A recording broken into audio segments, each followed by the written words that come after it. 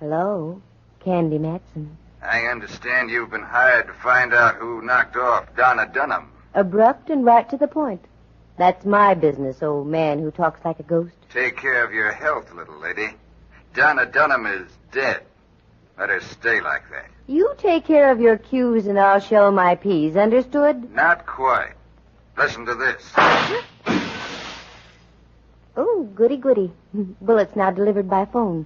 Thanks for the slug. I'll have it identified later. Maybe you'll be identified later. Remember what I said, Candy Matson. Forget about Donna Dunham.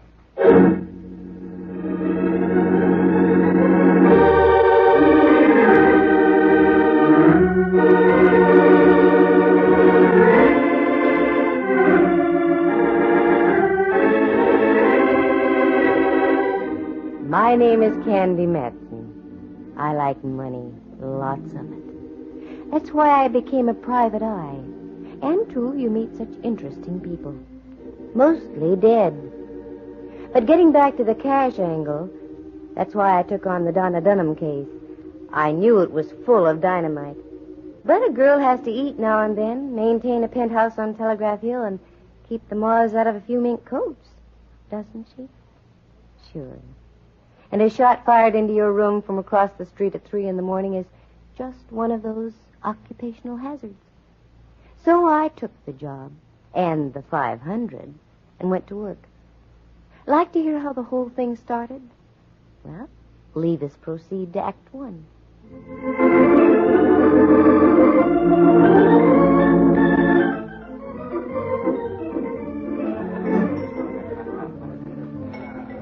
I'd had a hard day at the office, sleeping all day, and I needed a bit of a tonic to pick me up. So the natural thing to do was to ground loop into the marigold room and see what could be done. As I sank down onto one of the padded stools, the dispenser approached. Make it a martini, my good man, very dry. So dry it comes out like a blotter. Look, lady, nothing would give me more pleasure, but I can't serve you here unless you have an escort. What? Oh, I'm waiting for someone. That's what they all say. But he'll be here very soon. I know. It never fails. Why, you low-minded cronk. For 2 cents I'd knock your... I arrived just in time. Save your 2 cents, my dear. Huh? You heard what the lady said? A martini. Make it 2. Yeah. Sure. I thought it was just another one of those, 2 martinis. Well, saved from a fate worse than death, Miss Matson. Who are you? A natural question. And I'd like a natural answer. Roberts is my name. Warren Roberts. Oh. I own a few steamships hither and yon about the world. Oh, yes, I know. I took a trip on one of your scows once. The food was a nightmare's nightmare. How do you think I came to be a millionaire? Aha, I see your point. How did you know my name, and what do you want? I have a business proposition to make to you, Miss Matson. You're sure it's business, Mr. Roberts? Strictly business, Miss Matson. Call me Candy. You tell me the details, and I'll tell you what it'll cost you. Fair enough. But don't faint. You can always make it back on your food. Well, I can hardly tell you here. Suppose we drop over to my place. But I want that martini. My man will make us a batch over there. Oh, the things I do to make a living. Okay, let's go. Hey, how about these drinks? Here you are, my man, and save the martinis for some poor wayward soul who hasn't the wherewithal to make the purchase.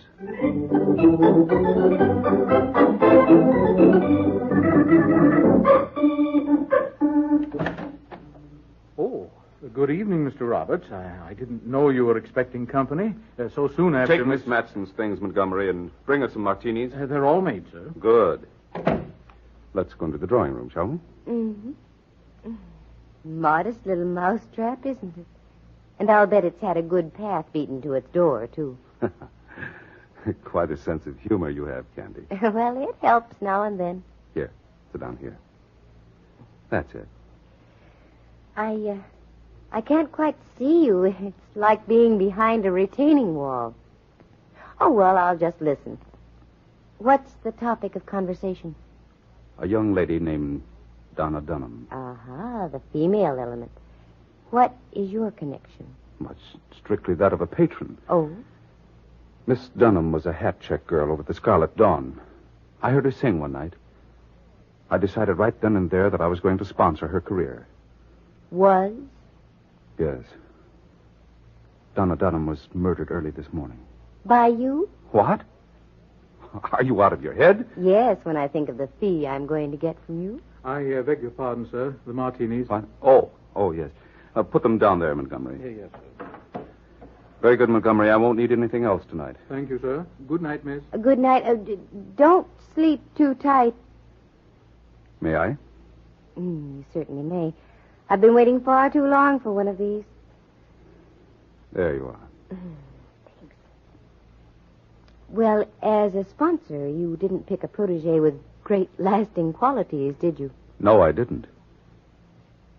She was so young, so very lovely. Will you take the case, Miss Matson? What do I have to go on? Oh, very little. Well, my suspicions point to a musician who worked at the Scarlet Dawn. He seemed to resent very strongly my stepping into the picture. Were they going to get it? Off and on. Until I started to back Donna's career. A very interesting triangle. What do the police have to say? The police, Miss Matson, have not yet been notified. What? I went over there this morning, and I discovered the body lying on the floor. I became confused. I locked the door and called the Scarlet Dawn. I told the manager that Miss Dunham was quite ill and wouldn't be able to appear tonight. Extremely ill, I'd say. Well, this is fine. You realize you're in trouble, don't you? Yes, I do. And that if I take this case, I'm sticking my neck out, too? Exactly. My fee is $500. That's a fair price. In advance. Well, I'll make out a check immediately. Oh. Won't you have another martini? I don't think so. You know, you are very beautiful. Thank you. But I already have a sponsor. And your lips are very, very kissable. The best you can buy from Max Factors. Are you sure you don't want another martini? Look, Roberts, let's get this straight. You're in the middle of a jackpot. Make that check out right now so I can join you. Then it's up to me to spring the both of us. In the meantime, get that glint out of your eye. The one that's wired for wolf calls. Understood? Very well. I'll get started right away. Where does the late Miss Dunham live? Just on the edge of Chinatown, 27B Gresham Alley. It's the only 3-flat house on the block. I'll find it. And you just stick right here and don't poke your face out of the door. Now, the check, if you will.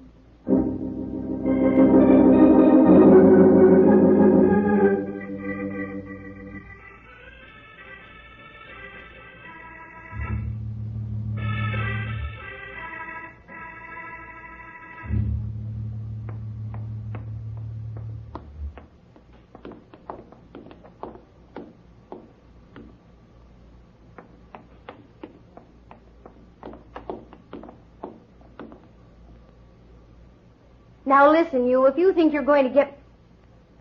Well, send me back to the last line in the chorus, if it isn't old Hawkshaw himself. Yeah, that's right. Hiya, Candy. Now, how you ever got to be a police detective, I'll never know. I heard you trailing me for the last 2 blocks. Maybe I wanted you to hear me. What are you doing over in Chinatown, Candy? I like tomato chow yuck. Uh-huh. Something up? Not with you around, there isn't. Look, Candy, just a little word of caution. We're laying for you. Oh, The chief isn't very happy about you busting up that Newton case last month. somebody had to. The score was still tied in the 27th inning. Stop gagging, Candy. What are you doing around here? You don't like tomato chow yuck that much. Well, maybe that Oriental music sends me. By the way, where's the Scarlet Dawn, Mallard? Huh? Right down there on the corner. Come on. I'll buy you a double Mickey. No, thanks. I just had one. And listen, Candy, take a tip. Don't interfere with the work of the police. Don't worry about me, Mallard. And you take a tip, too. Next time you trail somebody, get yourself a pair of tennis shoes.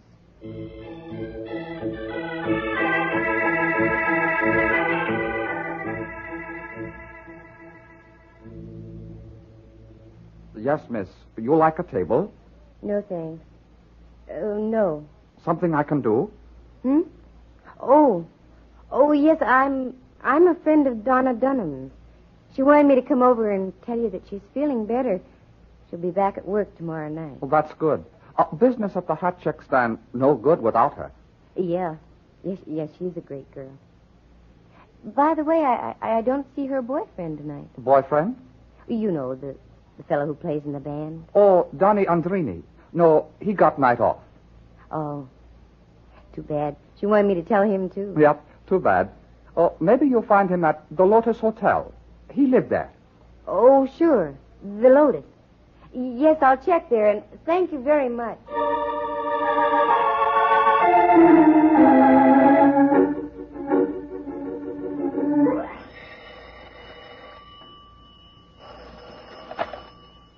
Rembrandt Watson speaking. Yes, I know. Now, look. Photographs taken at reasonable prices. I know, Rembrandt. Family groups and portraits especially. Also... Rembrandt, this is I, Candy fine Matson. colored pictures.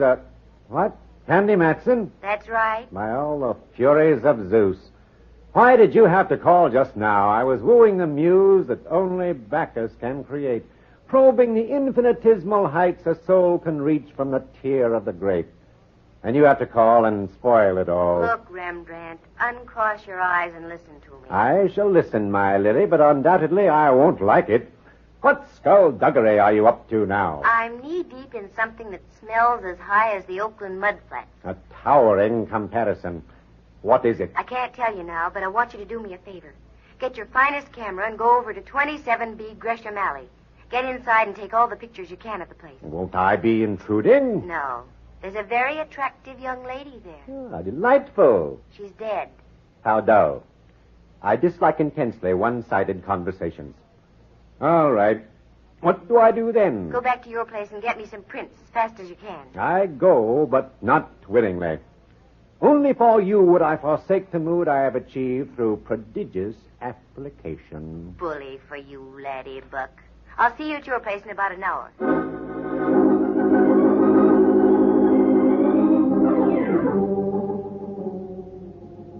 Pardon me. Are you the night clerk? I ain't sitting bull. Yes, we have no rooms. I'm not here for a room. Oh? Well, maybe there's something I can do for you. Yes. Could you tell me if Mr. Danny Andrini is in? No, he isn't. As a matter of fact, I haven't seen him all day. Yes, I know. There's a reason. We had to take him to the hospital this morning. What? Yes. He's under observation for appendicitis. Oh, I'm sorry to hear that. So, I was wondering if you'd let me have his key. Huh? He wants me to bring him his portable radio. Oh, does he have one? Why, sir, did you ever know a musician who didn't own a portable radio? Well, I know, come to think of it. Yeah, here's the key. It's room 418. Thank you. You're very kind. Not at all. Not at all.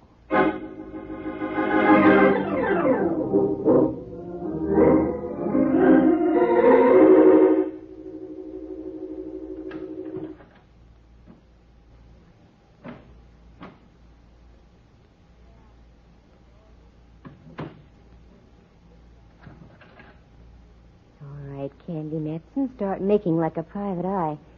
Letters. Yes, over here. Promising. A whole pile of. Well, let's try this one.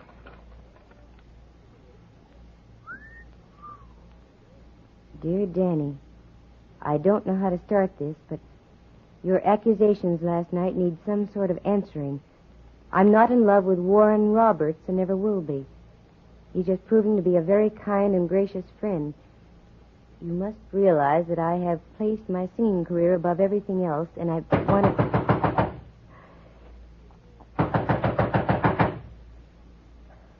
Well, Levis confronts the issue, Candy.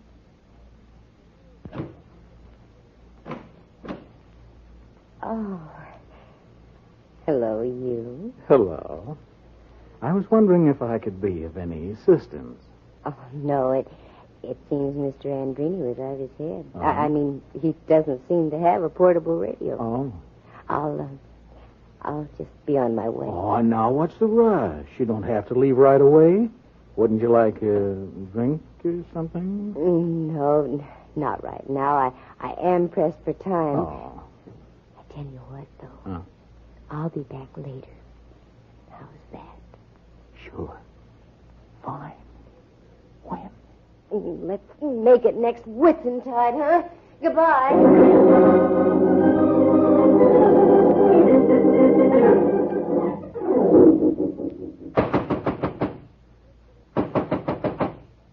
On my soul, I'd like to have the popcorn concession here tonight. Come in, come in. Rembrandt, you're a double-crosser. A double-crosser? My Yes. dear, you're mistaken. Oh? The only time I double-crossed was out in the country. I passed over a bridge, then I had to double-cross back. Oh, no. I found I'd left my knapsack with some rare vintage in it on the other side. What are you doing here? You haven't had time to get the pictures I wanted. That's just the point. To elucidate, I arrived at 27B Gresham Alley and found it to be a most loathsome location. That's beside the point. What happened? I couldn't get in. Oh, Rembrandt, I've done you a grave injustice. Of course you couldn't get in. Warren Roberts has the key. Who's this minion Roberts? I'll tell you later. We've got to work fast. Mallard sniffed something in the wrong key, and the police will be in on the deal before long. Mallard, the gumshoe? That's right. I've just got to get pictures of the layout so I can study them. In my own fumbling fashion, Candy, my love, I have given birth to an idea. Even from you, Rembrandt, I'll take it. I'm grabbing at straws. Straws. Very effective with tall, cool Collins. Never mind now. What's your idea? Let us hie ourselves to a locksmith. Present ourselves as man and wife, and a peasant will make us a key. Voila! Entree to the Meadery's apartment. No, Rembrandt, that'll never work. Oh, wait a minute. 3 flats to the house. I used to live in just that kind of a house out on Fulton Street when I was a kid. A nauseating thought. Rembrandt, those flats are identical. If we can get into the flat above, we can get what we want. I think I fathom your reasoning, Candy. In other words, the living room is just the same. That's right. The dining room, likewise. Check. And the same goes for the bedroom, the kitchen, and even the, That's right, even in there. Well, what are we waiting for? Let's go slumming in Gresham Alley.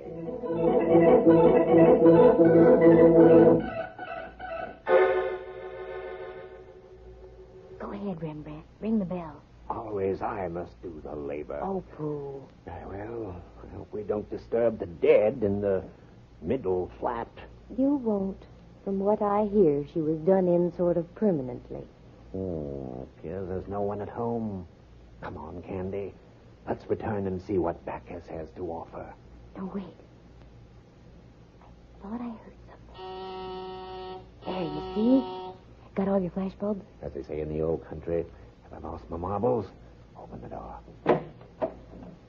Beauty before age, my dear. Thank you, Remby. Kind of dark in here. With a peculiar aroma. Definitely smacks of the far east. Yes. Something you folks wanted? Chalk up, Candy. It's your cue. Why, yes, may we come up? What do you want? Well, we're with a magazine, The House Lovely. We want to take a few photographs of your place. At this hour? The working press is never shackled by the hands on a clock, sir. Sounds phony to me. But come on up. What do you want to take pictures of this beat-up joint for? Well, you see, it's comparison. The old and the new. We've already taken pictures of a flat similar to this, only it's been remodeled. This is perfect for the contrast. I guess it's all right. Go ahead. Start with the hall, Rembrandt. Roger, my pretty. Let's see. This should be just about right. Mm-hmm. Now, the bedroom. That should be off the hall here. Oh, yes. Shoot from the door, Rembrandt. Did you get the entire room? Not quite, but most of it. That'll do. Just a moment. Ah. There we are. You cats work fast. What was that? I said you work fast. Yes. Now, in the bathroom, do you have a tub or a shower? Why don't you see for yourself? No. On second thought, I think that's about all we need. Candy, you said that we Come could... along, Rembrandt. And thank you very much. That's Mr. okay. And don't slam the door. The lady downstairs is sound asleep.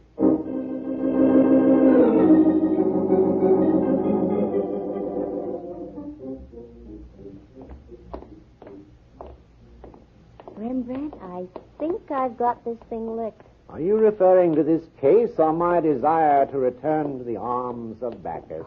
That I could never lick. I'm talking about the case. But I need help, Rembrandt. I'm here. No. That's not enough. I need the big, strong arm of the law. Oh, no. Candy, you traitor. I hate to admit it, but I need somebody like Mallard. Am I being paid? Oh, no. It's the wicked genie. Yoicks, it's the gumshoe. Yeah, in person. Mallard, how did you get here? I took your advice and bought some tennis shoes. All right, Spill, what goes on? Been following you around till I'm punchy. Start talking, Candy. Okay, so you heard me. I do need your help, Mallard. Badly.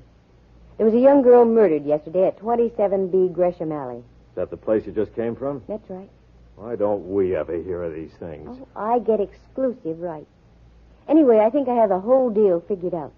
You can have full credit, Mallard, but you've got to take my advice. It hurts, but go ahead. Now go back to 27C Gresham Alley. That's the top flat. Mm-hmm. You'll find a character there named Danny Andrini. Take him. Then get out to 5711 Pacific Street as fast as you can.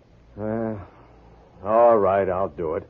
But, Candy, so help me, if this is a foul-up, on you the new look with stripes is going to be very fashionable. She knows what she's doing, Mallard. When you get back to Gresham Alley, just tell Mr. Andrini that you're from House Lovely. He'll adore you.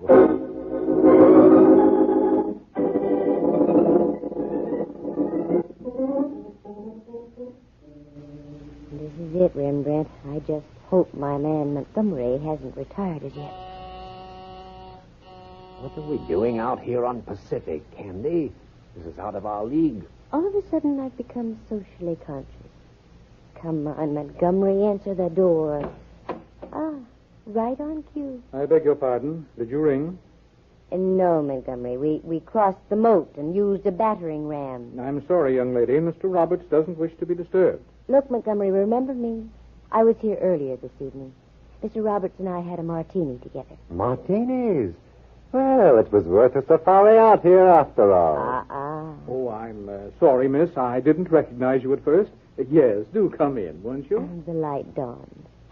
If you'll just wait in the drawing room, miss, I'll inform Mr. Roberts of your presence. Thank you very much, Montgomery. I used to know a chap like that in the British Army. By continual groveling and studied abjectedness, he worked his way up to the rank of a private. Thanks, Rembrandt. That's the first laugh I've had tonight. What's the pitch, Candy? I don't get it. You will in a minute. Shh. I hear the patter of little feet. Miss Matson, what's the idea? I thought you were going to check with me by phone. Mr. Roberts, this thing is bigger than either of us. I just couldn't wait. Is there a martini in the house? I'll have Montgomery serve in just a moment. I don't think there'll be time, Mr. Roberts. Well, where is she? Upstairs. You really loved her, didn't you? Madly. That just about describes it. Madly. And while you were, shall we say, sponsoring her career, you thought she was playing around with Danny Andrini as well. Yes, she was. You're wrong, Robert. I have a letter from Donna Dunham to Danny Andrini.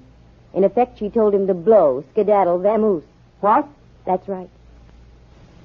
So it seems we have a slight case of mistaken murder on our hands, doesn't it?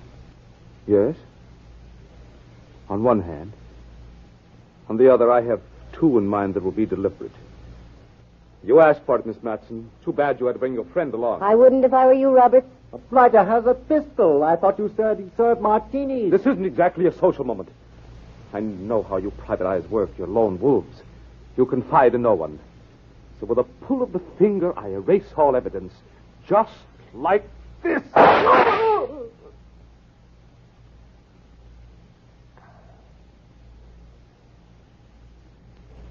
He's dead. Oh, I'm really grateful to you, but where on earth did you come from? Like I say, Candy, you just can't beat these tennis shoes. Well, that clears everything up except for one thing. Where do we go now for the martinis?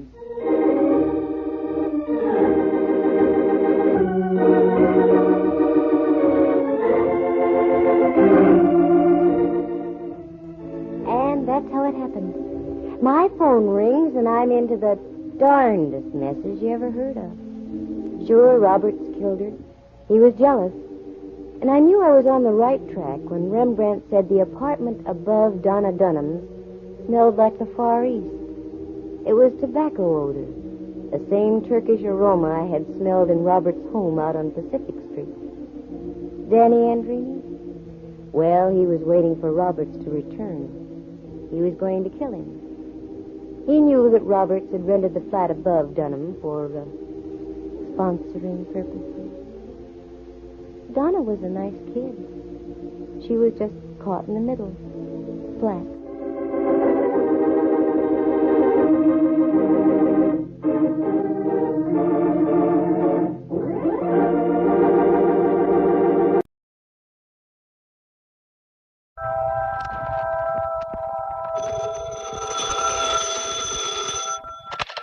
Hello, Yukon 28209. Yes, this is Candy Matson.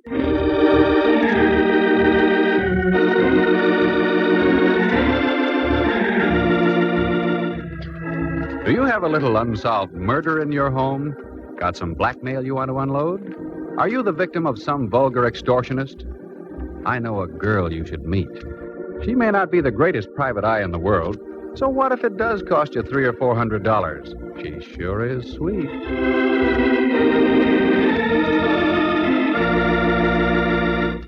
She's Candy Matson. Like to meet her?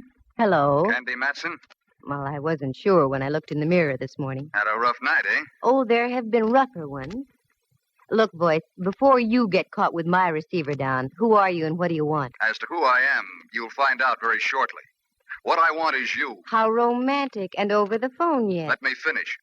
What I want is you to lay off that cable car business. Oh, that. Well, I'm afraid I can't. You see, I was sitting beside him when they discovered his transfer had been punched sort of permanently.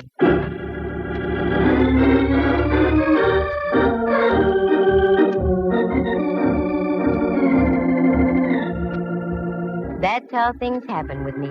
I get into the craziest routines. You see, I used to be a model. I've been told I have the proper displacement for such a career. But I found there wasn't enough money in it. A girl has to maintain a nice apartment on Telegraph Hill, keep enough clothes to highlight the displacement I mentioned, and also eat, doesn't she? Sure.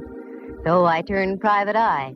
You meet a better class of people, mostly named Rigger or Mortis. Now take this cable car deal. It's positively fantastic. But after all, this is radio, isn't it? Like to hear how the whole thing happened? Leave us trip along to Act 1.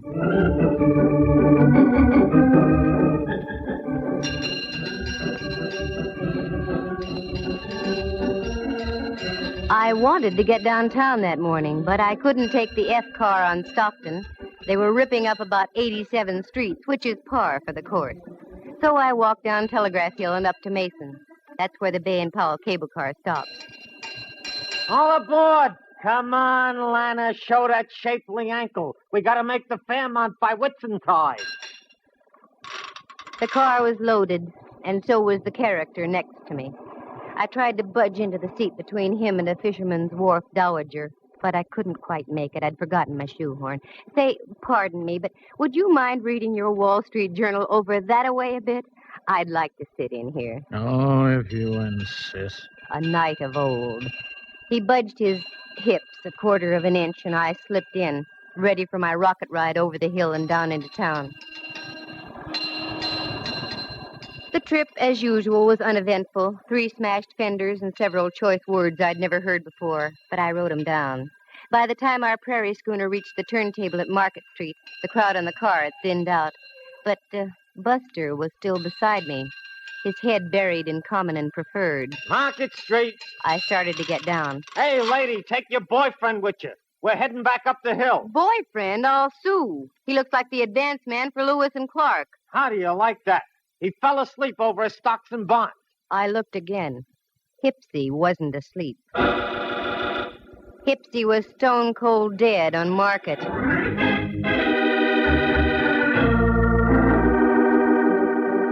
What a twist. I, who always went on the prowl for a whodunit, get one literally tossed into my lap. He just hadn't gone out of this world serene-like. Oh, no. There was a steady slurp of blood trickling down his vest just north by northeast of the equator. After a half-hour wait full of questioning by homicide legmen, I knew my morning shopping tour was rained out. And after all, I was only going to buy an emerald clip to match the glint in my eye. Well, that would have to wait. I knew the next step. I grabbed a cab home. I wasn't long in waiting. Right on cue. And if it was the right cue, it would be Lieutenant Ray Mallard from headquarters, daintily pressing his cuticles against my apartment buzzer. I was right. What? I've been expecting you. Come on in, Mallard. You've been expecting me. Why, Candy? Naive little rover boy, you. Have a drink? No, I'm not in the mood. Just make it a double. Sit down, Mallard, and let's be civilized. Take off your hat. It is off. Oh? Candy, for once I'm puzzled. You're just saying that. Yeah, because it's true. I've checked and rechecked. No matter how many loose ends I tie together, I still get no connection between you and Dwight Ellsworth. Dwight who'sworth? Ellsworth, your extremely limp traveling companion on the cable this morning? Mallard, I can give you an angle on that. Yeah? Yeah. The angle being that I didn't know him from Adam. Level? Straight. Oh, look, honeypot, this mediocre dialogue is getting us nowhere. What did you haul your size 11s in here for? Oh, frankly, I don't know. Here, fill it up, will you? Well, you're not just going around in circles, Mallard. You're going around in doubles. Yeah. Like I've said before, Candy, you've got a pretty view from here. Oh? Wait till I turn around. I mean from your window. Look at that ship down there, just docking. Where? Down there. There's romance for you. Probably just in from the Far East. Here's your drink. Oh, thanks. You know, it is sort of romantic. Don't you think it'd be fun to jump on a tramp like that and whisk off to the South Seas? Hmm? On a honeymoon? No. That's what I thought. South Seas. Mallard. Don't call me Mallard. Why not? We're just playing for ducks, aren't we? Oh, very crisp. Playing for ducks. No, Candy, we aren't. Not in this case. We've got a dead man in our hands. Rudy Toot shot right through the heart. And you were sitting next to him. Sure. Go on now. Get out of here. What? You heard me. Lift your hindquarters and get back to headquarters. Candy, I don't like that look. You've got something on your mind. Yeah, but you wouldn't recognize it if I told you about it. One word of warning. Don't dabble. You're in deep enough. Got it? Got it. Here's your hat. Grab it. So long, Mallard. See you around a jailhouse sometime. Fie-fo-fum. 'Twas then I smelled a big fat fee. That great, big, kind of attractive Mallard. He missed the boat. Oh, he saw it, but he missed it. It was that ship he saw docking. That was the first time I came out of the dark since my Tunerville ride down the hill in the morning. I needed help, so I called an old friend of mine, if you can call that help. Rembrandt Watson was his name. He was a photographer and other things. He spent most of his life in the darkroom dabbling with bottles. His negatives and prints were sharp. His thought processes not quite. But he'd given me assistance in the past, so I called him. Rembrandt Watson speaking. Photography, portraits, and camera work. Yes, Rembrandt, I know. Also available for gardening, janitorial service, and babysitting. Rembrandt, it's Candy. Especially if they're over 21. Who? Candy? Now you're tuned in. How dare you, baggage. I was experimenting with a new type of formula. 90 proof for 100. 100. And Candy, it works beautifully. There's a delightful little pixie in a pink ballet skirt in my living room. Well, leave her there and get over here immediately to my place. Take a cab. I'll pay for it. I'd much rather have a handsome carriage with a brace of chestnuts. You've got 'em in your head. Now just do as I say and get over here.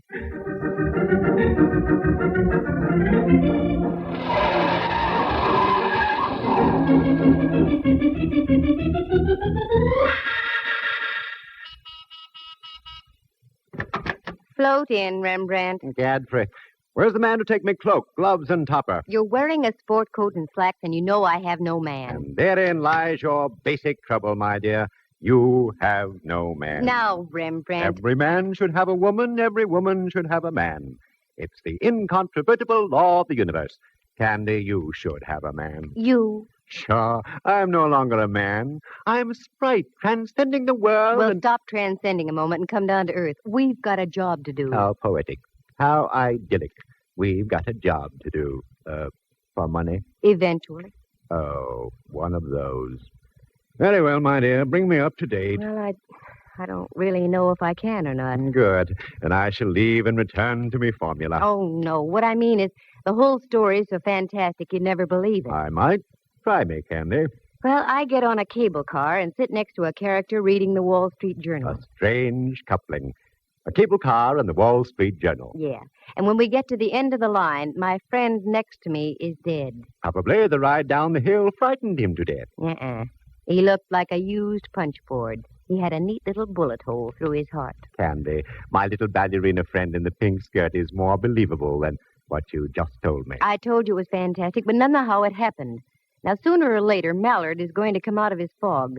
And when he does, I'm going to be out of a fee. A fee that so far doesn't exist, my pretty. It will, if my hunch is right. Now, here's what I want you to do. Go down to the Chronicle and get all the back files you can on Southern Islands Steamship Company. The Chronicle? A pleasure. I have a few questionable companions there who indulge in formulas. Stay away from those companions and just do as I ask. Very well, my dove.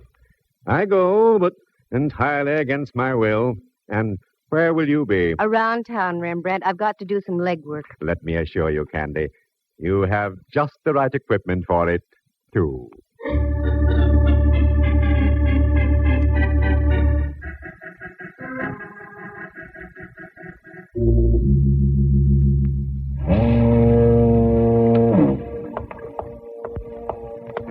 What a joint. I'll bet they mount slit gullets on the walls instead of deer heads. Well, come on, Candy. Get your tools out and screw up your courage. Yeah, miss, what'll it be?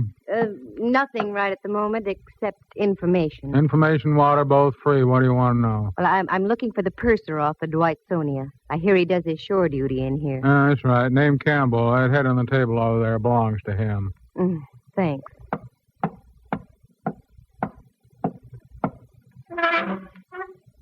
Hello, sailor. Hey, Campbell. Wake up. Oh, leave me alone. Come on, snap out of it. Who are you? What do you want? My name is Candy Matson. I want to ask a question. I'm only drinking. Go away. Not until I find out what I want to know. Dwight Ellsworth was murdered this morning. What? I thought that would bring you to. Well, that's the nicest news I've heard since VJ Day. What do you want to know? Where does his brother live? That stooge. He's got about as much spine as a water eel. Never mind. I want to find him. He seems to keep his whereabouts as secret as an atomic stockpile. The whole family ought to be knocked off. He lives out in Seacliff, 25 Dashel Road. Good. Bartender, buy my friend a little reward. And one for yourself, too.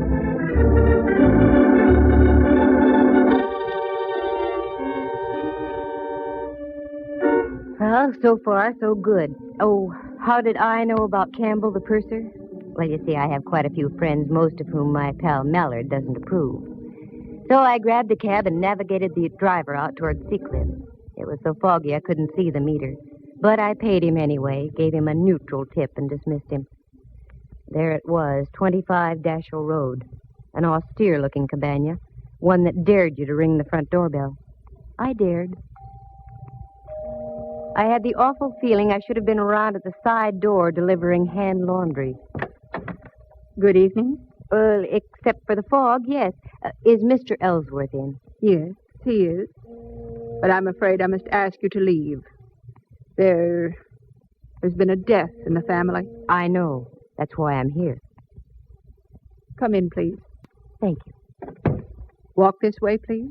Oh, I'm afraid I couldn't, even if I lived to be 100. Mind your tongue, young lady. You're in the house of an Ellsworth. Oh, hoity-toity. The old babe had delusions of grandeur. Well, no need to get uppity with me. I've mingled with royalty. I once played a bit part in a Rita Hayworth picture. But this old gal was really something. She couldn't have been more than 45, yet looked like something out of the Barretts of Wimpole Street. She ushered me into a large-ceilinged living room, and there on the divan was my boy, his head lowered into his hands and quite obviously touched. Quite obviously. Roger, this young lady is here to see you. I don't believe you mentioned your name. Candy Matson. Matson? You in shipping, too? Of a sort. Oh, this is my wife, Miss Matson. You'll pardon me if I don't seem hospitable, but my brother was murdered this morning. I know. I was sitting next to him when it happened. You were? Don't talk to her, Roger. I don't trust her. This whole thing is a threat of some kind. No, it's not a threat. It's a business proposition. I'll come right to the point. You see, I'm a private detective. Oh, one of those persons. Put your nose back down, Mrs. Ellsworth. I want to get the show on the road. Yes, I'm a private detective, and I'm in a spot, too. The police think I'm connected with the case in some way, so I'm here for a double purpose. I'm listening, Miss Matson. Roger, I forbid you to speak with this woman. Too late, Mrs. Ellsworth. Now, this is it. I'm in this business to make money. Give me a check now for $300, and I'll find out who killed your brother. And I'll also clear myself. Roger, I'm warning you. Naturally, you want to see the killer of your brother brought to justice, don't you, Mr. Ellsworth? Don't you? Yes. Here, I'll make a check out right now. Thank you. Just make it out to Candy Matson. Payable today. A lovely collection of guns you have, Mr. Ellsworth. You hunt much? Oh, yes. My wife and I are quite fond of shooting. She's an excellent shot. There you are. Thank you. I'll be in touch with you sometime tomorrow. Mr. Reed didn't say a word. She just stood there against the fireplace and shot sparks through me. After I waved the check in the air a few times to dry the ink, she showed me to the door. Very clever, aren't you? Taking advantage of a weak-willed man. I wonder who made him that way. Don't cash that check. I mean it. Don't cash that check. Mrs. Ellsworth, $300. I need the money, badly. I need some new rolls for my player piano.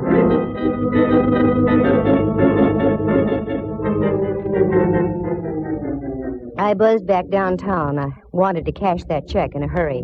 I knew of only one person who would give me the crisp green at that hour of the night. Uncle Charlie, the honest miller who ran the chase room. Uncle Charlie, in the strict sense of the word, was a gentleman. So with a tender little pat on my cheek, he cashed the check, and I went up Telegraph Hill and home. All of a sudden, my eyes did a couple of inverted loops. Oh, my lights were on. Who's in here? All right, speak up. Oh, Candy, the light of my life. Come join our party. Oh, Rembrandt, you gave me a scare. You don't scare easy What? either, Candy. Got something on your mind? And Mallard. Well, how ducky, a midnight soiree. What goes on here? Well, that chicken you had in the icebox is delicious. Was delicious. Looks like you've done everything but eat the bone. Your vintage is superb, too, Candy. Have a little formula? No. Now, come on, what gives? That's my line, Candy. What gives? You're in on something, and I want to know about it. Oh, Mallard, believe me, it's nothing. I'm just trying to parlay a couple of hunches. Tall hunches. Look at all those clippings on the South Sea Island Steamship Company. What are they for? I meant to tell you, Candy, I had remarkable success down at the Chronicle. There's everything you want on that steamship line. Oh, Rembrandt, did you have to tell the whole world? Candy, you chide me unnecessarily. I merely had the clippings on the table when Hawkshaw here walks in on me. Okay, Candy, take it from there. I can't tell you yet, Mallard. Nothing makes sense yet. I've got about 4 loose ends that need tying off. I'd only put 2 men to following you. I'd save myself a lot of grief. 2 days, that's all, Mallard. Just give me 2 days. I think I'll have it for you. All right. But don't forget, the boys down at Kearney Street headquarters don't love you the way I do. 2 days. No more or less. I gotta go. Thanks for the fowl, chicken. Very gay. Here, Rembrandt, here's $50 for you. 50? My word. What's all this talk about a recession? Go on and take it. Go someplace and stabilize the economy.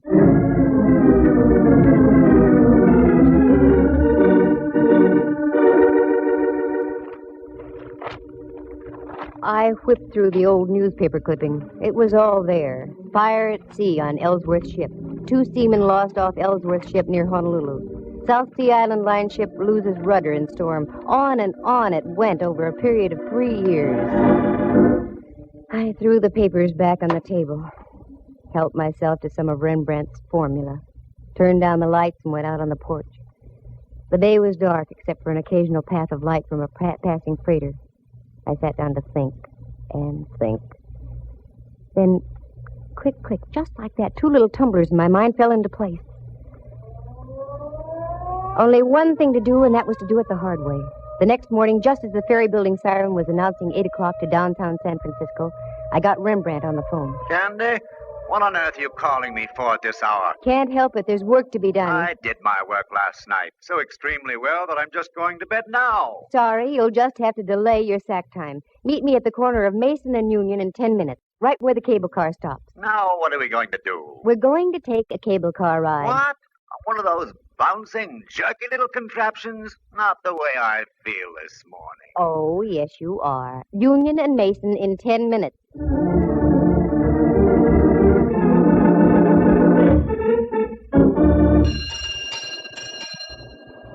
All right, Rembrandt, get on. This is the silliest thing you've ever done, Candy. Maybe. We'll see. Dwight Ellsworth was already on the car when I got on here. And alive. How could you tell? He mumbled something when I asked him to move over. Sounds logical. Although I once remember stumbling into a corpse who mumbled for hours after it had been liquidated. Rembrandt was in one of his rambling moods, so I let him alone.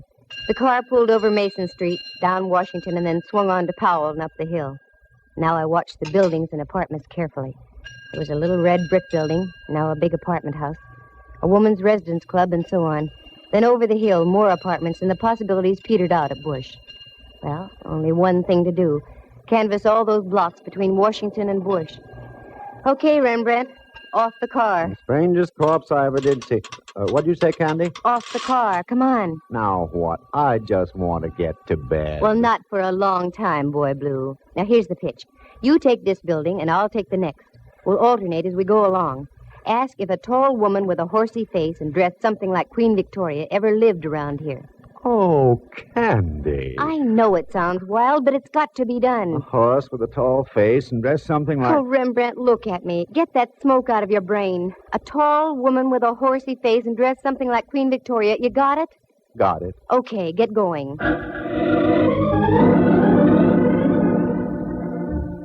It was slow and tiresome.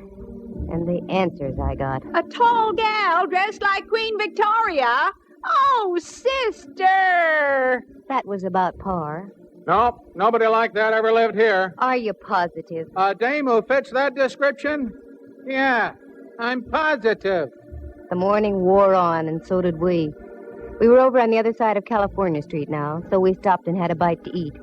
I had pickles with mine, and Rembrandt had olives on toothpicks in a glass. And again, we picked up the hunt.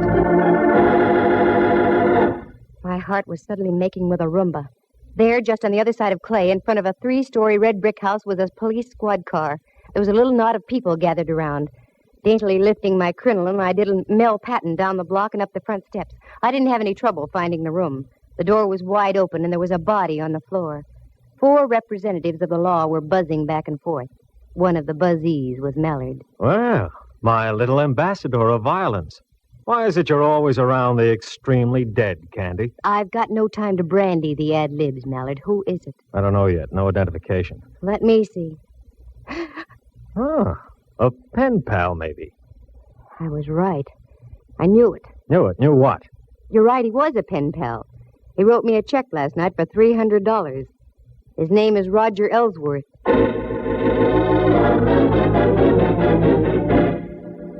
Very interesting. Must be open season on Ellsworth. Okay, Candy. Time you filled in the blanks. Start. Wait a minute. I want to look at the window over here. Mallard, there are a couple of younger Ellsworths living around town here. I'm sure you'd like to see them stay healthy. Yeah? Get out to 25 Dashiell Road and pick up an old crone also named Ellsworth. 5 will get you 20. She's the one you're after. All right. But you get back to your place and stay put, understand? I want to have a more illuminating chat with you. Oh, Mallard, I'm just like putty in your hands.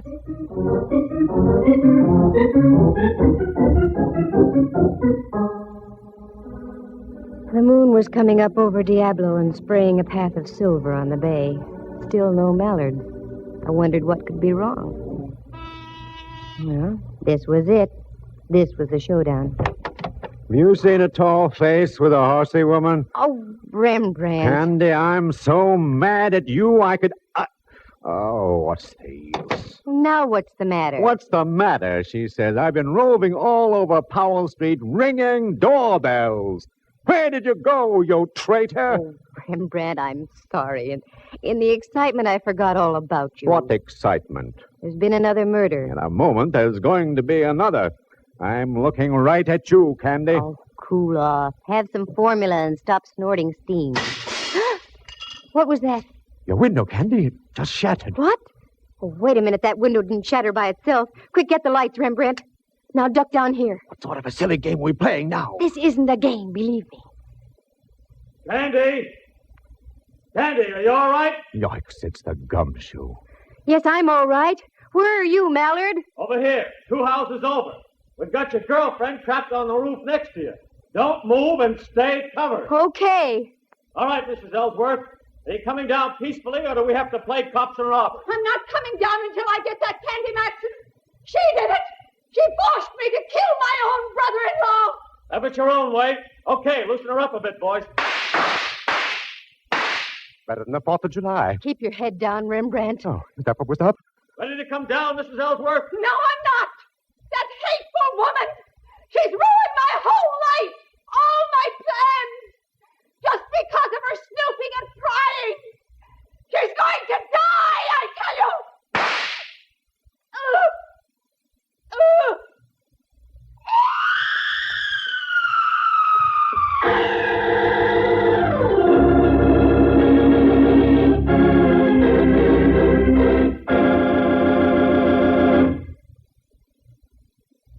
It was a miracle, Candy. You must have moved slightly just as she shot at you. Well, it was too close, I can tell you. She's dead? Oh, decidedly. I think she was dead before she hit the ground. That one shot got her. We went out to her house, and she was just driving off when we got there. We trailed her up to North Beach, lost her for a block, and then spotted her car at the top of the hill here. We arrived just as she was getting on the roof next door. Okay, now you tell me your little dream. Well, it was that ship docking that set my wheels going around. The name Ellsworth started burning in back somewhere. You saw the clippings we dug up. Yeah. The South Sea Island steamship lines were slowly being sabotaged. I did some checking, and I found that the insurance companies weren't going to renew. Yeah. I don't know why I didn't tie that in sooner. Oh, it's just that you have too many things on your mind, Mallard, dear. I went out to the place on Dashiell Road, and when I left, I was pretty sure the old girl had knocked off her brother-in-law. Why? Well, for several reasons. One, she was a venomous old witch. Two, you've never seen such a collection of guns in all your life. And her husband admitted she was a darn good shot. I also saw one little pot gun that was very interesting. It had a silencer on it. Uh-huh. That was the one she used on you tonight. And also the one she used on Dwight Ellsworth from the window of that apartment where you found her husband. How do you know? Go back there. You'll see a nice little bullet hole in the curtain with burned powder all around it. Now, don't tell me that... Yes, I'm telling you that she rented that place knowing that her brother-in-law always went downtown on a certain cable car. She waited that morning until we were riding by, and she plugged him. I have now heard everything. And the reason? Dwight Ellsworth, rather than fighting the insurance companies, had decided to sell his steamship line. But the old gal thought she'd beat him to the punch by knocking him off. The steamship company would then fall into her husband's hands. Yeah. What about her husband? Well, after he gave me the check and I left, they evidently had a fearful row, and she spilled the beans. Somehow she lured him down to that place on Powell and gave him some lead poisoning, too. And that's all there is to it. Candy, I wish you'd have told me all these things earlier. We might have been able to save the life of Roger Ellsworth. No, it wouldn't do any good. Because if she hadn't killed him, I was going to. What? Mm-hmm. While I was waiting for you to get here, the phone rang. It was Uncle Charlie, the honest miller. That no-good Roger Ellsworth. His check bounced like a brand-new golf ball. What's so funny, Mallard? Listen in again to the further adventures of Candy Matson, Girl Sucker. Well, that's the way it goes. Sometimes you win, sometimes you don't. In this case, nobody did, except Rembrandt. He'd stocked his darkroom with $50 worth of formula, and not the kind you use on negatives either. Let's see. Murder on a cable car, Dwight and Roger Ellsworth done in as well as the old gal. One check that bounced. It really does sound fantastic, doesn't it? But I told you this was radio, didn't I? Oh, wait a minute. Maybe I did come out ahead at that. On the way out, Mallard leaned down and kissed me. The first time it ever happened. You know, at times it's kind of fun to be in the arms of the law. Listen again next week at the same time. For excitement and adventure, just dial Candy Matson, Yukon 28209. Heard tonight were Helen Cleve, Jack Cahill, and Harry Bechtel, Jack Thomas as Rembrandt, and Henry Leff as Mallard. The program stars Natalie Masters as Candy and is written and produced by Monty Masters.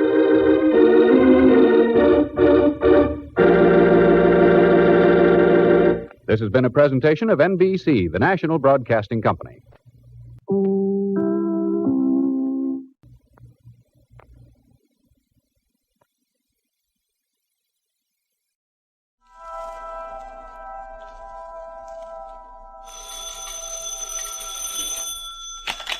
Hello, Yukon 28209.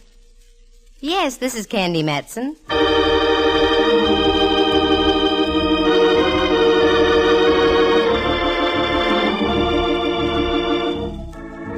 Did you ever know a girl private detective?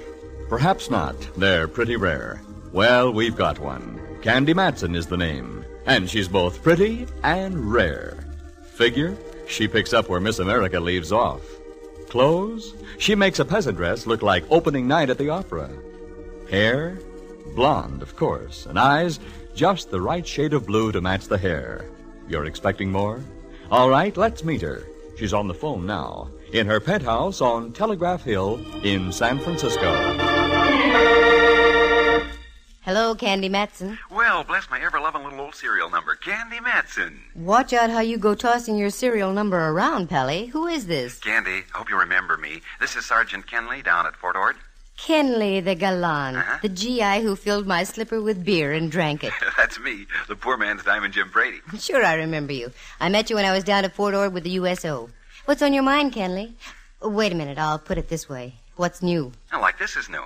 We're having a big shindig at the Senior Non-Commissioned Officers Club tomorrow night. You were elected as the girl most likely. Finish the sentence. Okay, as the girl most likely to be the queen of our ball. Oh, Kenley, you mad lad. I'd adore it. But what would I do for a chaperone? What? Don't play dull. You heard me. Oh, sure. Well, why don't you bring your mother? Wonderful idea. And I know just the fellow. Roger, Kenley. I'll report to the orderly room sometime tomorrow afternoon at Fort Ord.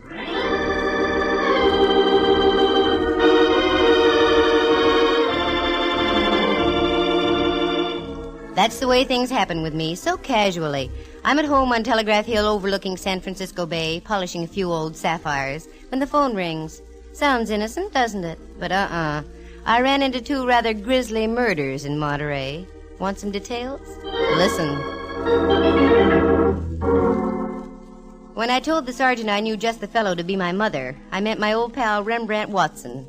In former days, Rembrandt, an A1 photographer now that he doesn't imbibe, used to see double by noon, triple by 4, and complete darkness by 8. One night the darkness became too dense and he suddenly saw the light. That's when he threw all his bottles out the window. Of course, he was arrested for disturbing the peace, but he hasn't touched a drop since. And when I mentioned Rembrandt as my chaperone, I wasn't fooling. He's been like a mother to me many, many times. He was just back from his vacation, so I got in my car and drove over Powell and down California Street. At Grant Avenue stands Old St. Mary's, and on the bell tower just underneath the clock, there's a sign that says, "Son, observe the time and fly from evil." I'd seen it before, but somehow that afternoon it had an added meaning. I parked my car and went across the street to Rembrandt's apartment. Candy. Rembrandt, you old dear, how are you? Wonderful, just wonderful. Darling, you're looking simply grand. Oh, slice it thinner, Rembrandt. You've only been gone 3 weeks. Sorry, dear. You'll come in, won't you? I'm just having some tea. Won't you join me, Candy? I'd love it. It's all ready. Bleep, bleep, bleep, bleep. Bop.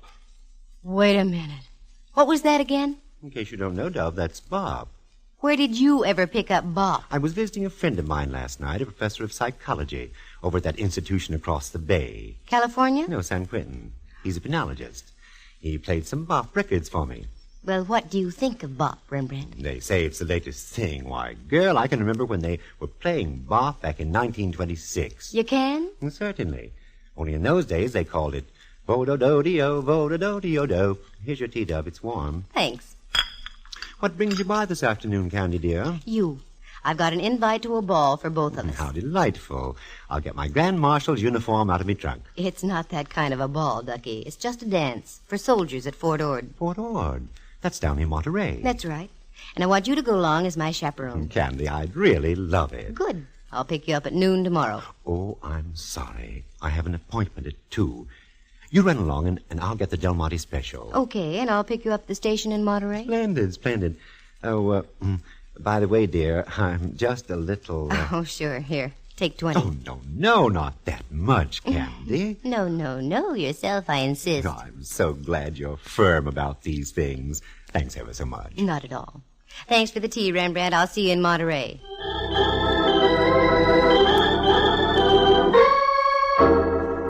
I gave Rembrandt a little chuck under the chin. He quivered his bushy eyebrows, and I left. If I was going to be queen of a military ball, I had to get some royal raiment. I picked up a mantilla and a strapless evening gown you had to hold up by sheer concentration and deep breathing. Then I had a quiet dinner for one, please, James, and went home and climbed aboard the Dream Express quite early. When I woke up, I had the nasty feeling that I had something to do. Then I remembered.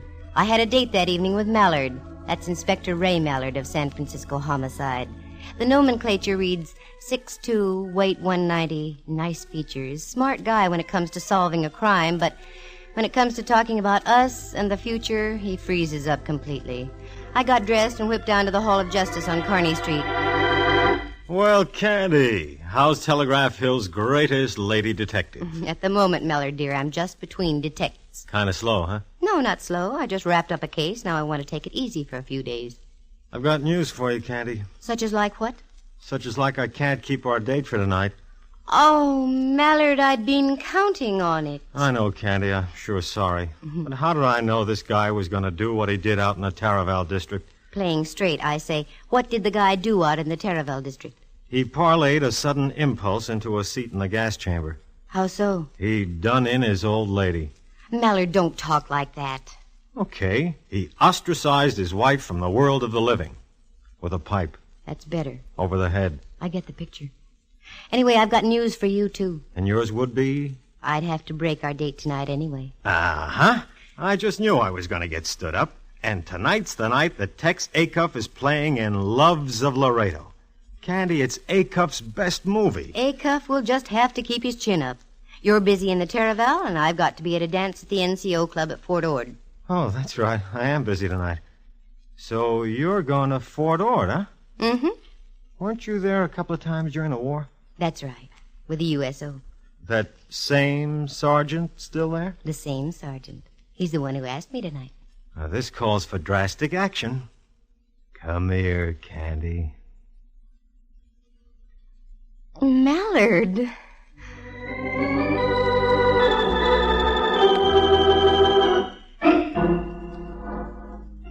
It was one of those rare moments. Mallard kissed me.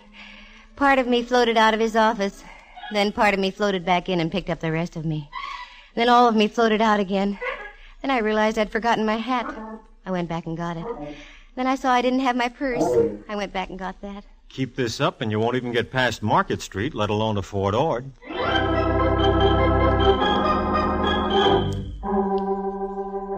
That Mallard, he can do the sweetest things sometimes. That was one of them.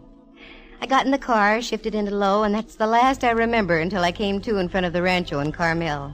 Obviously, one kiss from Mallard was better than a tank full of 100-proof octane. I registered, got a cabana out and back, showered, changed, and drove back into town. The drive down must have been dusty because I was extremely dry. So I stopped at Griff's, a cute little place with old theatrical pictures all over the walls. Yes, miss. Would you care for something? Oh, yes, a martini, please. Very dry. Very dry. Righto. You're new here, aren't you? Yes, I am. I started working here about 3 weeks ago. I thought so. I was down about a month ago, but I don't remember seeing you. No, the fella who was here became ill. Mr. Griffin hired me. Nice place to work. Oh, yes. It's very enjoyable. Here you are, miss. Thank you. I know you don't know who I am, but I'm a very good friend of Mr. Griffin's, and I came away without any money. Could you cash a check for me? Well, I don't know. I'd like to, but do you have any identification with you? Oh, yes, of course. Here, my driver's license. Matson. Candy Matson. Mm-hmm. Now I know why I thought I recognized you. Aren't you presiding over the dance tonight at Fort Ord? Well, yes. Why? I saw your picture in the paper yesterday. Yesterday? What? I only knew about it myself Oh, that Kenley, what an operator. I'll be happy to cash your check, Miss Matson. Good. I'm going to need it. A queen has to scatter a little gold amongst her subjects. The lad cashed my check, and I left for the fort. I drove out past Seaside, then on past Ord Village and onto the reservation itself. The guard motioned me through the south gate with a wave of his hand and a... Yep, still the same old Fort Ord. I wove my way through the streets and finally pulled up in front of the senior NCO club. As I got out, there was my pal Kenley coming down the steps, in his fatigues yet. Oh, Candy, you beautiful thing, you. Don't you beautiful thing me, Sergeant Kenley. What's the matter? You know what's the matter. They printed a picture of me in the Monterey Herald yesterday. Well, what's wrong with that? What's wrong? When the paper came out yesterday, I hadn't even heard about your wing-ding tonight. Oh, don't be mad, Candy. I've never seen you say no to a worthwhile cause yet. This is a worthwhile cause? That's right. Every cent we take in, we're turning over to the community chest. Oh, well, that puts a different light on it. Oh, I knew you'd see it that way. Mm-hmm. Wait a minute. You don't charge for these NCO dances. How are you getting any proceeds out of it? Oh, I didn't tell you, did I? Every half hour we're having a raffle. The highest bidder gets a free dance. With you. Oh, that Kenley. Well, it was getting dark, and the Del Monte special with Rembrandt aboard would soon be pulling in. So I went back to Monterey. All of a sudden, I decided to play games. About a mile from town, the train stops at Del Monte itself. I thought it might be cute if I went back, got on the train there, and met Rembrandt that way.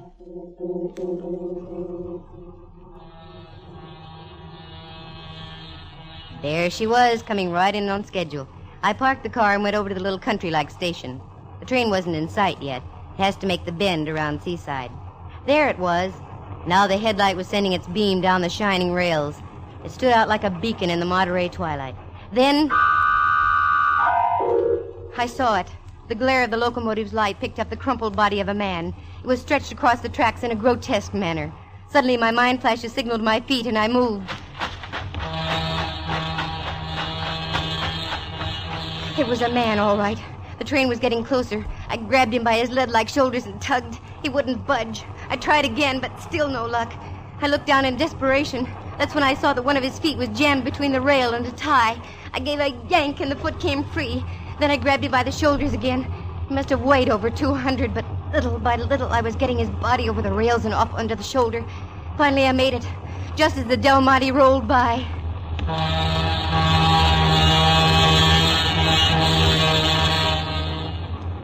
The body had fallen over on top of me as I pulled him away from the rails. I shoved him to one side, and he flopped over. As he did so, I realized my companion was very cold, very limp, and very dead. A card fell out of his pocket, and I did the natural thing and picked it up. By that time, the train was pulling out. I tried to catch it, but it was too late. It was only a mile into Monterey, so I left my cold friend and drove in after the train.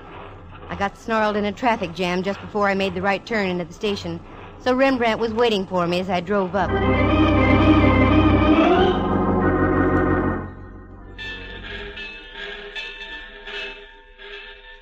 Dove, how nice of you, right on time. Never mind the salutations. Come on, we've got work to do. Don't tell me I'm supposed to take your place at the ball tonight. No. I've discovered a body. Candy, dear, how occupational. How irritational. Come on, let's go. Where? Monterey Sheriff's Office. But you'll miss the ball, girl. Not tonight, I won't. I darn near got killed myself. Tonight I'm going to have fun. Let's go. I went over to the sheriff's office. They have a staff of 9 men.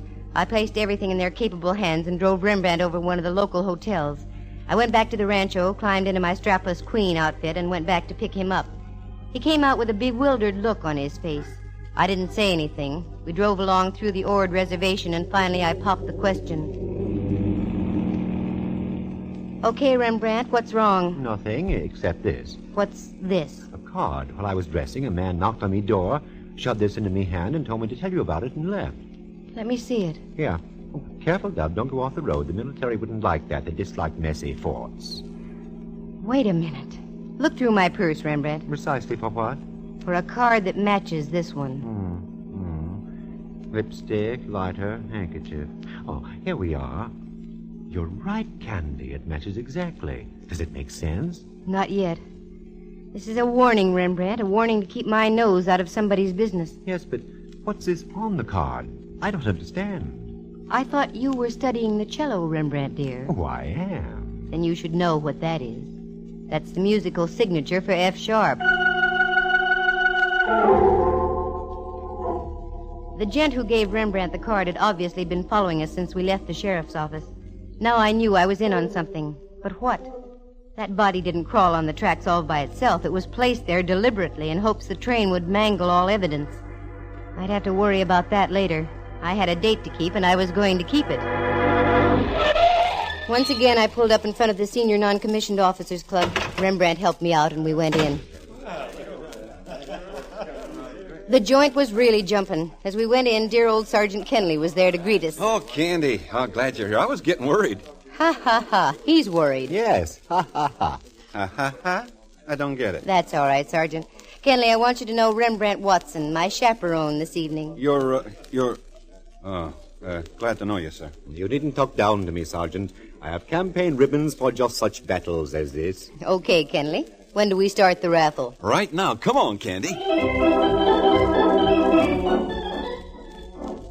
If ever a girl gave her all for the Army, that was I. I danced until my insteps had insteps.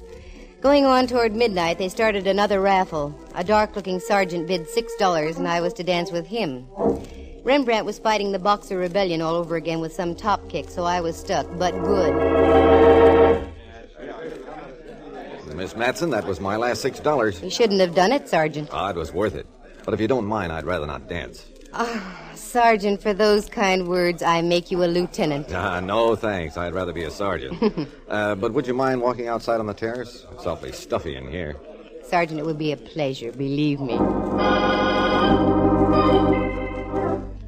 We went outside. The night was strictly Monterey-ish, sparkling with stars, not warm, not cold, and a slight smell of sardines in the air. That's good.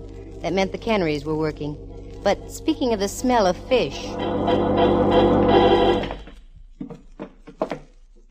Let's go this way, shall we?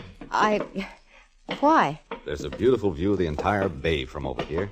Look, Sergeant, I only came down here to dance... I said come with me. What? You're hurting my arm. Now, wait just a minute, Sergeant. No, you wait, Candy Matson. I know who you are. You had to come down here where you weren't wanted. You don't seem to understand that I was... You had to go find a body on the tracks, and you ended up with 2 cards that were identical, didn't you? Give me those 2 cards. I haven't got them. Don't give me that. Where are they? I don't know what you're talking about. I haven't got any cards. Okay, sister, you asked for it.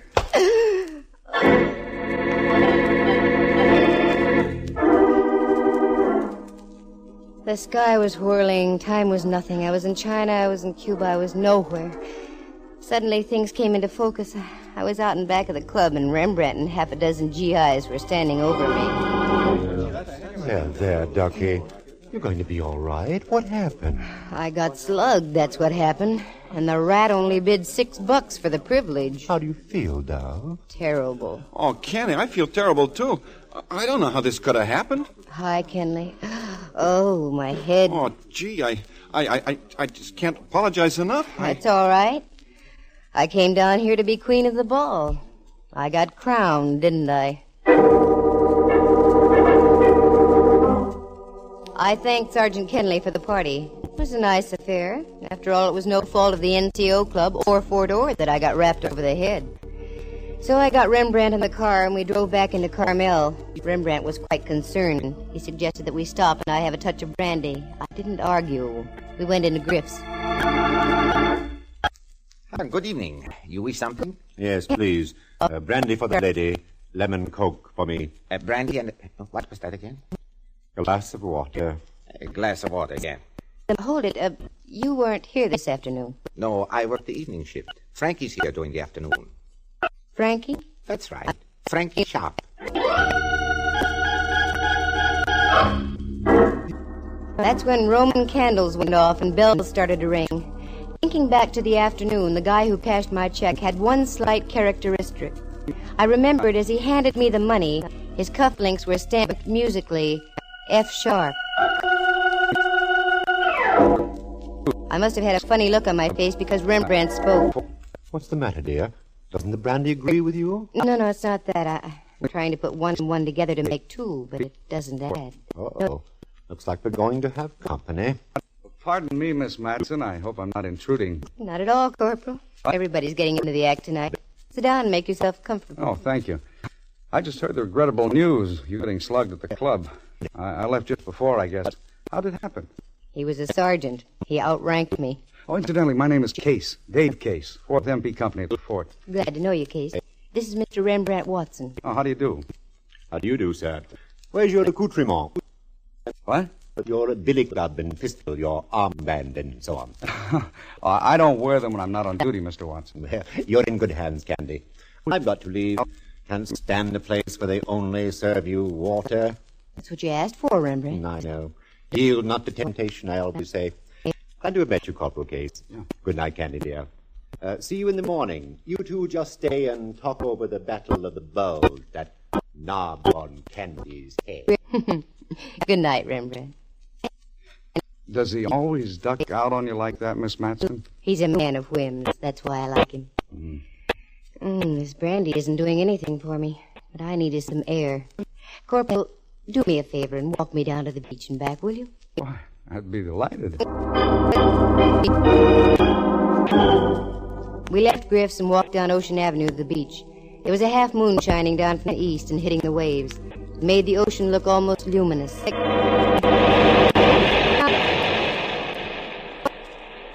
Feel a little better, Miss Matson? Yes. I wonder what that character hit me with. Come on, Corporal. Let's go along the beach a little way. Aren't you cold? No, this is fine. Wait. Wait a minute, Case. What? Down there. Right at the water's edge. Looks like the body of a man. Why, you're right. Let's go.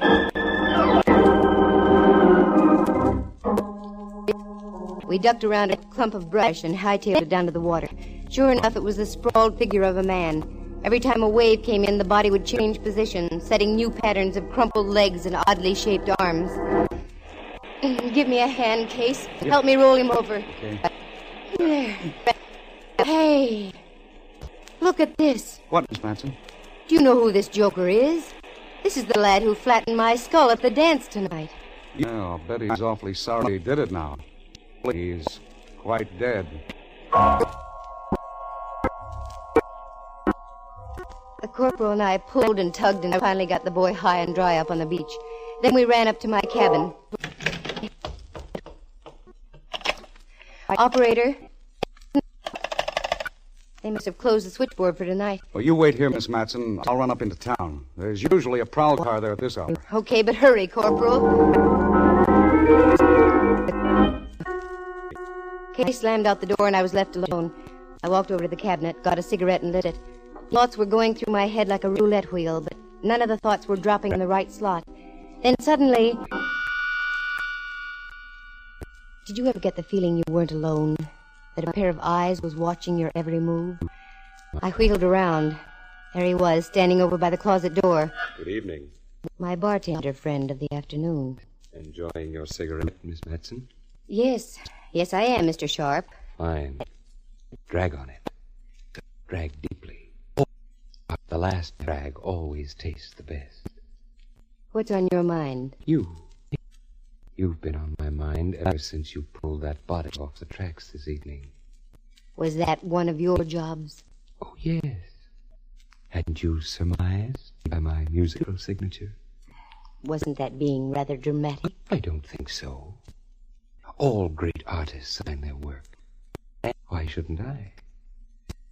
I came here to paint. But they only laughed at me, jeered.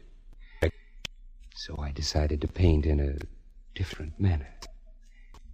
It was beginning to pay dividends, too. But you and the others, you had to spoil it. I could have been big. Do you understand? I could have owned this whole country. Oh, no, Frankie. You leave too many of your cards around. Recognition. There has to be recognition for everything done in this world. Look. Here. I've got another F-sharp card, Miss Matson. So I see. I made it especially for you. About an hour ago. Is that when you held your pal's head under the surf down there on the beach? Shortly after, yes. And now I shall have to work fast, won't I? Your corporal friend with the muscles will be returning with the police. Over there against the wall, Miss Matson. You can't get away with this, Frankie. I think I can. You see, everything I touch must either live or die. In your case, it's too late for the former. So die you must. Corporal! Get back, Miss Matson. This guy's nuts. Looks like I'll have to add another. Oh! Corporal, you all right? Just got me on the shoulder. All right, Mac. Try this. Hang on to his gun arm, Case. I'll try to get him with this lamp. Never mind that. He's going to drop that gun right now. Oh! Get Corporal down the hall. You'd better hold it sharp. I'm warning you. Okay, you asked for it. Oh.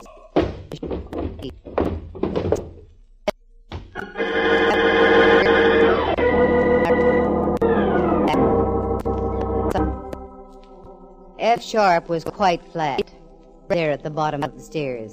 And sharp, being flat, was a natural. He looked awfully good that way. All I can say is I am terribly grateful for Fort Ord's highly efficient MPs. Case ducked out to get the police, but halfway down the stairs he heard Sharp's voice in my room. He tiptoed back and listened just long enough outside my door. Just as Frankie had leveled his pistol at my head, Case broke through and wrestled the gun out of Sharp's hand. Oh, the rest of the facts? Well, I've got the data and data right here. Frankie Sharp was a wise boy. He was dishonorably discharged from the Army in 1946. He came to the Monterey area with a complete load of Army uniforms, fatigues, and general equipment. He set up a little ring of other ex-GIs with bad records, all dishonorably discharged also, all professional gamblers. On Army paydays, he'd rig his mob out with GI uniforms. Then they'd gang up on the boys from the camp and take them for all their dough with marked cards and loaded dice. The gang was familiar with Army routine, so it was easy for them to make like real soldiers. But Frankie Sharp was keeping too much of the loot for himself, so he decided to set up a new gang. One by one, he had his boys marked for sudden and violent death. The first was the guy I pulled off the tracks. Sharp and the fake sergeant who slugged me were parked up on the highway watching to see the Del Monte Special put on the finishing touches. When the gag misfired, they followed me, found out where Rembrandt was staying, slipped in one of their business cards as a warning for me to stay out.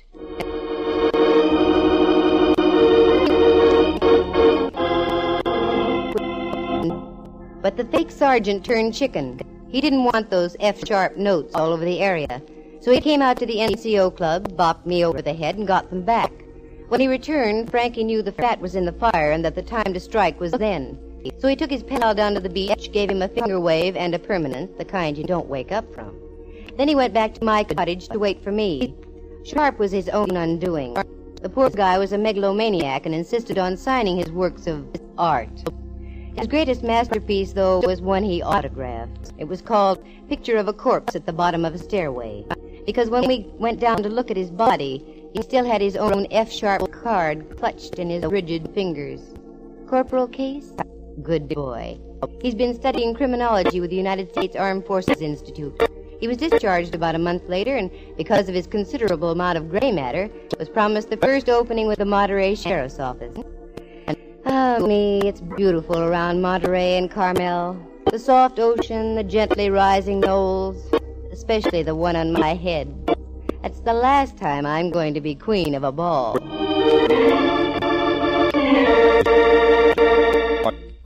Listen again next week at this same time. For excitement and adventure, just dial Candy Matson, Yukon 28209.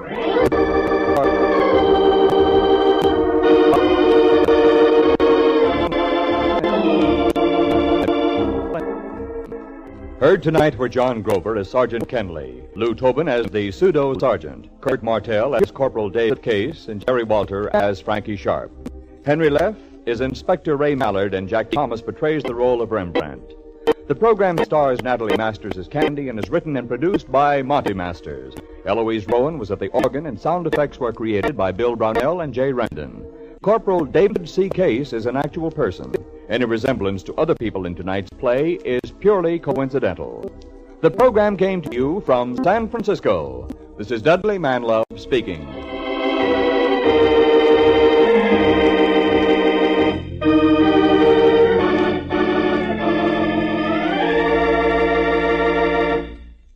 You are tuned for the stars on NBC.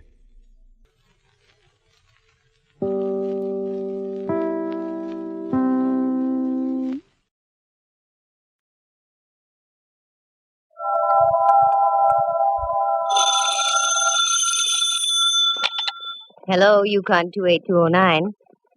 Yes, this is Candy Matson.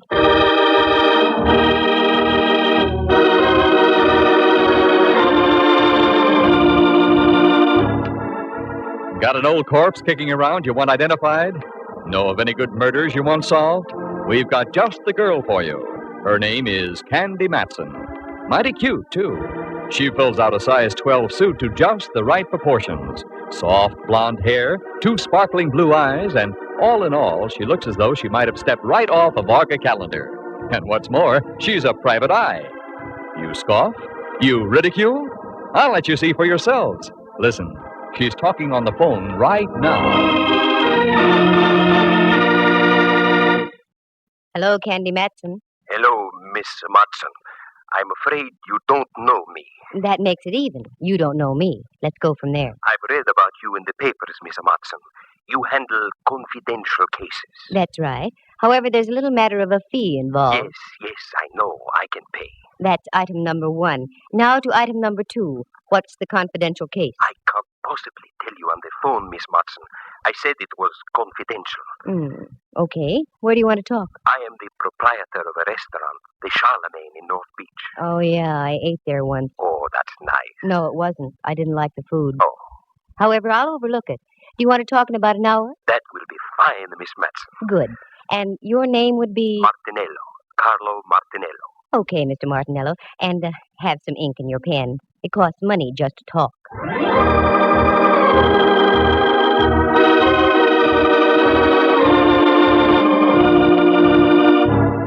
I probably sounded rough and commercial, but you have to be in this racket. Most people look on a private eye as a musician. They invite you to a party and expect you to bring your harp for free. But I learned the hard way a long time ago. So now they pay in advance and take their chances later. That's the way it was with this Martinello. I was at home in my penthouse on Telegraph Hill out on the porch taking a sunbath when the phone rings and it's this Carlo character. That part was all right because I can always use new customers. But what made me mad was the fact that I had to stop listening to the 49ers belt the bejabers out of the Cleveland Browns at Kezar Stadium. But I followed through and uncovered a couple of very done-in bodies along the way. Do you like the grotesque in your whodunits? Then follow me and we'll tiptoe lightly through the Tibbets, the Ponds, and the Baccalonis, because part of the story unfolds at the Opera House. Reluctantly, I dressed into something Charlemagne-ish, turned off the 49ers Cleveland game, and went down to talk to Martinello. His place was typical, located on Powell Street, a garish neon sign, and as you walked in, the place was air-conditioned by eau de garlic. Yes, miss. You wish a table? I wish a table, yes. With the right party. I'm looking for the owner. I am the owner. I am Candy Matson. Oh, Miss Matson. Walk this way, please. If I could walk that way, I'd revive vaudeville. Pardon? Where's your office? Right over here. Allow me.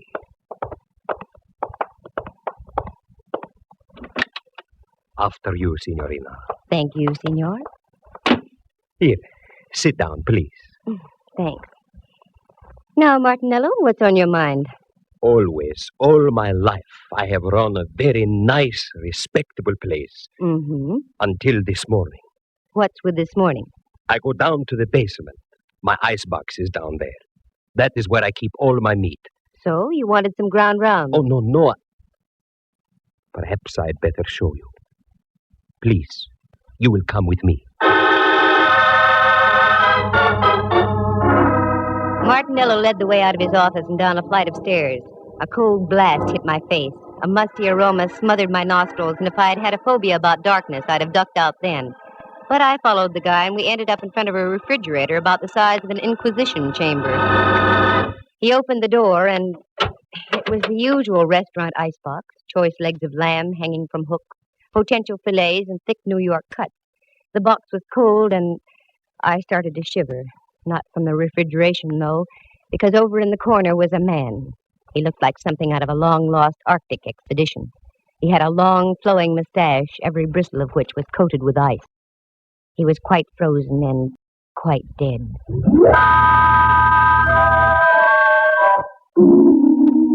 I slammed the door shut and reeled out. The sight had staggered my thought processes.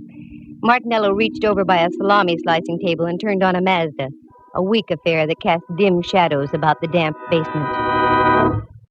Is that your little surprise? Yes, Mr. Matson. That is what I was greeted with this morning. Have you notified the police? Oh, no. Why not? As I told you, I have run a very respectable place. And, too, that is why I am hiring you. You can get in trouble, you know. Yes, that is why you must help me. Please, Miss Matson, say you will help me.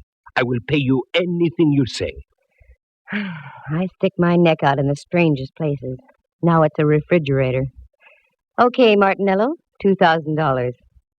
What? Make up your mind. Either I freeze your assets or the police find your frozen friend. Yes. All right. Come. I give you the money now. Now we're getting somewhere. What about him? Oh, he'll keep. He's on ice. Well, this was one for the books. Refrigeration the ugly way. I had to ask a few questions if I was to get anywhere, such as like, do you know the guy? No. Had you ever seen him before? No. Who was the last one to close the icebox last night? I was. Does it lock from the inside? Unfortunately, yes. I was getting places like Wiley was with Hauser. It was inevitable. I had to take my courage in my hand and go down and look at that thing again. There it was, a male Mona Lisa etched in ice. This time I looked closer, I had to. And as I did, I realized I wasn't going to get any identification because this guy was a study in crimson. Underneath all that coating of ice, he was dressed in a devil's costume.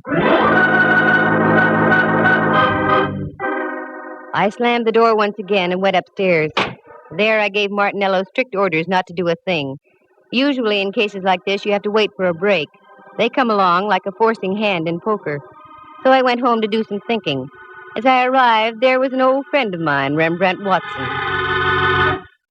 Hello, Dove. I'd almost given up. Rembrandt, how did you get in? Your door was open, dear. I took the liberty of coming in. Oh, sure, that's okay. How are things, Candy? All right, I guess. I'm kind of bushed, though. I feel about as devaluated as a British pound. You look wonderful, Dove. What's wrong? I've got a deal, but I don't know where to start. Anything I can help you with? No, thanks, Rembrandt. If I told you about it, you wouldn't believe it. I've never doubted you in the past, dear. I know. Well, I was just called in by a minestrone merchant in North Beach. The guy is stuck with a corpse. That's about par for the course. The deceased had been sealed in the icebox overnight. I've never seen one like that before. That's the way it is, dear. Many are called, but few are frozen. Oh, get out of here. But, Dove, I just got here. I know, but I've got to change and get down to see Mallard. I'll wait for you, Candy. I haven't seen the gumshoe since before me vacation. All right. I'll be with you in a few moments. I did a fast change, and Rembrandt and I climbed into my car, and we dropped off Telegraph Hill and down Kearney Street. The Hall of Justice, where Mallard hangs his star, is only a few blocks away, so we made it in about 5 minutes. Inspector Ray Mallard, Homicide, San Francisco Police. A lovable, shaggy dog type of character. Very keen with the crime, but dumb with the dame. Me, for instance. If I want him to say yes, he says no, and vice versa. Well, my ever-loving Candy. What's new in the private eye business? Very little. How's the legitimate flatfoot racket?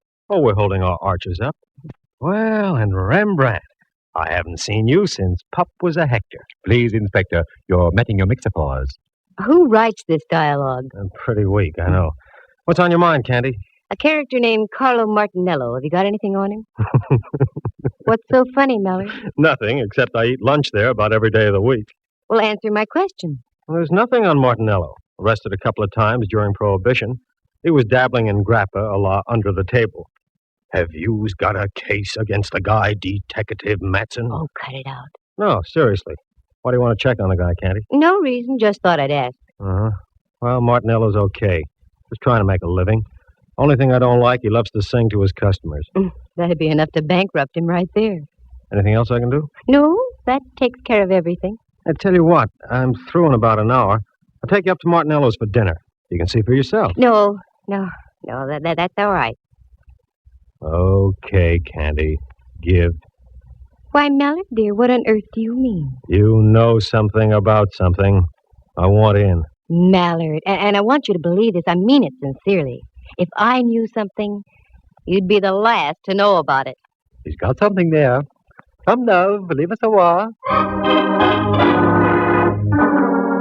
I hate to do things like that to Mallard. He's been of great help to me in the past. More than once he's saved my life. But on a deal like this, you have to play it close. After all, a girl has to make a living. For the first time in a long time, I was completely baffled as to where to start. Something had to be done about that cadaver in the icebox, but what? While I was beetling my eyebrows, Rembrandt invited me up to his place for tea. He lives on California Street, just down away from Old St. Mary's, and only a bail bond broker's reach from the Hall of Justice. So I accepted. Do forgive the looks of the place, Candy, dear. I had a meeting my philatelist group last night. Philatelist? The stamp collectors, dear. Well, I know what they are, but I didn't think they could make such a mess. You don't know philatelists. Sit down, though. Make yourself comfortable. I shan't be a moment. That's all right. Candy, dear, why the wrinkles? I've got cause for wrinkles. This chap in the icebox, Rembrandt. There's something I didn't tell you. He was dressed in a devil's costume. There, dear. Your tea will ready in just a minute. You'll feel better. I know it sounds crazy, but it's true. What are you going to do, Candy? I don't know. I can't leave him in that refrigerator forever. We'll get him out, dear. I hate to think of a corpse catching pneumonia. Oh, excuse me, Candy. Help yourself to the tea. Mm-hmm. How do you do, Rembrandt Watson Enterprises? Quiet down. Who? Oh, hello, Templeton. How are all your steamships? Oh, that's good. What? Could I use... do what? To the opera? Of course I could. Righto, I'll pick them up at your office. Thank you, Templeton. Goodbye. Candy, dear, do you like the opera? I can take it or leave it. Why? It suddenly develops that I have 2 tickets tomorrow night for Tales of Hoffman. Oh, Rembrandt, I don't think I can go... Come, Candy. It'll do you good. You've been working too hard. You need a little relaxation. Tales of Hoffman, Okay. Who's the pal who gave them to you? An old friend of mine, Templeton Woodruff. He runs a steamship to Java and other places Ezio Pinza sings about. I finished the tea and left. Right then, the only opera I could think of was the one going on in an icebox at Martinello's. I've always tried to play straight with Ray Mallard, so I decided to tell Martinello my plan. Miss Matson, I don't think it's such a good idea. Good evening, Carlo. I want to talk to you. That's what I mean. There's a gentleman here who... Oh, you've got a gentleman. That's fine. 3 more and you've got a crowd. What I want to talk to you about is this. You don't understand. The gentleman I'm talking about is from the police. The police? Yeah. Hello, Candy. Mallard. How about some scallopini? Well, up jumped the... Hello, Mallard, dear. I had an idea you'd like dinner here tonight. Do you know my boy, Carlo? Yes, we've met. How do you do? The signorina wish something to eat? No, thanks. I want to talk to you, though, Mallard. Sure. Come on into my booth. We'll share some salami. No, thanks. I want to see you downstairs. I don't think the food's as good down there. I agree, but it isn't the food. I'm talking about murder. Once again, I headed down into the catacombs of the Charlemagne. This time the act was a double. Mallard was right behind me. Then I looked around. We were a trio. Martinello was right behind Mallard. This is it. This is what? This is an icebox. Inside, you'll find a body dressed in a devil's costume. Okay, Carlo, let's humor the lady. Open the thing, will you? Yes, I'll open it.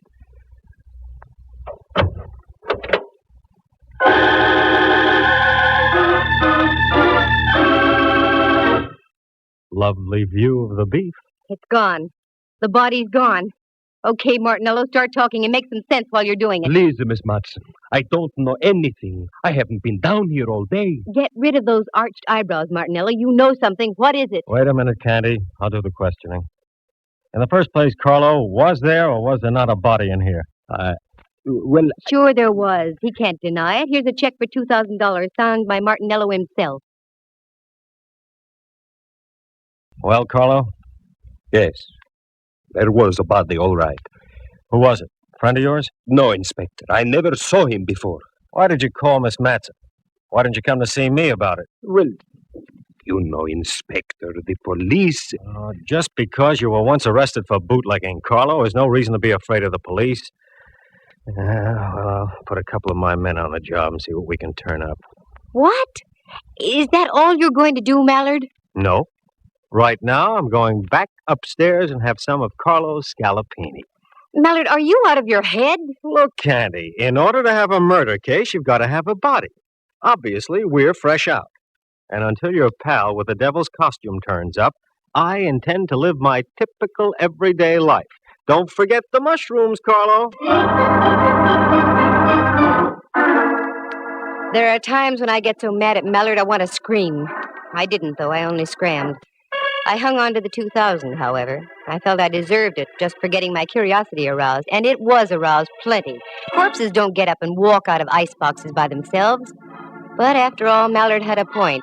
There was nothing to be done without a body. So I went home and waded into a stack of dirty dishes that had been piling up. Then I fixed dinner and started a new stack of dirty dishes. Got a book and ducked into bed. In the morning, I had an idea. After breakfast, I went down to the corner of Broadway and Columbus. That's where North Beach does a neat blend with Chinatown. On the corner was a Joe who sold newspapers. I'd known him for some time, and he seemed to like me.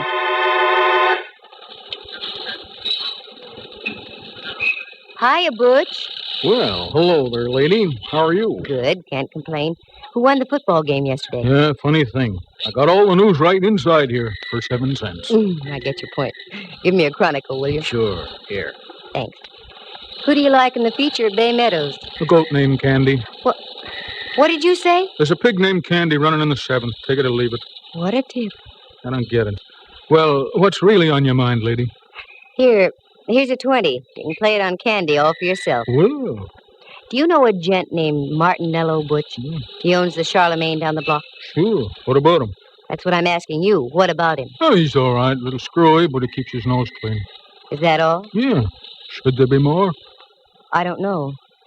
Thanks, Butch. I hope Candy pays off.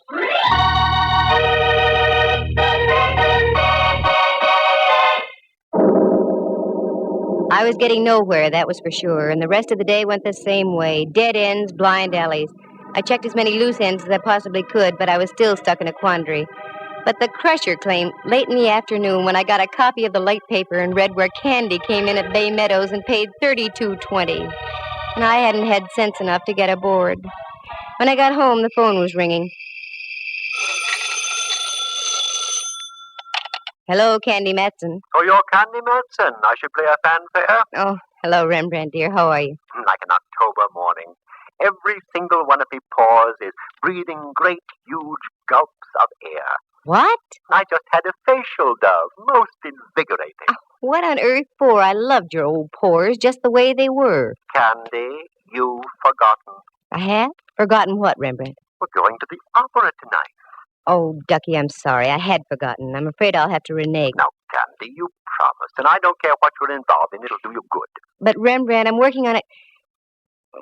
Perhaps you're right. Okay, I'll get ready. Wonderful, dear.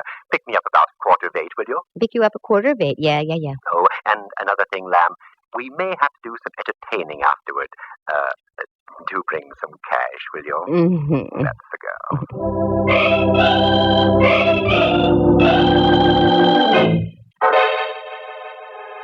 That Rembrandt, always stony broke. I guess photography isn't what it's cracked up to be. I didn't mind, though. He's been a friend to me on more than one occasion. Well, if I was going to the opera, I had to start thinking in operatic terms. I fished around in the closet and came up with something that would have done any woman's heart good. One of those strapless affairs that you can't stop breathing in for one moment, otherwise the opera is no longer the main attraction. I powdered, perfumed, pouted, and rouged, and took off after Rembrandt.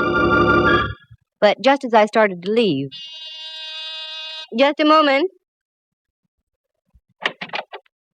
Well, get a load of the Duchess. Mm-hmm. It won't be Halloween for another couple of weeks yet. Oh, very funny. Come on in, Millard. What are you decked out for, Candy? Something you wouldn't understand. I'm going to the opera. Oh, I love the opera. Any horse opera with Tex Acuff in it. That's what I thought. What's on your mind, Millard? I've got to pick up Rembrandt in 10 minutes. Well, I was just driving by, so I thought I'd stop and tell you the news. News? About what? We found El Diablo. The guy in the icebox? Yeah. Martinello identified him. He was floating in the water off Aquatic Park. Any lead on him? The best. He was Salavini, the second baritone with the opera company. That's all, Candy. I hope you enjoy the performance tonight. A baritone with the opera company. Well, that explained the costume, but it didn't explain a lot of other things. I walked down the stairs with Mallard. He got in his squad car, flicked on the flashing red light, and with a burst of his siren, rolled down the street. I'd have to speak to Mallard about that. All the neighbors had their heads out of their windows as I climbed into my car and followed. What an exit. I picked up Rembrandt and we drove up to the Civic Center. I found a place to park. A minor miracle. The last time I went to the opera, I had to drive almost to Palo Alto and come back by train. Rembrandt's friend must have been very influential. We had seats in the Diamond Horseshoe. They were presenting Tales of Hoffman, and a friend of mine, Dorothy Warrenshold, was singing the role of Antonia. It was a fine performance, and after the last curtain, I took Rembrandt. We went backstage to see Dorothy.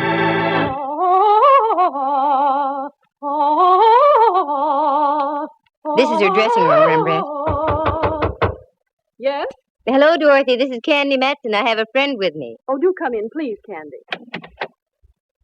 Candy, how are you? Couldn't be better. Dorothy, may I present Mr. Watson? Rembrandt, this is Miss Warrenshold. I'm delighted. You're in magnificent voice tonight, dear. Thank you. Sit down, won't you? I've only a moment. We're rehearsing some of the scenes in Faust tonight. Rehearsing after a full evening's performance? It has to be done, Candy. Our baritone disappeared. We've had to replace him with a new man. Yes, I know. By the way, Dorothy, I heard you on your Standard Hour broadcast a few weeks ago. It was a wonderful performance. I'm glad you liked it, Candy. I always look forward to those. What are your plans, Dorothy? Well, the season closes here, and then we open in Los Angeles. Oh, yes, of course. Excuse me. Mm-hmm. Come in. Oh, I'm sorry. I didn't know you had guests. That's all right. Oh, Candy, I'd like to introduce Rolf Herberts. This is Miss Matson and Mr. Watson. It's nice to know you. Mr. Herberts is our new baritone. Oh, yes. That's why we're rehearsing tonight. I won't take any more of your time, Dorothy. I just thought we'd save a few moments of rehearsal if I told you that I don't move in that last scene. I sing upstage. That will leave you free to take as much stage as you like. Fine, Rolf. That will save time. Thanks. Oh, not at all. Glad to have met you, Miss Matson, Mr. Watson. Nice to have met you, sir. See you on stage, Dorothy. Yes, Rolf. Rolf has a wonderful voice, and he's a good actor, too. You know, I think he'll be even better than Salavini. I've seen him before. Oh, yes, he's been in pictures and on the concert stage, and in opera, too, but he's never really had a good break. This might be it. Uh-oh, that's it, Candy. I'm sorry, but I'll have to leave. Certainly, Dorothy. Say, why don't you stand in the wings? You can watch the rehearsal if you'd like. Oh, I'd love it. Come on, then. Follow me.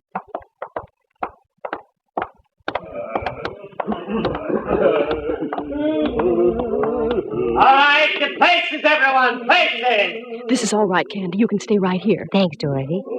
Glad to have met you, Mr. Watson. Also, As we used to say in the theater, go out there and kill them. See you later.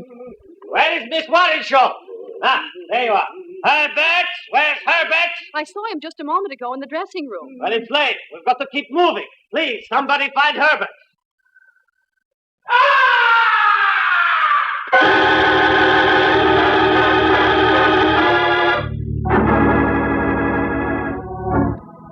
From way up in the heights of the stage, the opera house was pierced with a blood-curdling scream.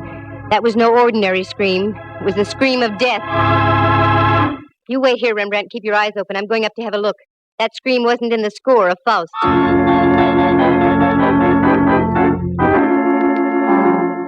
I punched the button for the backstage elevator. It's a good thing they work fast and are speedy. Once inside, I pressed the button for the fourth gallery. I got out. This was the top of the opera house. The place was loaded with old sets, props, papier-mâché alligators, gold goblets. Then, over on the other side of the catwalk, I saw it. The body of a man all crumpled and distorted.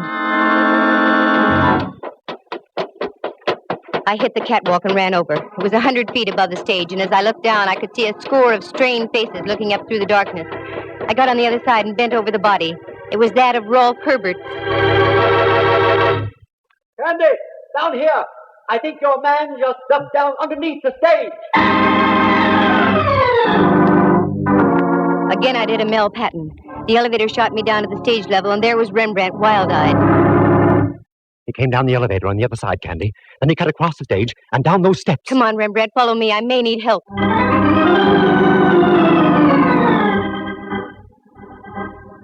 We ran down the steps and into the bowels of the stage. It looked like a nightmare, a myriad of cross beams of steel for the rising stages. We cleared those and went around by the chorus dressing rooms. There was only one out. I remembered it. A door over in the corner, very seldom used, but it was open. It led into a long tunnel with giant steam pipes running overhead and to the right. This went underground over to the Veterans Building. Down by your feet, there's a stream of water flowing in a trough. It's the old Hayes Valley Creek. Our killer decidedly knew his opera house.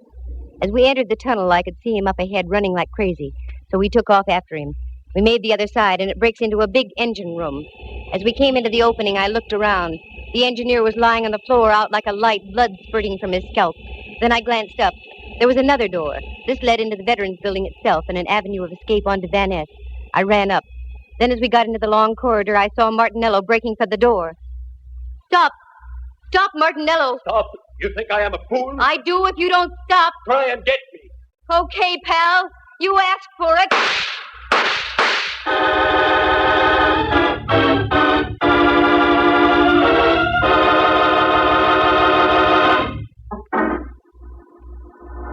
It was the first time I had ever shot a man. It didn't feel good. But he lived, and later the doctors of law gave him a little pill. The cyanide kind they dropped inside the gas chamber at San Quentin. Martinello paid his debt. Details? Sure, I'll fill him in now. Martinello loved to sing. Ray Mallard had told me that. For years, Carlo had been hanging around the opera house hoping to step into a role. This season, a director had jokingly told him that if he ran out of baritones, he'd let Carlo take over. Carlo took him seriously. He lured Salavini down to his restaurant on a fake emergency call, costume and all, and did him in. But then he became frightened. That's when he called me. It was worth $2,000 to have me hush things up. But I don't operate like that. He had a hunch I was going to tip off Mallard. That's when he removed the body from the icebox and dumped him into the bay. Carlo had also been at the performance of Tales of Hoffman. That's when he learned that they'd wrestled up Rolf Herbert to sing in place of Salavini.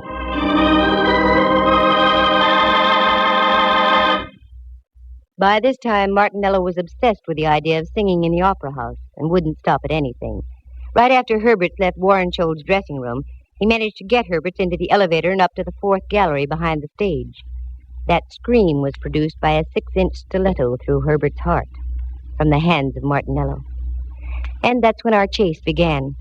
I hope I never see that tunnel under the opera house again. That Mallard and his sentiments. It was he who gave me that gun just a week before, for my birthday. He said I needed protection. Well, darn it, I do.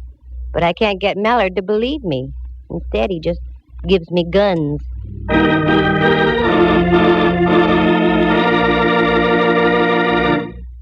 Listen again at this same time next week For excitement and adventure, just dial Candy Matson, Yukon 28209.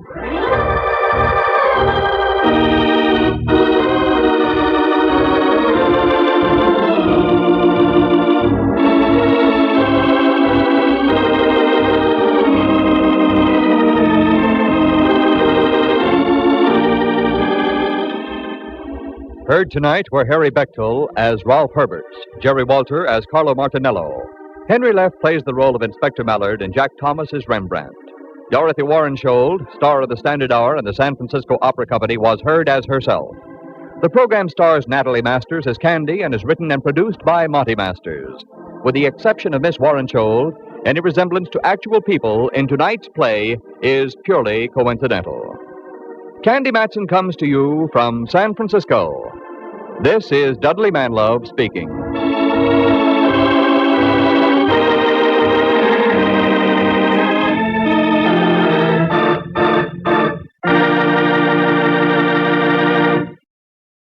You are tuned for the stars on NBC.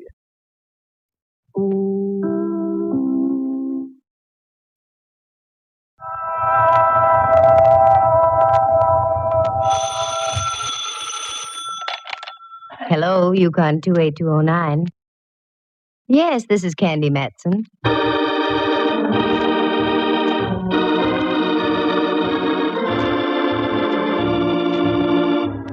The National Broadcasting Company presents Candy Matson, Yukon 28209.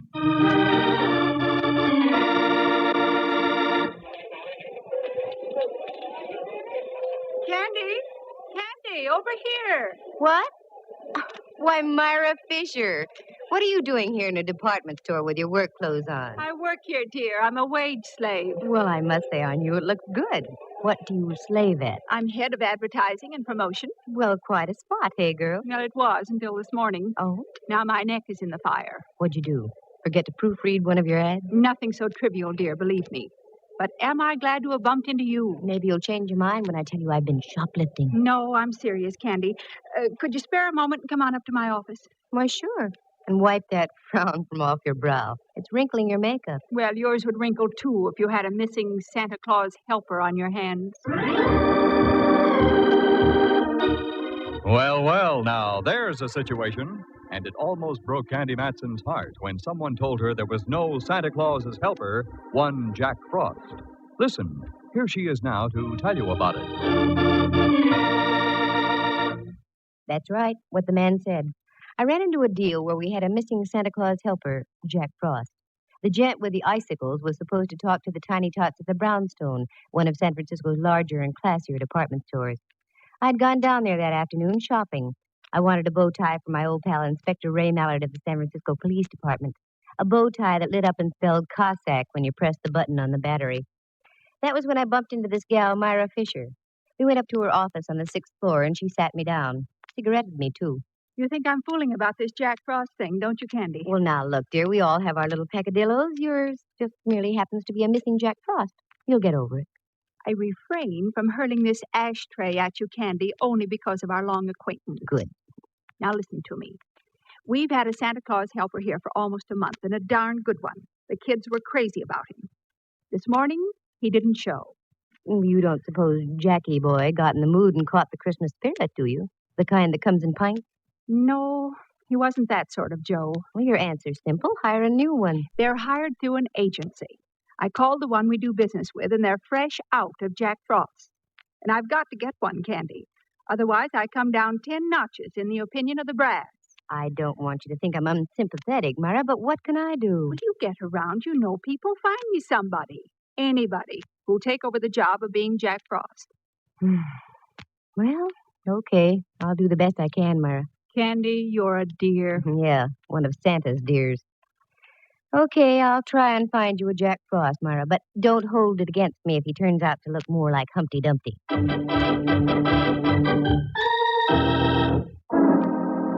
I went home and looked up the Webster definition of soft.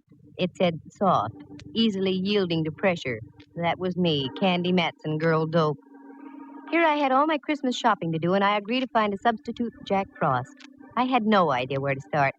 So I changed into something red and green for stop and go, also for Christmas, and went over to see my friendly advisor, Rembrandt Watson. Rembrandt is a photographer, and excellent, too, now that he doesn't have the sherry shivers or the pork palsies. He lives on California Street, just kitten rompers from Old St. Mary's, with a statue of Sun Yat-sen for company in a park next door. Candy Dove, how delightful. Do come in, won't you? Thanks, Rembrandt. Oh, Pet, you're acquainted with my friend Diogenes Murphy, aren't you? Oh, yes. Hello again, Mr. Murphy. Well, good afternoon, lad. You look prettier than you did the last time I saw you. Uh-oh, here comes the blarney. Young lady, Diogenes Murphy, the honest Irishman, never says a word he doesn't mean. Now, how do you think I managed to sell so many used cars at my place out on Venice Avenue? Because you're an honest Irishman. Oh, you're so right, lad. Incidentally, if you need a good car, I can get you one at a very reasonable... Diogenes? Oh, sorry, I got carried away. I didn't mean to barge in on you like this, Rembrandt. Oh, don't be ridiculous, dear. No, don't be. Think nothing of it, lad. I'm on my way now. Rembrandt and I were only discussing the situation of the world. And to what conclusion did you come? It stinks. The bottom of the afternoon to the both of you. Oh, he's quite a boy. Yes, I'm very fond of Diogenes. What brings you around this way, dear? Jack Frost. Yes. Now, getting on with our conversation, what brings you around this way, dear? Jack Frost. Maybe the needle's bad. Shall we try again? I know how you feel. I reacted the same way myself. I'll give you the pocket-sized edition. The brownstone department stores without a Santa Claus helper, Jack Frost. He didn't show up for work this morning. I said I'd find him a new one. That's very sweet of you, Dove. Very dumb of me, Dove. I know of only one character who even remotely looks like Jack Frost. I met him up in Alaska when I was traveling with the USO. Won't do you much good down here, will it? No, that's why I came to see you, Rembrandt. Don't you keep a cross file on models you've used in photography? As a matter of fact, I do. Here in this little book. Let's see. Men, thin, extremely. I have just one, Pietro Tarantello. Would you care for a Sicilian Jack Frost? In Sicily, yes. Hey, what's that? Where? On that chair next to you. Oh, that's the afternoon paper, dear. Diogenes left it, I imagine. Yes, but on the front page. Here's the whole story about the missing Jack Frost on the front page. Ooh, what he got in his Christmas stocking. A slug through the head. That's no way to treat Jack Frost. And here's a picture of the guy without his false icicles. What the ham? Looks like he stepped right out of an 1890 Shakespearean play. I hate to say this, Rembrandt, but he resembles you. I take back what I said. Rembrandt. Divorce yourself from that tone of voice, Candy. I don't like it. Rembrandt, I've got an idea. You usually do. You like little children. Can't stand them. You like to talk to people. I abhor conversation. You like to be charming. Lost me charm. Gay. Lost me gay. With the help of a few icicles, Ducky, you're going to be Jack Frost.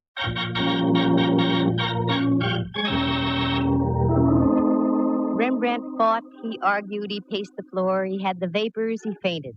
I brought him to. I won the argument. I got my friend Myra Fisher on the phone and informed her that one R. Watson would assume the role of Jolly Jack Frost on the morrow. She was delighted. I couldn't say the same for Rembrandt.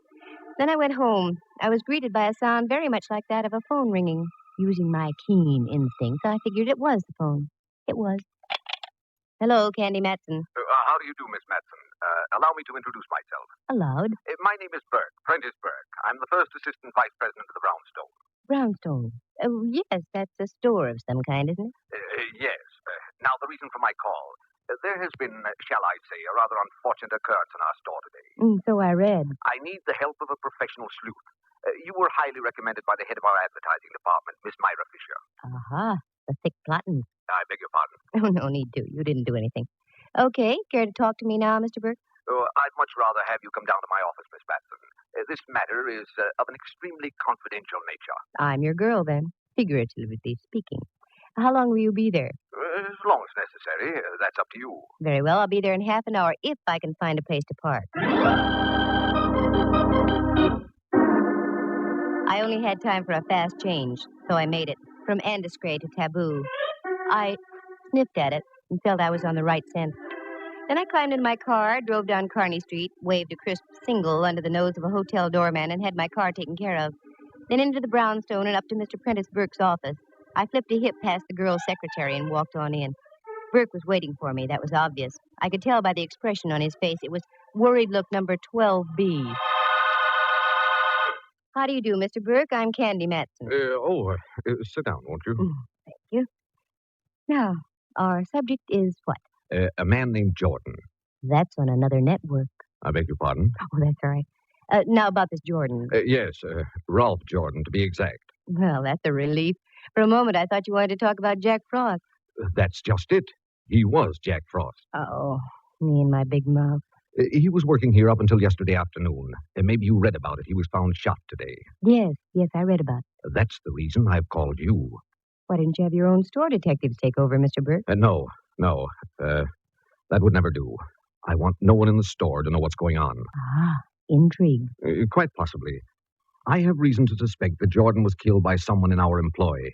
I want to find out who that someone was before the police do and get it splashed all over the front pages. Publicity conscious, eh? Business has been off all year, and any bad breaks in the press would hurt us that much more. Maybe you've got a point there, I don't know. I know I have. Okay, I'll take the job. You say you have a suspicion. What is it? Well, nothing tangible. It's just a feeling I have. Oh, that's a big help. Well, I'll mush around and see what I can pick up. I'll bill you tomorrow for my first day's work. It's much easier to sustain a friendship on a daily basis. I left Burke looking as though someone had just called his store a bazaar. It was closing time, so I hefted my way through the crush and retrieved my car from the doorman. The Hall of Justice is right on my way home, so I decided to drop in on my old pal Mallard, Inspector Ray Mallard of San Francisco Homicide. A nice guy to serve coffee to on Sunday mornings if you could ever lasso him. I never could get strong enough rope. Candy, what brings you around here? I hate to have my Christmas ruined so early. What about that Jack Frost character? Oh, yeah. Poor guy got it good. Where'd you find him? In his apartment over on 17th. He lived near Seal Stadium. Why so interested, Candy? Rembrandt's a dead ringer for the guy. I still don't get the gal who's head of advertising for the Brownstone was going out of her head for another Jack Frost. I talked Rembrandt into taking the job. It does sound funny, doesn't it? Bring me up to date, Mallard. Did you get any dope on the killing? Nothing but a .45 slug out of the guy's wall. Ballistics is checking it now. Nothing else? If I did, I should tell you. No, I guess not. This goes beyond just a normal curiosity, Candy. What are you drilling for?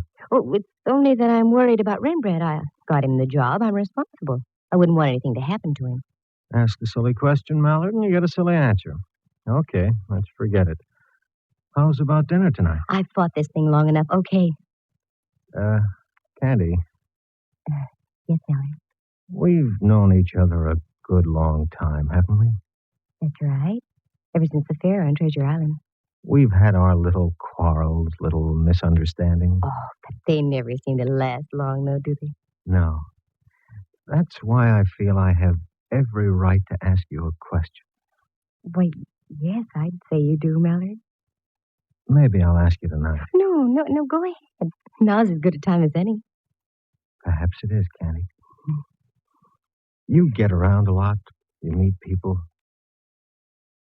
Do you know where I can get a couple of tickets to the Rose Bowl game?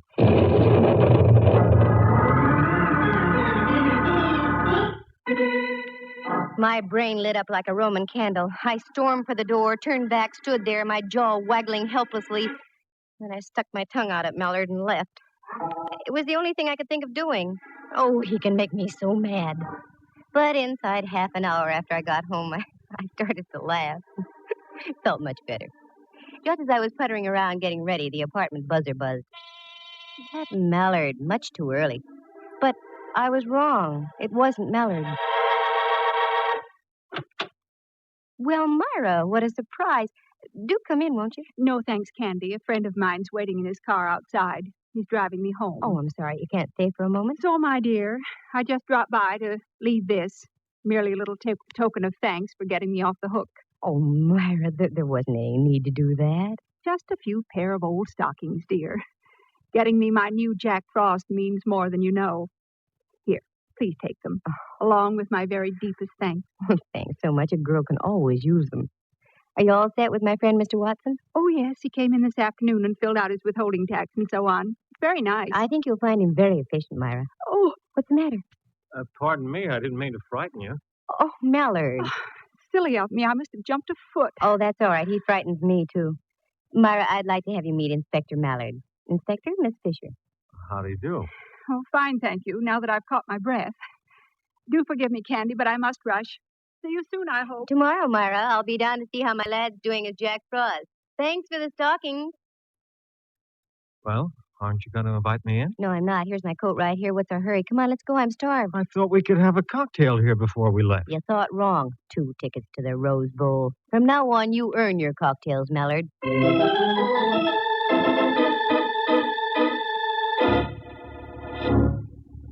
We went downstairs, and as I locked the front door, a car was just driving off. It was Myra, and she waved.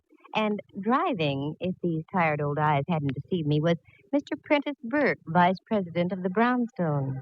Well. Oh, well. Mallard and I climbed into our car and drove out to the Cliff House. It was that kind of an evening. We had dinner, and after, I suggested we walk a bit. The night was crisp and clear, and the evening star was hanging out above the dark waters of the Pacific like an iridescent Japanese lantern. We cut across a little road above Sutro Baths, where an old car barn had once stood, and worked our way over the cliffs and stood high above Land's End. It was exhilarating.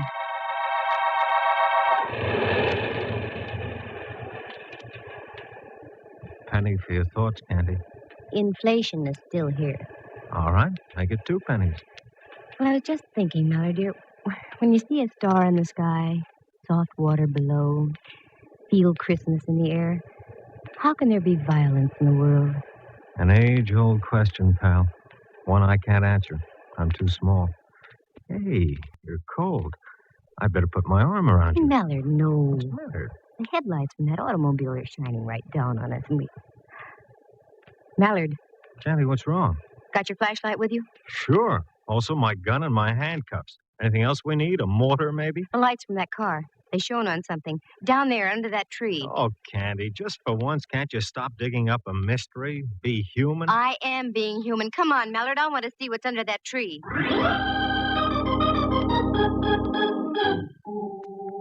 We scrambled around through the brush, slipped into some sliding sand, and rode the crest down to the tree. It wasn't easy to get around some of those brambles, but get there I fully intended doing because what I saw was red, bright red.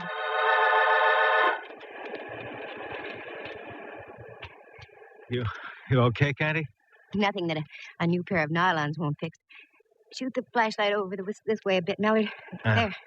That's it. Now, do you think I'm dreaming things up? What is it? Wait till I hold it up. Wow. Looks like some kind of a costume. Right. And look, if those aren't bloodstains, I'm a Labrador retriever. No, you're Candy Matson. Those are bloodstains. How was your boy dressed when you found him? Torn slacks, sweater, shoes, no socks. This was most likely his costume, then. Yeah. Don't move around too much, Candy. I want to have a good look at the ground. Hey, what are you doing down there? Who's that? The police. Now get up here and don't try any tricks. That's all right, officer. This is Inspector Mallard. Homicide. Oh, sorry, Inspector. That's all right. Stay right where you are. We'll be right up.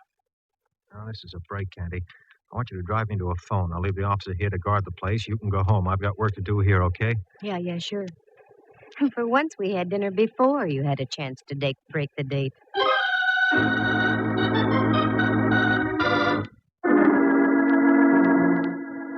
This baby was hard to reconstruct. Was the guy knocked off out there at Land's End, or was he bumped off at his apartment, the killer driving way out to the beach and hiding the costume? Only time would tell. I went home, climbed into bed, and logged about 8 hours, enough to give me fuel for the next day. In the morning, I went down to the brownstone. The shoppers were already swarming through the place. I spotted a floor walker and strolled over to him.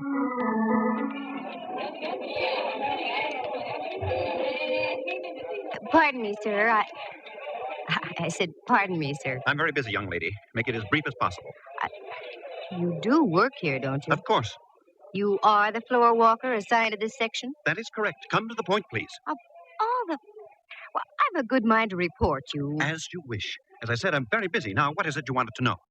The words are like gall in my mouth now, but where do I find Jack Frost? Right over there, in the back, 2 aisles over. Thank you. Not at all. Very much. Of all the high-handed characters, people like that make me steam. I was getting up a full head of dander, but it simmered out before I had a chance to boil over. Because as I rounded a corner, I saw Frosty Boy, or Rembrandt if you choose, up on his platform with the cutest little blonde kid sitting in his lap. Well, well, well. Look who we have here. A great big boy. Hello there, son. Hello, Jack Frost. What is your name? Topper. Topper. My, what a fine name. How old are you, Topper? 5.5. 5.5. Well, you must go to school, Topper. Which one? Garfield. Garfield. That's a good school. Now, tell me, what would you like to have me tell Santa Claus to bring you for Christmas, Topper? An electric train and a baseball bat, and I like to be in the seals for Lefty O'Doul. Well, I'll see what I can do to arrange that, Topper. I'll tell Santa Claus. Bye now. Goodbye, and thank you, and Merry Christmas. I hope you can make the boy's wish come true. O'Doul could use him. Candy, oh, I'm so glad you're here, Dove. Duck around into the back room for a moment. I've got to talk to you. Aren't you working, Frosty Boy? I got 10 minutes off every hour. I'll take the break now. Right around there, Candy. Okay, I'll see you in a moment.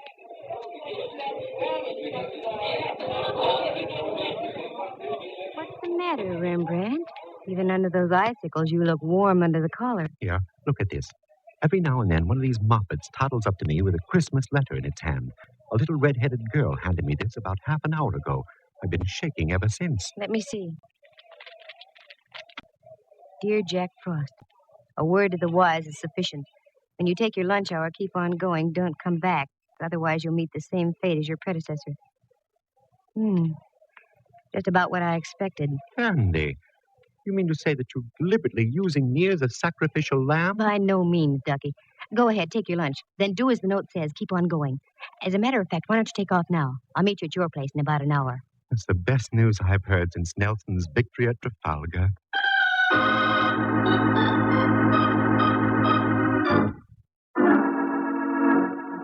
I whipped upstairs, reported to Prentice Burke, got my first day's check, and on my way out told his secretary she better get Burke some smelling salt. Then I went back down on the floor again. Sure enough, there was my boy, the floor walker. I wanted to have a few more words with him. Oh, you again. If you don't mind. I was just up to see Miss Myra Fisher. She wasn't in. Have you seen her down here? No, and what's more, I won't see her all day. She phoned saying she was feeling ill. Most inconsiderate, I must say, during the holiday rush. Yes, I must say. Could you give me her address? She's a friend of mine. I've got to see her. Her address? Why, yes. I write it down here on one of my cards for you. Myra Fisher, 227F, Union Street. There. Thank you. You're so kind.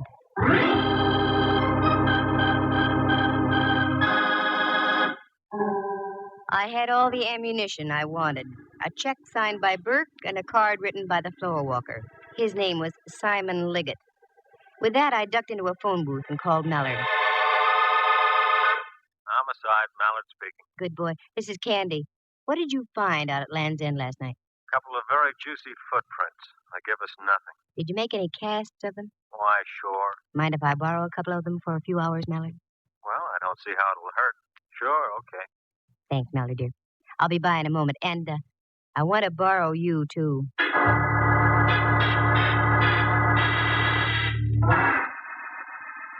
I stopped by the Hall of Justice, got the cast of the footprints, shoved Mallard into the car, and then picked up Rembrandt.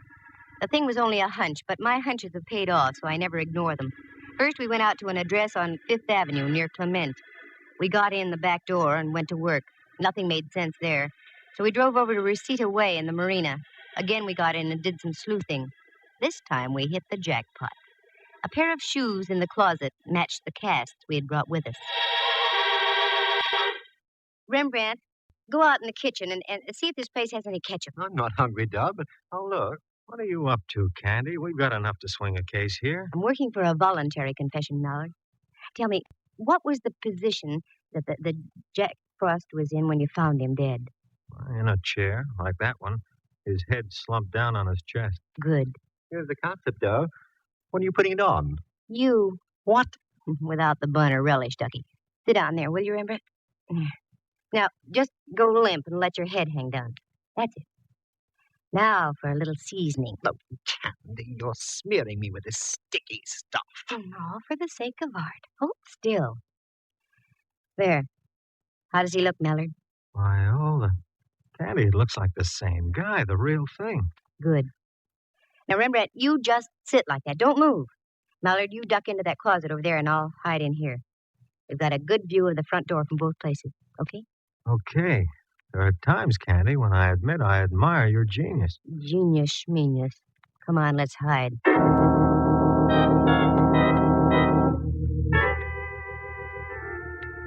The golden shafts of sun splashing in through the window from the ocean slowly turned pink, then purple, and into twilight. The minutes ticked on. Once... Bless you, but quiet, though, Rembrandt. You'll muss up your ketchup. 5 minutes. 10. Then we heard muffled footsteps coming down the hall and a key inserted in the lock of the apartment door.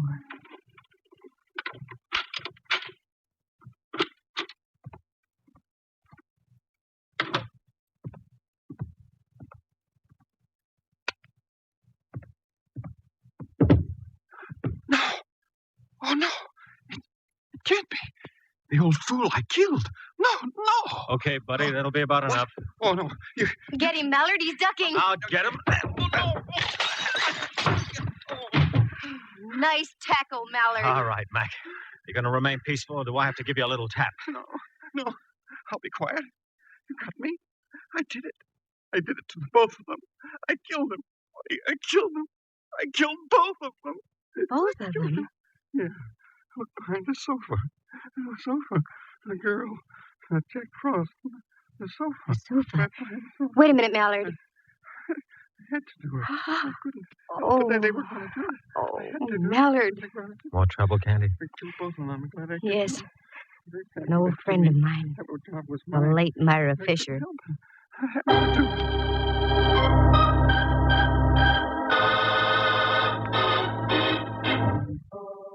The whole thing was jealousy. Not the jealousy of a man for a woman, but the jealousy of a man for a job. Simon Liggett had been with the Brownstone for almost 20 years. He'd worked himself up from the stock boy to a place where he'd been promised the job of head of advertising and promotion. He almost got it, except at the last moment, Prentice Burke gave the position to Myra Fisher. That had only been 2 weeks before. He knew that Myra was on a probationary term, so he did everything he could to undermine her.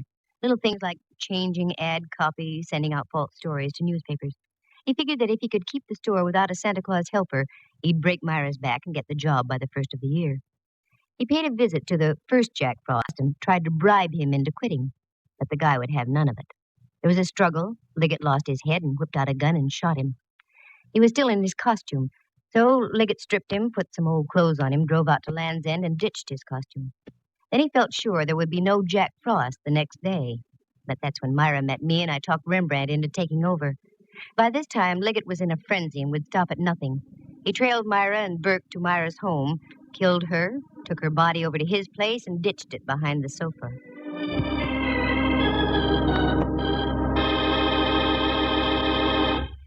The next morning, he wrote a note to Rembrandt and gave it to one of the little girls waiting in line to see him. Fear and envy were taking their toll on the poor guy's mind. I wanted to compare the handwriting, so I had Burke write me a check and Liggett write Myra's address on a card. Also, we had the footprint cast. Between the two, everything pointed toward Liggett. That's when I staged my little parlor charade with Rembrandt playing the part of a corpse. The sight, with Rembrandt's resemblance to the dead Jack Frost, would shatter anybody into a confession. But Christmas, in spite of everything, is a lovely time of year. And there is a Santa Claus. 3 of them for me, as a matter of fact. Mr. Prentice Burke, who sent me a very nice check for my efforts. Rembrandt Watson, who, out of sheer love for the job, went back to playing Jack Frost for all the kids at the Brownstone. And last but not least, Inspector Ray Mallard.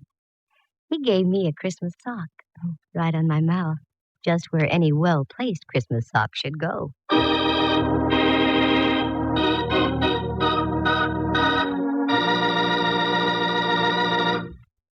Listen again next week at this same time. For excitement and adventure, just dial Candy Matson, and a Merry Christmas to you all. Yukon 28209.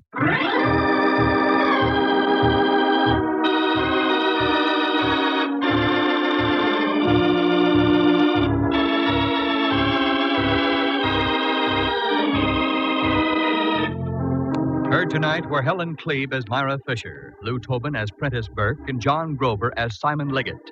Jack Thomas plays the role of Rembrandt Watson, and Henry Leff is heard as Inspector Mallard. The program stars Natalie Masters as Candy and is written and produced by Monty Masters. Sound effects were created by Bill Brownell and Jay Rendon. Eloise Rowan is heard at the organ. The characters in tonight's story are entirely fictitious, with the exception of the part of Topper, which was played by himself. Any resemblance to actual people is purely coincidental. The program came to you from San Francisco. Dudley Manlove speaking.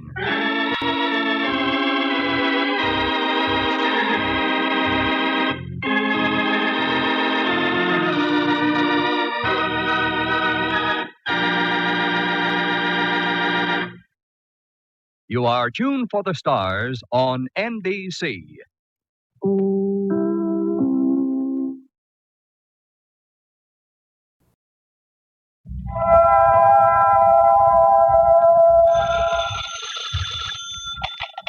Hello, Yukon 28209. Yes, this is Candy Matson.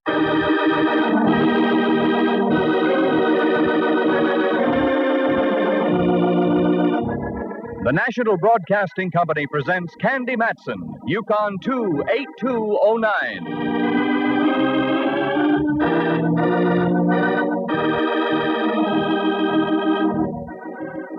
This is the start of a mystery. Our main character is a San Francisco girl detective, Candy Matson. There are others in the show, too. An Inspector Mallard, a gent who calls himself Rembrandt Watson, a cowboy, a dude ranch owner, and a gal the casting agency assured us was a dowager, slightly boozy. There are a few other voices along the way, too. I think that has all the makings of a good mystery show, don't you? Well, let's go on from here and find out. So, here's Candy Matson. Like the man just said, this is the start of a mystery. Christmas had me completely tuckered out. No one had invited me to the Rose Bowl game or the East-West at Keysar, so I decided to make like a bear and hibernate over New Year's. It worked out perfectly because, as my old friend Rembrandt Watson put it, You wish to greet 1950 in some remote spot? Is that the idea, Dove? That's the idea, Ducky. I have the perfect place for you. A dude ranch, reasonable, just on the other side of Sonoma, in the Valley of the Moon. Valley of the Moon. New Year's Eve in the Valley of the Moon. Rembrandt, that sends me. Good. Maybe it can send us both. I have a commission to take some pictures up there for a brochure they're putting out. I have to be there tomorrow afternoon. Yes? I see you're nibbling at the bait. I shall be blunt. Why don't you drive me up? You've won your point. I'll pick you up tomorrow at what time? Let us be spectacular and say high noon. High noon. And do bring some cash, will you, girl? I'm a little short. I thought you were going up there on a commission. Yes, I am. But they have some simply divine one-arm devices. And there goes me commission. Naturally, a girl has to look right to welcome in the new year. That gave me the perfect excuse to squander a few hard-earned dollars and cents on some lovely clothes that didn't make sense but cost dollars. The afternoon was aging gracefully, a little gray here and a wrinkle or two there. So I stopped for a parfait, very dry and no olive. With that mission accomplished, I headed back over Kearny Street, and as I wheeled past Portsmouth Square and the Hall of Justice, I realized I hadn't seen my chum Mallard in quite some time. Inspector Ray Mallard of San Francisco Homicide. A very smart cop who can smell a clue a mile away. But when it comes to me, he very conveniently carries his own fog around. Well, Candy, my little cupcake. Mallard, dear, you called me your little cupcake. Sure, it's still the Christmas season. Let's be charitable, I always say. What do you always say? In a situation like this, nothing. I just exude a stream of steam from the top of my head. Very cute. What brings you around our boarding house? You, darn it. I thought you might like to know I'm going away for a week. What did they get you on? Petty theft? Yeah, and they got me as I tried to make my getaway on a tricycle. But for your information, Inspector, I'm spending my New Year's Eve up in the Valley of the Moon. Oh, want to get away from it all, huh? That's right. You in particular. In that case, may I get you a midwinter vacation off to a flying start? You can try. How? I'm not working tonight. How's about a movie? You've got yourself a date. What's playing? Tex A-Cup. That's what I thought. Where's Tex and his faithful horse Mustard playing this time? Oh, at the Plaza. And the pictures of Pip, too. I'll bet. I read all about it. Yeah. Hot lead over Laredo. Look, here's the ad in the paper. Oh, I can't wait to see it. Show me. There. A searing epic of the West's wild grandeur. Men as rugged as the mountains. Oui. A singing saga of scorching bullets, strumming guitars, and supple senoritas. And starring the champ of the cowboys, Tex Acuff. Now, what more can one ask in a motion picture? Popcorn. Oh, we'll have that, too.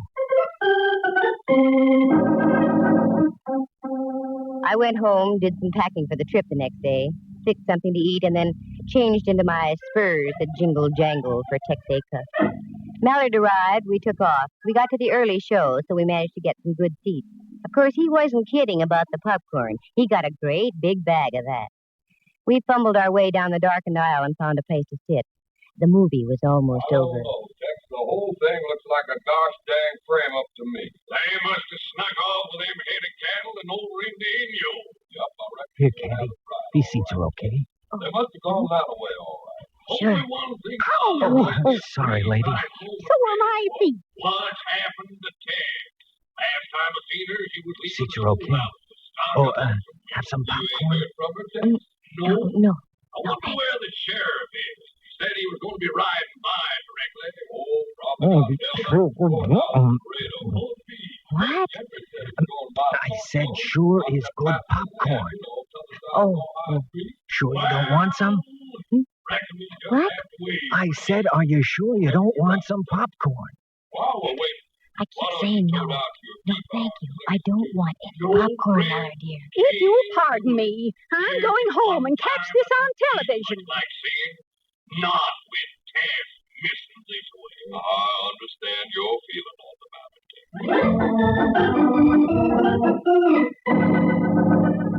After hot lead over Laredo, I suffered through 6 reels of a bouncy college picture. Freshmen looked like holdovers from the early days of the war. Then a newsreel, then a cartoon, then the trailer, then again Tex Acuff. So we got out about midnight, and I drove Mallard back to the Hall of Justice. As he got out of the car... Well... Oh, now that's what I call sharp dialogue. On leaving the lady, all he can say is, well... Oh, nothing personal, Candy. Now he laughed at me. Well, I was just thinking. You're going up to the Valley of the Moon for a rest. Is that the idea? Well, yes. That and trying to get away from Tex Acuff. I know you too well, Candy. You're not going to have any rest. Look at the headline on that paper in the newsstand there. Man missing in Sonoma mystery. And Sonoma can have it. Mallard, dear, if I so much as step inside the Sonoma city limits, you can come and lead me away quietly. You know something? I'm going to remember that. Mallard waved goodbye and went inside. I didn't like the way he said that. But I had other things to think about, such as getting home and getting some sleep. So I did. And in the morning, I drove over to California Street, picked up Rembrandt. We headed out across the Golden Gate Bridge up towards Sonoma. The Valley of the Moon wasn't too far, a couple of hours of leisurely driving with time out for readjustments, and you're there. Then another 8 miles north and east, and there was the Dude Ranch.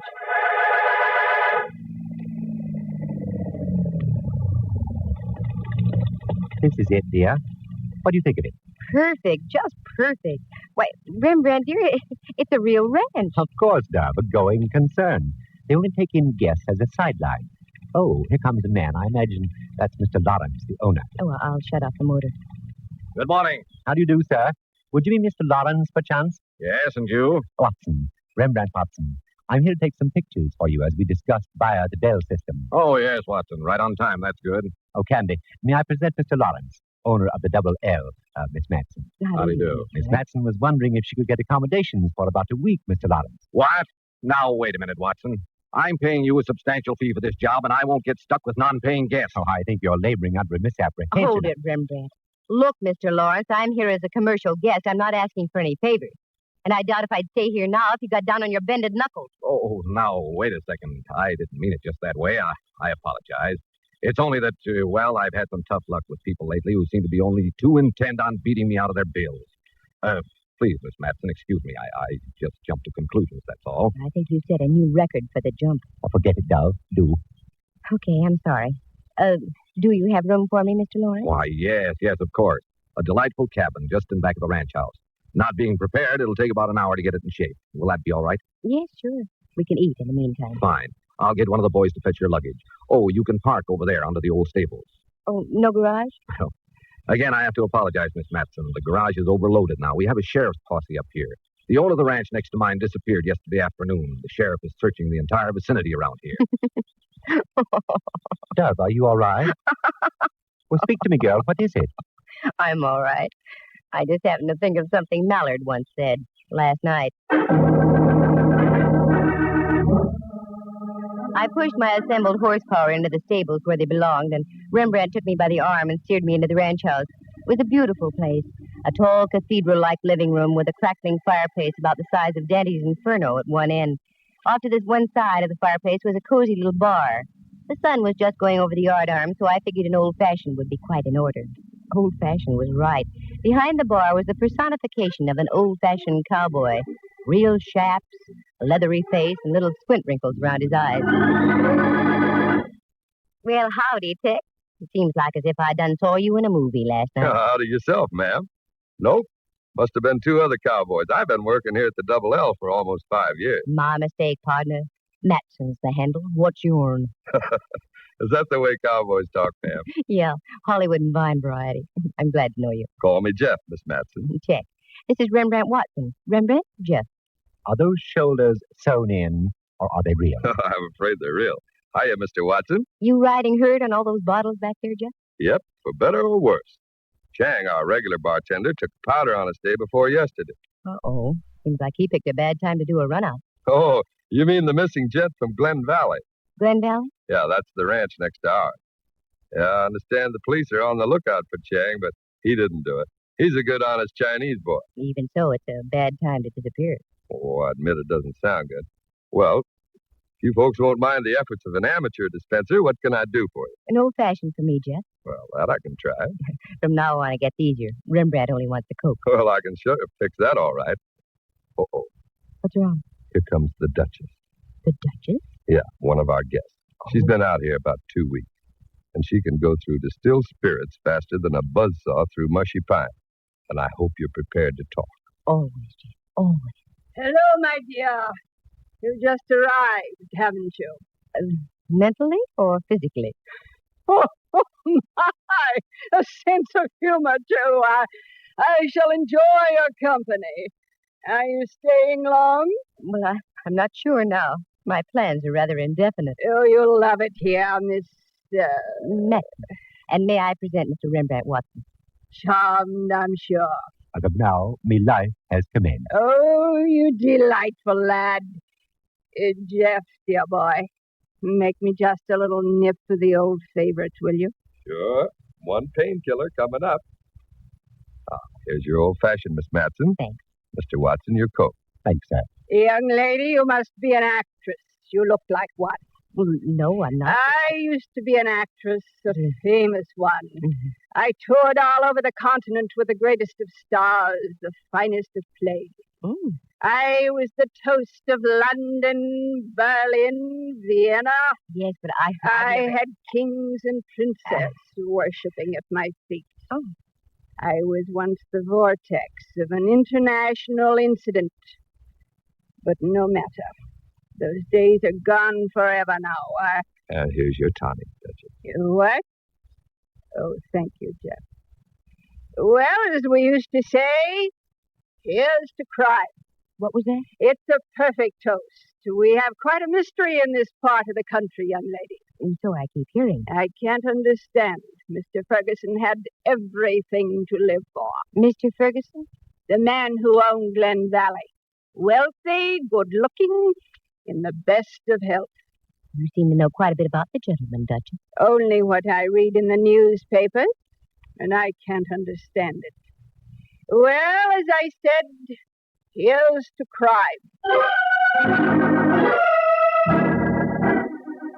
We dallied at the bar for a few more moments. Then Jeff informed me that lunch was ready, and Rembrandt and I ate. We managed to duck the Duchess. I don't think I could have taken her with food. After lunch, Lawrence showed me to my cabin. It was, as he said, delightful, with a warming flame in the fireplace.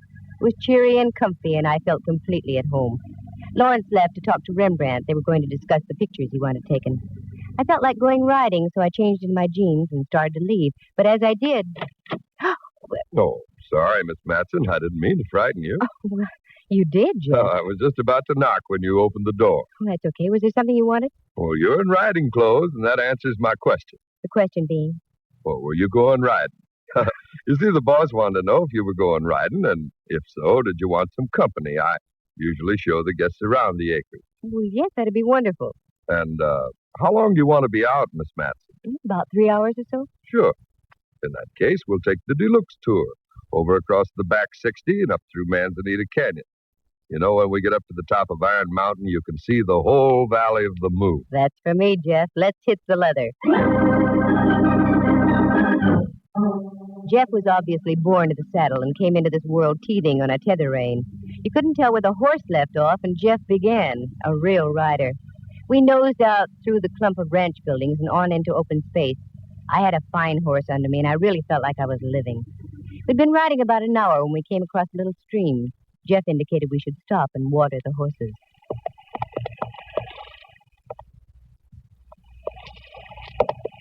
How long have you been a cowboy, Jeff? Oh, about as long as I can remember. Round here? No, up around Montana. Then little by little, I gradually drifted further west. Hit upon the Valley of the Moon about 5 years ago. Fell in love with it. I've been here ever since. Reckon I'll stay here, too. No, I don't blame you.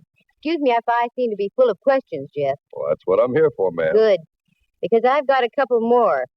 What's up that little draw there on the other side of the creek? Nothing but a tangle of manzanita, scrub oak and brush.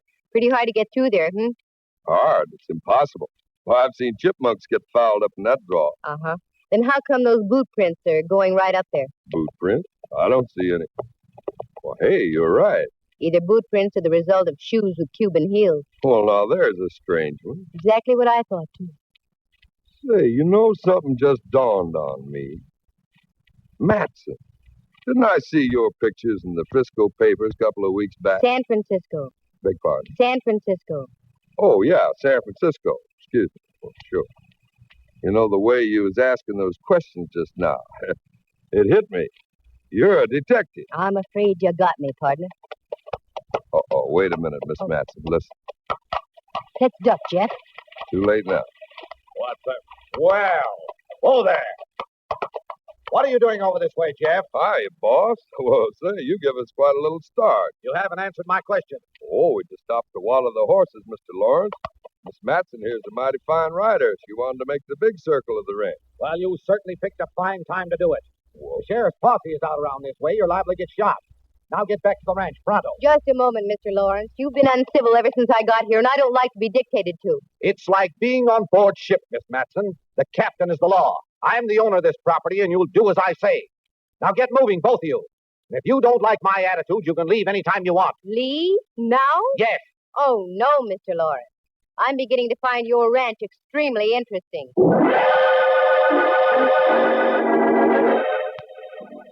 Jeff and I wheeled our horses about and sifted back to the ranch house. I looked back a couple of times, but there was no sign of Lawrence. I was mad, and Jeff must have sensed it because he was smart enough to keep his mouth closed. As I dismounted at the stables and headed for the house, he waved me a forlorn adios and disappeared. Just as I went through the door, I was greeted by Rembrandt. Oh, there you are, Dove. I was about to institute a searching party for you. Oh, I was safe enough until I came to grips with a thing called my own temper. What have you been doing, Ducky? I've had a most delightful afternoon, Candy dear. I've been playing canasta with the Duchess. Canasta? Ooh, you don't know how to play canasta. I know that, and you know it, but I don't think the Duchess does. She celebrates each hand with a hefty pull on her bitters. How'd you manage to make any sense out of the game? That has me puzzled, too. All I do is put down some cards, any cards, and she'd congratulate me. Maybe you've got a green thumb for the game. Incidentally, I thought you were going to be taking pictures this afternoon. Called off on account of the law. Mr. Lawrence had to ride out into the lone prairie and deliver a phone message to the sheriff. He's making like ghost riders in the sky out there. Do go and change, dear. You smell of horses. Yes, I know. Oh, and incidentally, we're to have a soiree this evening. 2 more guests arrived. The cook tells me there's to be a little entertainment after dinner. Good. Around here, anything will be an improvement. I didn't tell Rembrandt I was going to change, so it wasn't a fib when I stayed in my jeans. I went back to the stables, got the boy to rig me another horse, and headed out toward that creek again. I rode faster this time, because I'd noticed something else there besides the footprints. It was a battered 10-gallon hat on the far side of the creek with studded initials JF on the crown. But when I got there, the cupboard was bare, but good. Not only was the 10-gallon hat gone, but the boot prints had been completely obliterated. I stayed for another few minutes of study and frustration and then went back to the ranch. I changed, met Rembrandt, had dinner, and then we relaxed in the living room. Oh, Dove, I'm so full. This outdoor living makes me ravenous. Outdoors? I don't think you've stepped out of this building since we got here. Well, then it's the thought of outdoor living that does it. Oh, they're the new arrivals over by the fire. Did you meet them? No. They looked at me as though I might soil their escutcheon, whatever that is. I can see what you mean. Hi, folks. Do you enjoy your dinner? Oh, hello, Jeff. Yes, it was wonderful. Has anybody seen Mr. Lawrence or the Duchess? We haven't seen Lawrence, no. The Duchess is over there writing a letter. Oh. Well, I hope you'll all drop around in about an hour. I'm going to do some singing and a little guitar plucking. Is there anything you don't do, Jeff? No, very little. But none of them too darn good either. Sure, we'll be here. Won't we, Rembrandt? What? Oh, yes, I go with 3 diamonds and a joker. Jeff left, Rembrandt snoozed, and I threw a wrap around my shoulders and took a stroll around the patio. The air felt good. I went over to my cabin, picked up some cigarettes, and started back. But as I came close to the cabin opposite mine... Oh! It was the Duchess. I'd recognize those tones and groans anywhere. Duchess? Yes? This is Candy Matson. Are you all right? Yes, I'm all right. Touch of indigestion, I should imagine. Oh, is there anything I can do? Can I get you something? Oh, what a dear thing you are. No, I'll be all right. I have these attacks all the time. You run along and enjoy yourself. Jeff is going to sing. He's such a dear boy. But you're sure you'll be okay? Yes, dear. You go along. Oh, here. Now, let me put a blanket over you. Oh. Here, and take off your shoes. You'll be ever so much more comfortable. Oh, you're so sweet. So pretty. You remind me of myself when I was young. Thank you. Thank you so much. I tucked the old girl in and left her to dream of the past and went back to the ranch house. Jeff was just pulling up a chair in front of the fireplace. Now, you'll have to understand, folks, I'm not a singer. I don't pretend to be. I just warble along the way I feel. Now, is there any particular kind of cowboy tune you'd like to hear? No, Jeff. Why don't you just sing a favorite of yours? Good idea. Just do what comes naturally. Okay, you asked for it. Let's see. Here's one I think you might like. Oh, bury me not on the lone prairie, where the coyotes howl and the wind blows free in a narrow grave just 6 by 3. But bury... Oh, hiya, boss. Oh, I'm sorry, Jeff. Go right on with what you were doing. No, Mr. Lawrence. You arrived just in time. The entertainment's over. What? What are you talking about, Miss Matson? I said the show's over. Is the sheriff around? Yes, he and his men are outside. They're just leaving for the night. You better call him back, right now. The Duchess is dead in her cabin. What? Poisoned. Wait a minute. Sheriff! Sheriff Hobbs! Is that you, Lord? That's right. Can you and your men come back for a spell? Seems we have more trouble. Okay. We'll be over as soon as we tie up the horse. Now then, what's this all about? Well, I could tell you, Lawrence, but I think it'd be more proper coming from the star himself. Don't you think so, Jeff? Looks like this is it, doesn't it? You know, you're smart, Miss Matson. Like they say in that ad, never underestimate the power of a woman. That's right. That letter the Duchess wrote proves your point. What? How'd you get hold of that letter? I thought she wrote a duplicate. Is that it? Like you say, never underestimate the power of a woman. Wait a moment. I don't understand what's going on here. Go ahead, Miss Matson. You tell me. Looks like I'm not the star any longer. Well, Lawrence, up to about 2 weeks ago, you had as nice and gentle a cowpoke working for you as there ever was. Then the Duchess arrived. She wasn't kidding when she claimed to have mingled with nobility, important people. As a matter of fact, she had an inside tip about your ranch and the one next door, Ferguson's place, Glen Valley. Didn't you receive a fantastic offer for your property from a big wine company just recently, Lawrence? Why, yes, I did. So did Ferguson. They were going to merge the two places and make it one of the world's largest vineyards. I didn't know about that part of it. But the Duchess did. She wanted in on the ground floor. That's why she came out here. She tried to talk business with Ferguson, but he'd have none of it. So, in one of her boozy moments, she hit upon the idea of doing away with Ferguson. But she didn't have the nerve to go through with it. That's when she approached Jeff here and cut him in on the deal. Jeff was tired of the poor but honest cowboy routine, saw a chance to make some heavy sugar, and went along with the gag. Right, Jeff? She's got it straight so far, boss. Jeff, I can't believe my ears. Oh, that's nothing. Just wait a while. Jeff and the Duchess were out riding one afternoon when, by chance, Ferguson rode up, too, just where the boundaries of the two ranches meet. While the Duchess talked to Ferguson, Jeff sneaked around and back and bashed in his head. They hauled him up to that draw where you bumped into us this afternoon. I know now why you ordered us out of there. On the other side of that snarl of brush and manzanita, there's a quicksand pit. That is now Ferguson's permanent residence. This is terrible.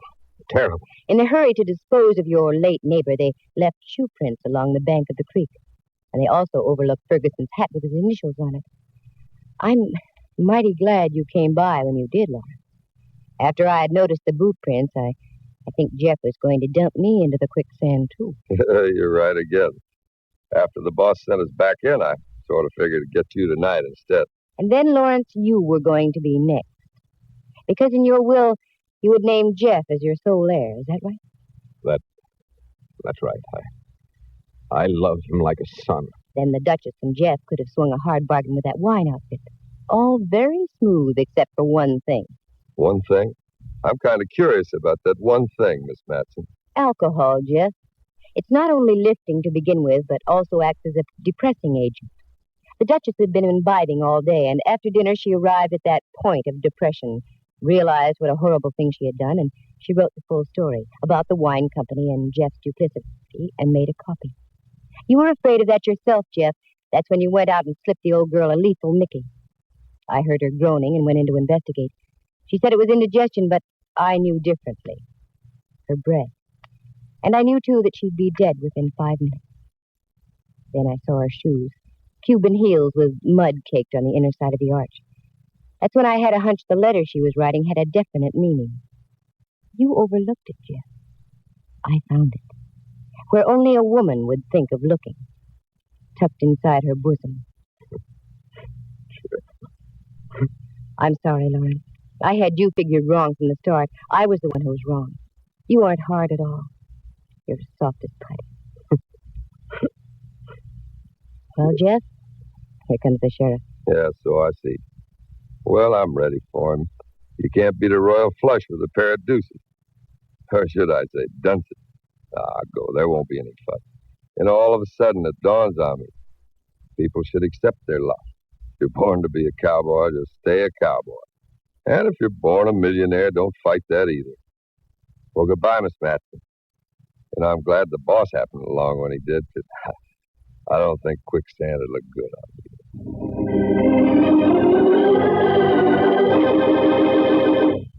Like Jeff said, he went quietly. No trouble.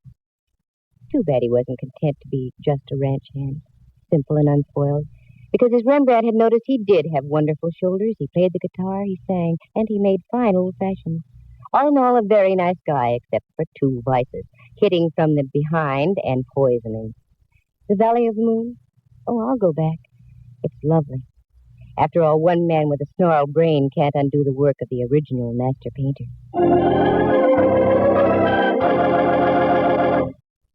Listen again next week at this same time. For excitement and adventure, just dial Candy Matson, Yukon 28209.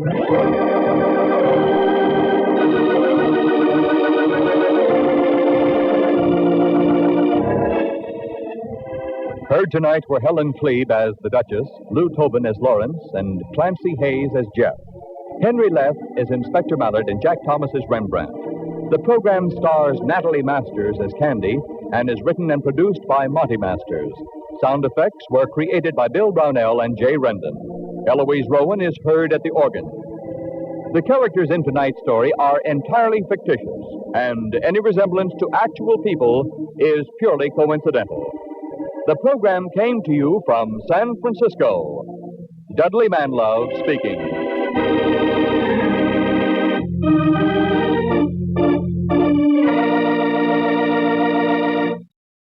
You are tuned for the stars on NBC.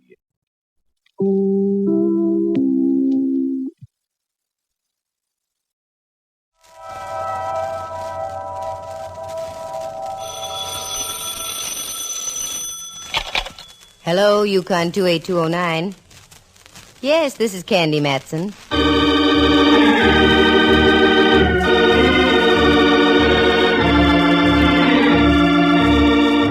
The National Broadcasting Company presents Candy Matson, Yukon 28209.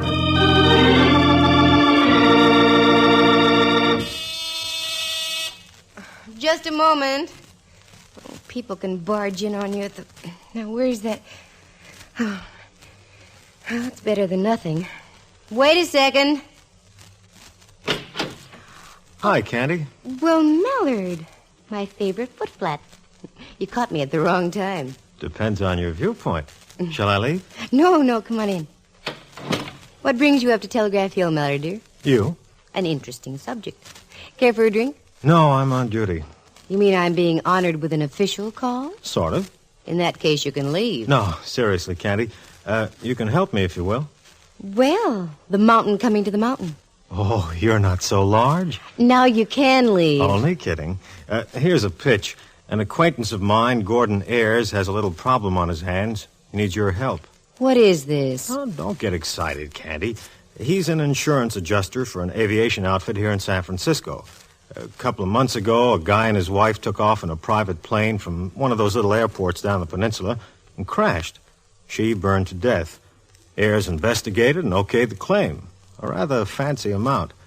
But his company doesn't like it. They don't think the crash was legit. It gets interesting. He has to prove he was right. He came to me. He wanted us to verify the facts. But we're the San Francisco police, and that's out of our jurisdiction. So? So, I mentioned you. Oh. He wants to meet you and have a little talk. If you can get the guy out of the soup, there's a nice little hunk of cabbage in it for you. Mallard, I'll take it, but there's something phony. Well, how do you mean, Candy? This is the first time you've ever given me a helping hand in my private eyeing. Could be there's a reason. Could be a reason why I'm going to take the case, too. Must be the rabbit in me. I love to nibble on large hunks of cabbage.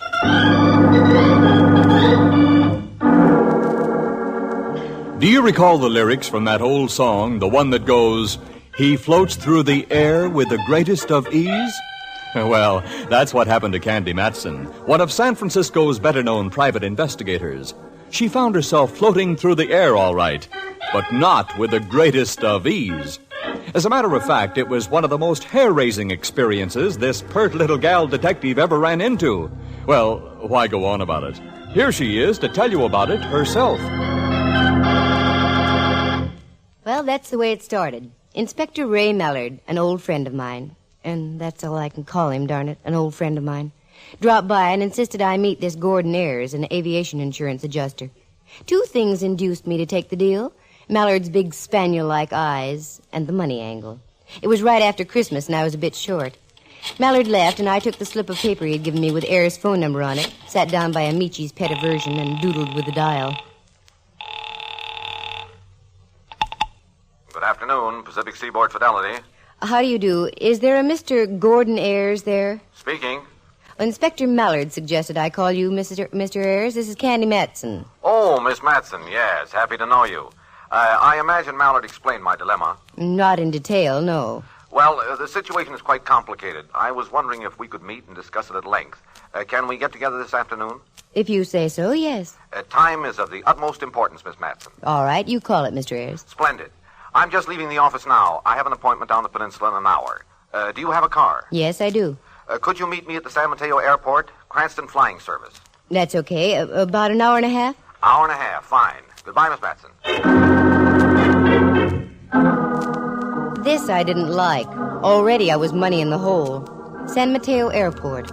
Right on the water next to Bay Meadows, separated by the highway and a couple of salt marshes. Why should I have to meet the guy down there? Oh, me.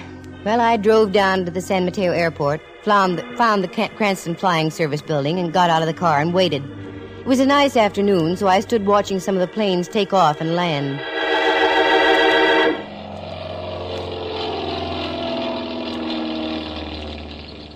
Pardon me, you aren't by any chance... Oh, no, of course not. No, I'm not by any chance. I'm Candy Matson. Are you Mr. Ayers? That's right. I didn't expect anyone quite so young. Well, did you want to talk, Mr. Ayers, or just stand there like a sea bass out of water? Oh, pardon me. I want to talk, of course. By the way, have you ever flown? On commercial airlines, many times. Why? Would you like to take a little hop this afternoon? What's that got to do with why I'm here? Plenty. It'll give you a picture of what I'm up against. In what do we fly, and who's going to be our guiding angel? Well, we'll probably fly in that Cessna over there, and I shall do the piloting. Well, I don't know. Have you been flying long? About 20 years. Oh. And I also flew for Uncle Sam in the late mess over Germany.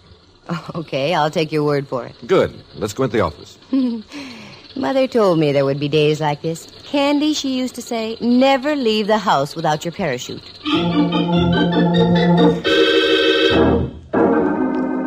We slipped through some prop wash, and I displayed a bit of silk that didn't belong to a parachute. Then into the building that housed the Cranston office. It was typical. A glass-topped counter with various flying trophies hung about the walls. Old propellers, silver cups, pictures of planes, and assorted certificates. Ayers plopped his wallet on the counter, and the chap proceeded to check him out. We went out onto the field and climbed into the plane. Then Ayers gunned the motor, and we were taking off.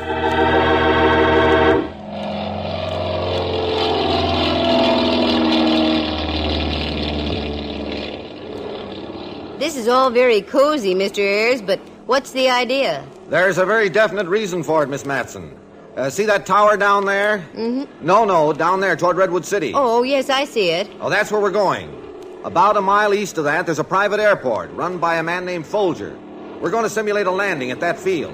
Well, I'm still not with it. I want you to notice all the physical qualities of that field as we come in for a landing. Notice the boundaries, the hazards, and the amount of free space a plane has, especially a light plane. You make me feel like a latter-day Nellie Bly. Okay, Mr. Ayers, let's go. I'll watch. Fascinated as I am by flying, I started looking around. The lower end of the bay on our left, the skyline to our right, and the bustling peninsula directly beneath us. I was shocked out of my reverie when the plane turned on its side and we cut sharply to our right and out over the bay. I thought Ayers had lost control of the ship, but no, it was just a routine bank. Then another bank right, and we were nosing in toward an airfield down and in front of us. Did I startle you? A little. It's all right now that I know we're not playing tag with gravity. I'm going to cut the throttle now and nose in for a fake landing. I'm glad you told me. I'll know how to behave. Keep your eyes open, Miss Matson. You see any high-tension lines around the airport? No. Any fences, highways, or any other obstructions? No, I don't.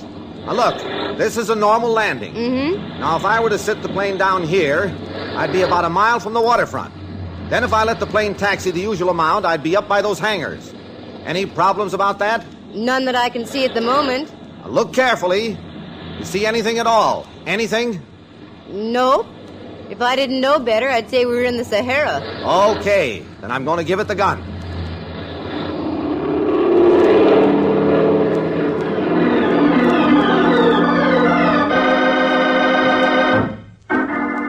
Without the wheels touching the ground, we were climbing into the sky again and back toward the San Mateo airport. In less than minutes, Ayers brought the plane in for a neat landing, and we were over a very dry martini in a little spot in Burlingame. Okay, we've played charades long enough, Mr. Ayers. Cut me in on the plot. Oh, it's merely this. The man who owns that airport, Folger, was out flying with his wife one afternoon. Brand new plane. They came in for a normal landing. Just as we did. As far as I could figure out, the plane nosed over, caught fire. He escaped. His wife didn't. As the adjuster on the case, I voted straight accident and asked my company to pay the claim. They didn't like the idea. Well, you know how insurance companies are, Miss Matson. Naturally, they have to be suspicious. But in this case, their fears are groundless. Mm-hmm. What about Folger? Where is he now? Still running the airport. Now, let's get down to cases, Mr. Ayres. Just why did I get the free plane ride this afternoon? Well, I've known your friend Mallard for some time. I wanted him to sign this affidavit saying the field is perfectly safe for normal flying. He wouldn't do it. Naturally. Naturally, being with the San Francisco police. Then he suggested you. I have to have some licensed representative of the law's signature in order to clear my neck with my company. Here, you saw for yourself. Will you sign it? Whoa there, boy. Wait a minute. Feather your prop. You mean you won't sign it? I didn't say that. But I don't sign anything until I read the fine print, not even for my pal Mallard. I'll tell you what I'm going to do. I'm going to leave now, after I have another olive and what goes with it. And then I'm going home. I'll call you tomorrow afternoon sometime. But, Miss Matson... Don't start to argue, Mr. Ayres. After my second olive, I get very stubborn. This got wilder by the moment. I was supposed to sign an affidavit clearing this joker on the basis of a 30-second buzz over a cow pasture. But oh no, I wasn't going to get caught with my flaps down, not for Mallard or anybody. I drove home to my penthouse on Telegraph Hill, dished up a warm tub, some warm soup, and then some warm blankets, and blacked out for the night. In the morning, I drove over to California Street near Old St. Mary's. I wanted to see a good luck piece of mine, Rembrandt Watson. Rembrandt's a photographer and tops in his profession now that he's not supplying the rent for all the bistros on the Barbary Coast. Candy, my lily, greetings. If I was a GI, I'd slug you for that. How are you, Rembrandt? Strictly je suis très bon. That's French. Well, that's your opinion. And that's English. Oh, Dove, you look as well scrubbed as Mount Diablo after a rainfall. There's a romantic parallel. What brings you about on this lovely day? This lovely day. How would you like to go for a little drive, Ducky? Well, let's see. I was supposed to have tea with Diogenes Murphy, the honest Irishman. But he'll understand. Yes, I'd love it. Where are we going and why? San Mateo. And for why, I don't know. Well, that's San Mateo for you. Anyone else going with us? No, just the two of us. Oh, good. Then I shan't have to ride in the tunnel. Wait just a moment, Dove, whilst I toss Henry me Great Dane a brisket or two, and I'll be right with you. Rembrandt fed his monster. We piled into the car and whooshed off to San Mateo. On the way down, I tried to plot a course of action. It wasn't easy. As my friend Ayres had said, the field was free from flaws, and where do you go from there? I was soon to find out.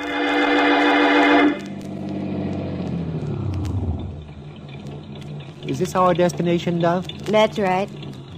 Arid little spot, what? Yes. Reminds me of the recruiting posters I used to see for the Foreign Legion. Come on, Rembrandt. I want to see something. What, dear? The other side of this hangar over here. What's over there? The burnt fuselage of a plane. Candy girl, your sense of the macabre knows no bounds. Can't help it. This is business. Is that the one? I should imagine so. Quite a mess, isn't it? Ooh, what a horrible way to go. Look it over, Rembrandt. Anything strike you as strange? Wait a moment. Yes. Why are there tattered pieces of fabric on this side of the plane, and on the other, nothing but melted steel frame? Good point, Laddybuck. And another thing. Look inside the cabin there. The safety belt on the other side. Intact. So it is. And I should sign affidavits yet. Wait till I see that Mallard. Pardon me. Was there something you wanted? Oh, how do you do? I don't like his looks, dear. Did you want to ride? Is that why you're here? We have Cubs, Cessnas, just about anything. No, nothing like that. Then, what is it? I happen to own this airport, and I don't like people poking about. The owner? Well, then you must be Mr. Folger. Why, yes. That's right. Who are you? Santa Claus. A little late. Come on, Mr. Folger. Let's go into your office. I'm sure we have a lot to talk about.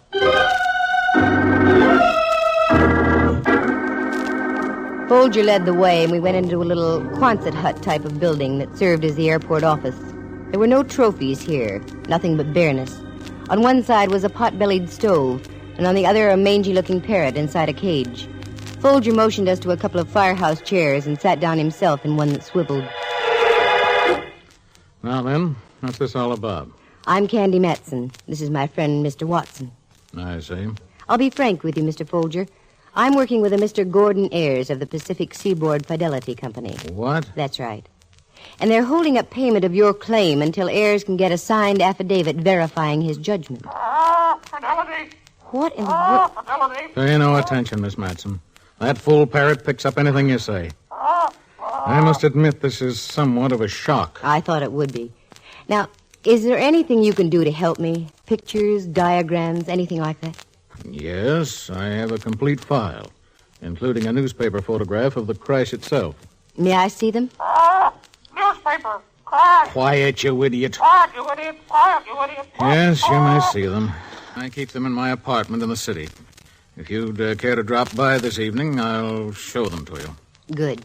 Supposing you give me a call when you get in town. Candy Matson, Yukon 28209. I'll write that down. Candy Matson. Candy Matson. That's right, Polly. NC 98012. I said quiet. Oh, someday I'll wring that blasted bird's neck. The only reason I keep her around is because she belonged to my wife. There. I'll call you this evening, Miss Matson. We left the place, got in the car, drove back down the road, and ducked into a little clump of trees well hidden. Rembrandt looked at me as though I was losing my mind. But in about 10 minutes, we heard the sound of a car coming from the airport. It roared past us, and at the wheel was Folger. That's all I wanted. I whipped us back to the Quonset hut, fully expecting the place to be locked tighter than a drum, but it wasn't. The door was wide open. What's the idea, Candy? Well, I'm not sure, Rembrandt. It's just a hunch. That open door, though, means we're going to have to work fast. Work fast? At what? My telephone number is Yukon, not NC something or other. I have a sneaking idea that somewhere back in the dim recesses of that parrot's memory, I can get a key to this whole thing. Now, hello, Polly. Pretty Polly. Give me a pencil, Rembrandt. Pencil? Here. Thanks. Pretty Polly. Candy Matson, Yukon 28209. Pretty Polly. Candy Matson, Yukon 28209. Candy Matson. Candy Matson. NC. NC 98012. 98012, that's it. Thanks, Polly. Come on, Rembrandt, let's get gone with the wind. I left Rembrandt off at Diogenes Murphy's place on Van Ness Avenue and drove downtown. I ran into a present-day miracle by finding a place to park, then took the elevator up to the offices of the Pacific Seaboard Fidelity Company. I spotted Ayers' office and walked in. Well, Miss Matson, sit down, sit down. You're as good as your word. Thanks. Got anything for me? I may have, but first I want to know if you've got anything for me.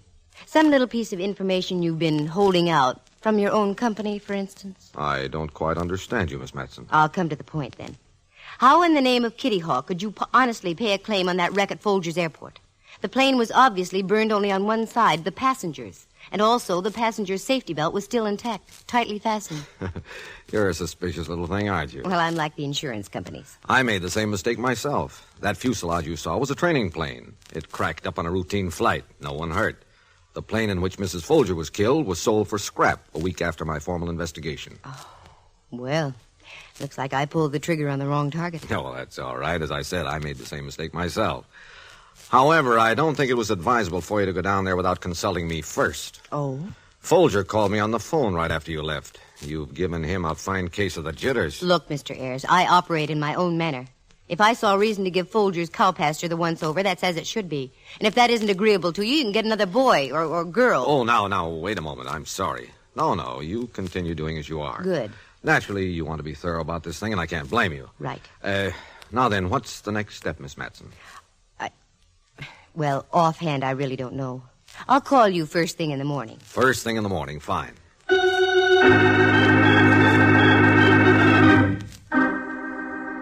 I knew what the next step was, but I wasn't telling Ayers or anybody. This was more than just working for a commission. I felt I was on to something now, and I was going to follow through.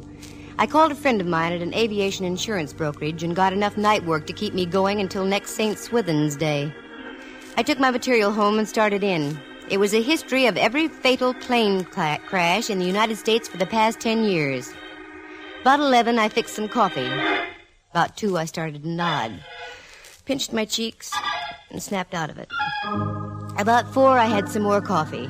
Then at 7, just as the sky dawn red-streaked across the bay, I found what I wanted. Exactly what I wanted. It didn't tie together yet, not all of it. But the knot was now begun. It only needed a little tightening.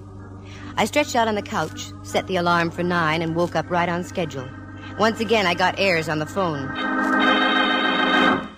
Pacific Seaboard Fidelity, Air speaking. Good morning, Mr. Ayers. Candy Matson. Oh, good morning, Miss Matson. How do things look? Well, if you're referring to me, awful. I've been up all night. By the way, I wonder if we could make that flight again. Flight? Yes, over Folger's Airport. Only this time I'd like to make an actual landing. Oh, why, sure. That can be arranged. And I'd like Folger to come with us. I want him to describe just what happened as we go along. Oh, well, yes. This morning okay? The sooner the better. I'll call him right now. Have him get a plane ready. I'll meet you there about noon.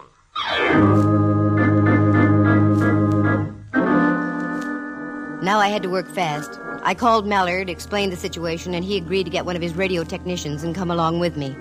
We drove back down the peninsula, and I left them both at Cranston's flying service where they went to work.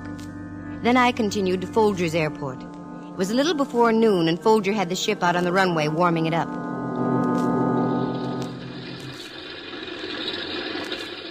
Hi there, Mr. Folger. Seen anything of Ayers? Yeah, he's in the office. He'll be right out. Come on, you can get in. Okay. Here comes Ayers now. Here, let me give you a hand. You can sit up front, and I'll sit back here. All right. Thank you. Right on time, I see, Miss Matson. Yes. Got the plane gas, Folger? Yeah, all set. Well, I guess we can take off. Here we go.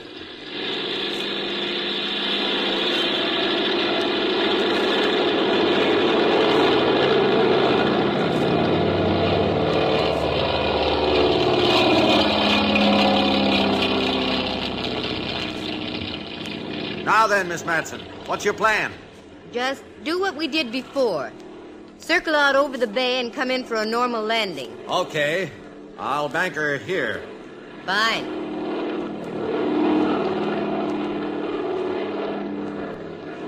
Now, is there any way for Folger to take the wheel?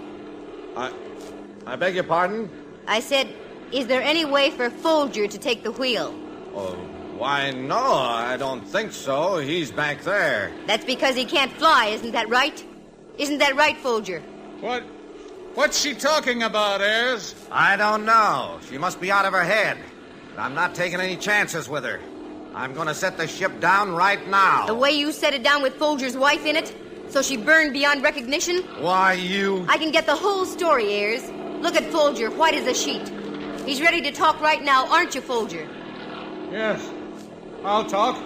I'll tell everything. Including the story about the same kind of crash in Toledo, Ohio? All right, you two, don't move. I assure you this gun is very deadly. You, Folger, open the starboard door. Go on, open it.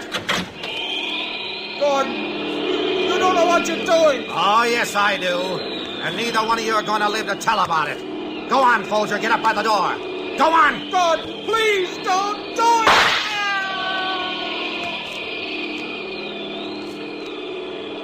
What a fine rat you are, Ayers. You're next, Miss Matson. Just a little too darn smart for your own good, aren't you? I should have known better than to try to use a dame for the fall guy. Go on, stand up by the cabin door. Sure. Okay. I'll stand up by the cabin. Well, Candy Girl, let's see you get yourself out of this one.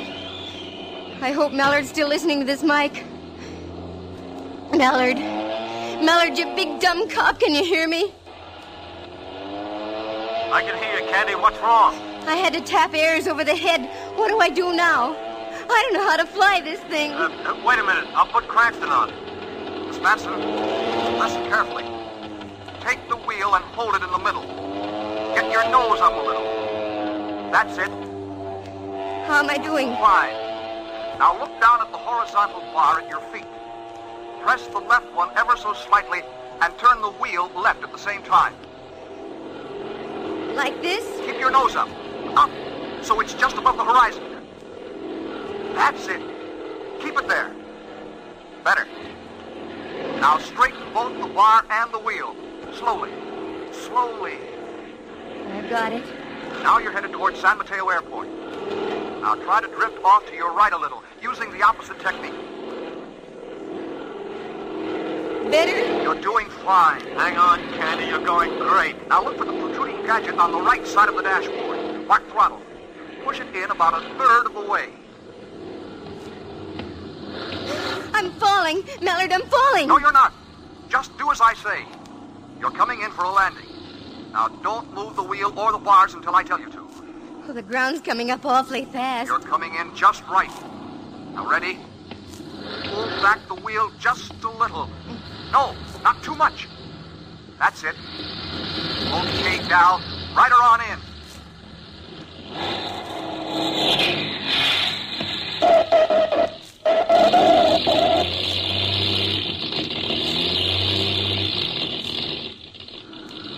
Now quick, kill your ignition.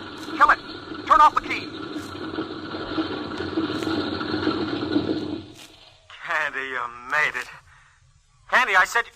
Come on, Cranston, let's get out to that plane.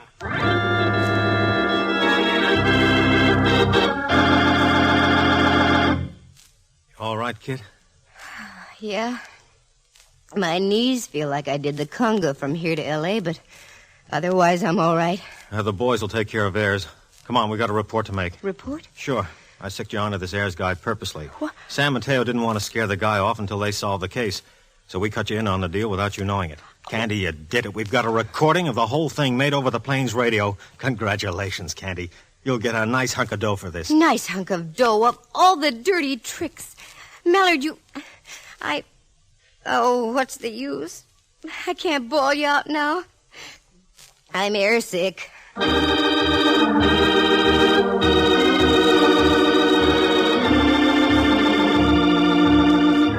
It was a very slick deal. Ayers was a top-notch insurance boy. About 5 years ago, he met up with Folger. This was in Toledo, Ohio. Folger was married to a very wealthy gal, but couldn't get his hands on any of the money. Ayers hit upon a pretty little method of mayhem back there. He took out a license plate under Folger's name, fireproofed his half of the plane, also the passenger's safety belt. Then one fine day, he came in for a landing, deliberately pancaked the ship, left the motor running, and let the crate burn, with Folger's wife in it. They collected plenty. In those days, they had the names of Smith and Jones or something like that, and Ayers was the insurance adjuster. They moved on to California, took the names of Ayers and Folger, and set about to do an encore on the same old act. Folger met another wealthy gal, married her, and set himself up in the airport business. Ayers got himself a job with a San Francisco insurance outfit, and voila, they were ready for another crack-up. My suspicions were first lit up when I saw Ayers' face. He had more scars and stitches than a well-seasoned hockey player. And that broken-up fuselage behind Folger's airport, that was another giveaway. It was a test model they'd used to make sure their plans were all set. But the real giveaway was the parrot. What a memory. NC 98012 was the license number of the plane that crashed in Toledo, killing Folger's first wife. The parrot was also her pet, and Folger had kept it for sentimental reasons. He shouldn't ought to have done it, though, because through the parrot I traced the whole thing. It was a nice one-time racket, but they should have quit before the police tripped them up. Oh, yes, Ayers was convicted. And Pacific Seaboard Fidelity rewarded me quite handsomely. But that Mallard, deliberately using me for bait. I got even with him, though. I made him take me deep-sea fishing about a week later. Oh, did he get sick. Seasick. And I just stood there and laughed and laughed and laughed and laughed. Listen again next week at this same time. For excitement and adventure, just dial... Candy Matson, Yukon 28209. Heard tonight were Lou Tobin as Ayers, Harry Beckville as Folger, and Jack Cahill as Cranston. Henry Leff as Inspector Ray Mallard, and Jack Thomas plays the part of Rembrandt Watson.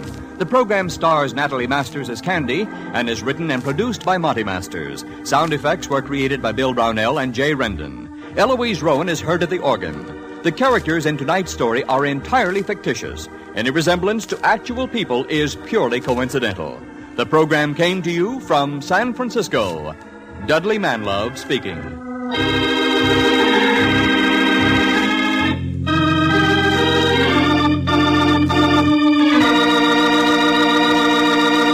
You are tuned for the stars on NBC.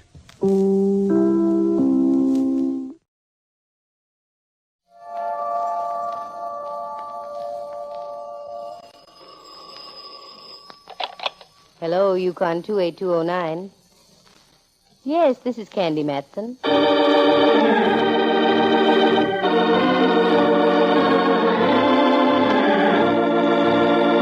The National Broadcasting Company presents Candy Matson, Yukon 28209.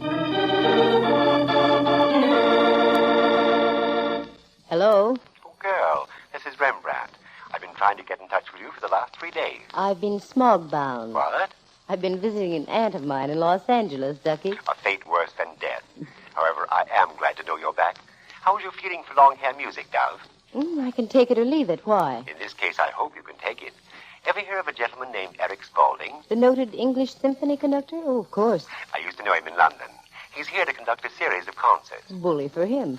I know where I can get him a baton wholesale. He needs more than a baton, Candy, dear. He needs help.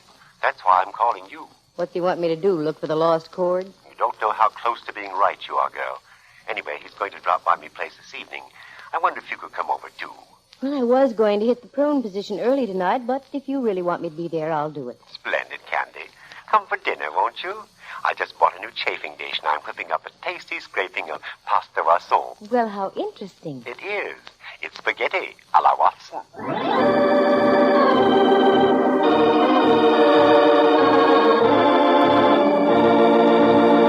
Candy Matson, the girl all San Francisco claims to know personally. That's because she hits the front pages of the newspapers more often than the Three Bridges. Kate, you came in late. Candy makes a tidy little living by minding her own business. The business being one of private investigation. Take this deal with Rembrandt Watson and Eric Spaulding. It sounded innocent enough to start with. A clue here, a corpse there could make a very interesting story. One that Candy Matson can tell you about herself right now. What did the man say? A clue here, a corpse there? Well, he's almost right. The corpse came first, the clue later. I also ran across the most ingenious device ever dreamed up to cause a man to lose his job. And I managed to get a little culture on me, whether I wanted it or not. Because in the course of this little deal, I got better acquainted with Mozart, Brahms, Beethoven, even Khachaturian. Bless you. It all began by accepting Rembrandt's invitation that night for dinner and a meeting with Eric Spaulding.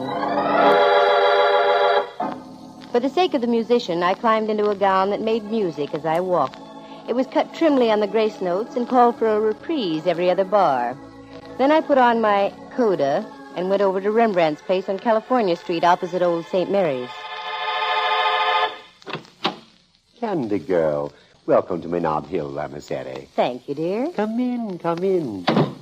Breathtaking, positively breathtaking. Thank you. You look gorgeous in that, what is it, Candy? If you just stop and consider the thousands of man-hours put in by little worms all over mulberry bushes, you wouldn't ask that question. Oh, silk. Mm-hmm. Where's the maestro? Oh, Eric hasn't arrived yet. He'll be here shortly. What's his problem, Ducky? I haven't the slightest idea, but he seems terribly upset. His worry seems to concern itself with his concert tomorrow night at the Opera House. These boys with the long hair and coattails to match, they're always worrying. I don't know how most of them manage to live so long. Oh, help yourself to the port, dear. I had some hors d'oeuvres, but Henry, the Great Dane, beat us to them. Henry, heavens. I haven't seen him in ages. How is he, dear? Oh, I'm so glad you asked, Candy. He's missed you terribly. I'll let him in for just a moment. Oh, no, Rembrandt, I didn't mean that. He's missed you so, dear. Oh, Rembrandt, he's charging me. No, Henry, no. Rembrandt, help. He's got his paws all over my brow. Isn't that sweet? Such devotion. Candy adores you. Well, tell him to do his adulation from the floor with all four paws on it. Quick, Rembrandt, I'm becoming pigeon-chested. What a beautiful picture. Rembrandt. Oh, yes. Henry, down, sir. This instant. There we are. Now I know how that mud shoal in Chesapeake Bay felt when the big mole landed on it. Into the kitchen, Henry. Back to your side of beef. That's the lad. Oh, that must be Eric. Or another Great Dane. Eric, dear boy, do come in. Thank you. Ah, what a charming place, Rembrandt. So bohemian. That's one word for it. Personally, I call it cluttered. Candy, dear, may I present Eric Spaulding, Eric Candy Matson. How do you do? Really quite an honor, Mr. Spaulding. I've heard many of your European recordings. Is that a fact? Yes, I had a very good orchestra in London. Nice chaps all. Played well together. I used to know the producer on the Standard Hour. That way I became quite familiar with the playing of the San Francisco Orchestra. How do the two compare, Mr. Spaulding? That's like trying to compare the Atlantic Ocean with the Pacific. Both large bodies of water, but entirely different in characteristics. However, I feel the San Francisco organization would rate among the best in the world, with the proper conducting. And you feel you can give it the proper conducting? Most certainly. I see. Why don't you tell Candy about your innovation in music, Eric? I'm sure she'd be greatly interested. Oh, yes, I'm surely. It's nothing more nor less than applied showmanship, Miss Matson. I've always had the firm belief that music should paint a mental picture. I imagine the composers did, too. So I've made it a point to always include one number in my concerts where we play in fluorescent lighting. Oh, yes, I recall reading an article in Life about that. I've been severely criticized for it. I conduct with an illuminated baton. To me, the musical message is much better presented in that manner. The audience sits in the dark. It has a chance to interpret what the composer intended saying. Could be. I've been accused of everything from cheap theatricals to degrading the concert stage. But I'm sticking with it. I'm convinced the public appreciates what I'm trying to do. Rembrandt tells me you're bothered about something, Mr. Spaulding. Yes, I am. I'm an artiste, Miss Matson. I know only one thing, music. That's why I wish to speak to someone in your line, investigating and that sort of thing. That sort of thing leads to money. I know. And I'll be very glad to retain you, if you can help me find out what I want to know. And that would be? Someone is trying to sabotage me, Miss Matson. The San Francisco concerts are critical stepping stones in my career. I've given 2 concerts. Each time during the selection where we black out the lights, the orchestra, en masse, has hit one foul, rotten chord. Well, didn't you get it straightened out in rehearsal? That's just it. It never happened in rehearsal. I've checked the score afterward. Perfect. I've talked to the orchestra personnel. They're more amazed than I. To say the least, it must be extremely embarrassing at a moment like that. Believe me, words haven't been invented to describe such a feeling of mortification.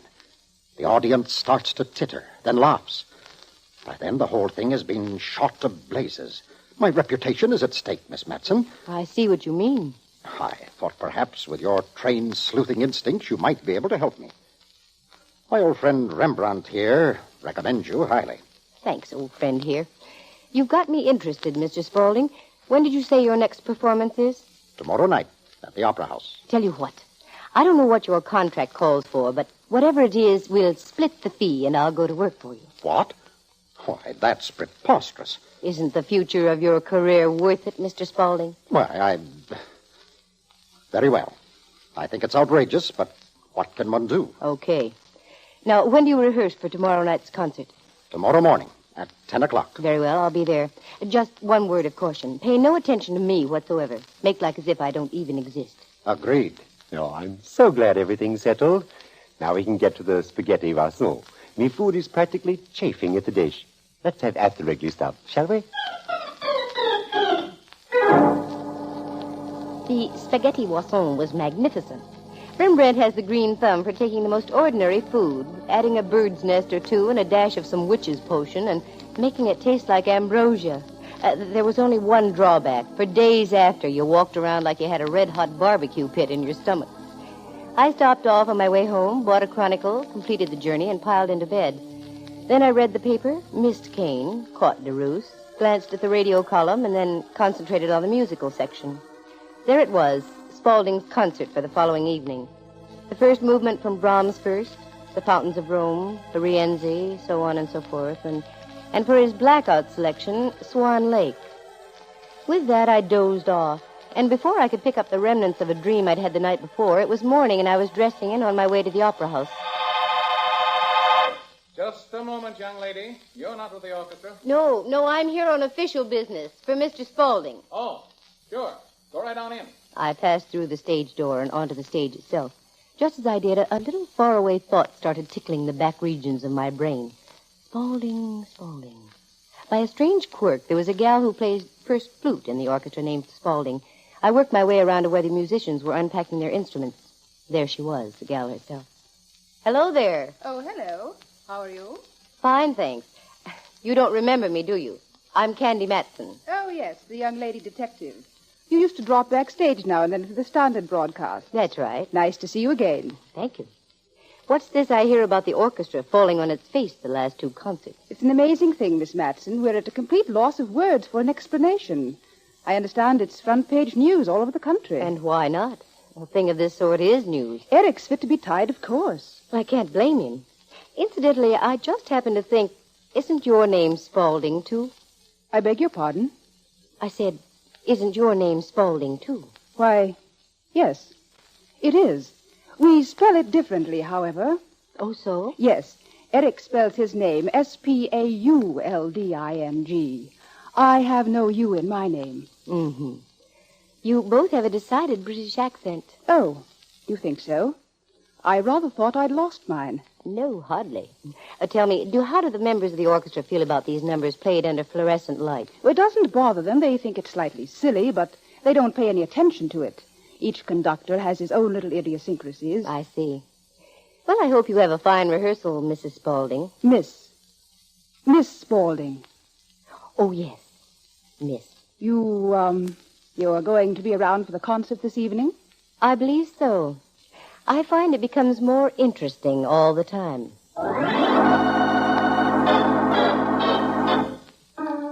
Something was phony with the gal, but I couldn't put my finger on it. I tossed it off and decided to think about that angle later. In the meantime, I ducked into a quiet corner of the wings and listened carefully to the whole rehearsal. Then it came time for the blackout number, Swan Lake.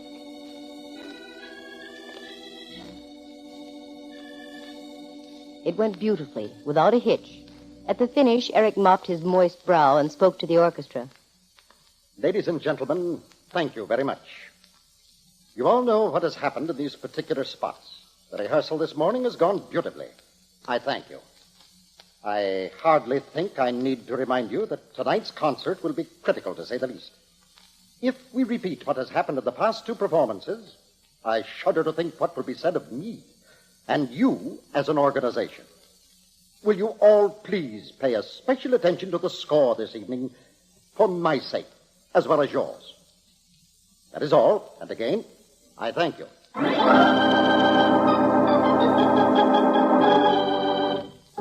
With that, Spaulding dismissed the orchestra. I waited a reasonable length of time, then dropped around to his dressing room. The concertmeister was in with Eric, so I waited. And waited. Finally, he was alone.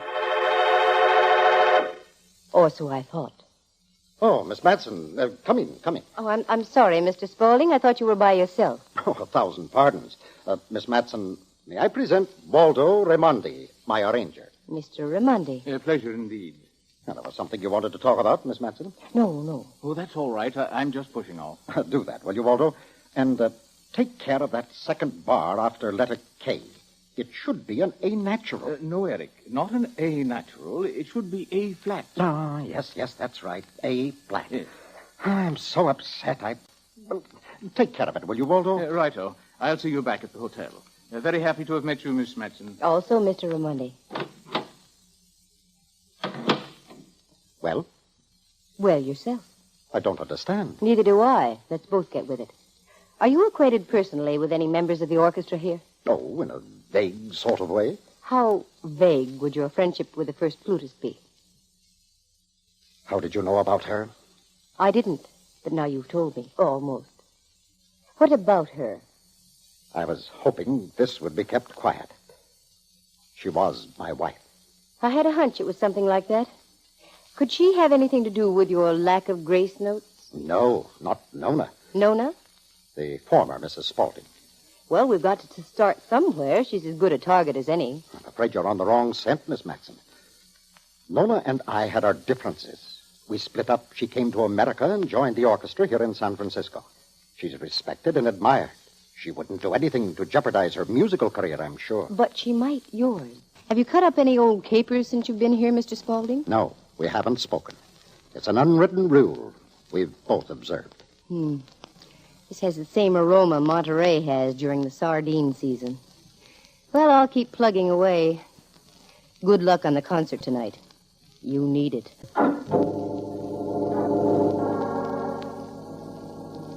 The hotel where Spaulding and Company made its headquarters was just a hop, skip, and a jump from the Opera House. But I would have looked silly getting there that way, so I drove. A simple question produced results. Waldo Raimondi was in room 1812. And before I could ponder whether that was from the overture of the same number, I was there. Come in, please. Oh, hello. Come in, won't you? Thank you.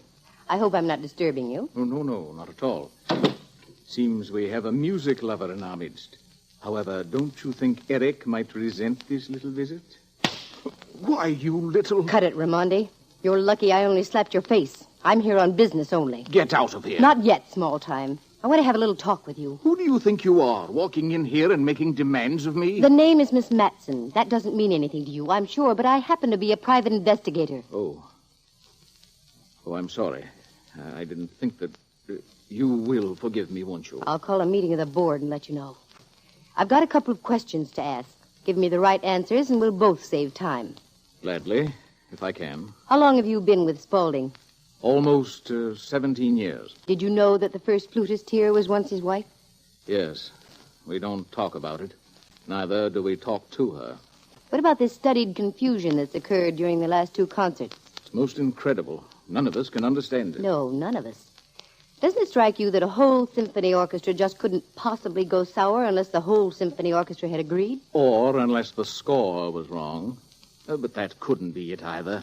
Both Eric and I have checked immediately afterward, and that leaves us... nowhere. Exactly.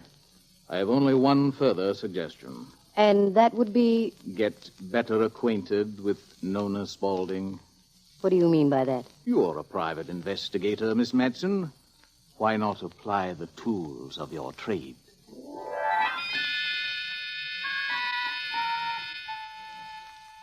The whole thing was becoming as simple as hydrogen. Using my cool Sam Spade logic, I decided to do nothing until after the concert that evening. So I went home to my penthouse on Telegraph Hill, showered, and slipped into something movie writers would have described as... comfortable. Then I called Rembrandt on the phone.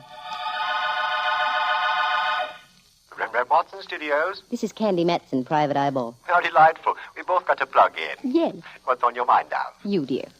How would you like to attend the Spaulding concert tonight? Oh, Candy, I've heard music before. So have I. But this is more or less a command performance. I recognize the command in your voice. Very well. Shall I dress?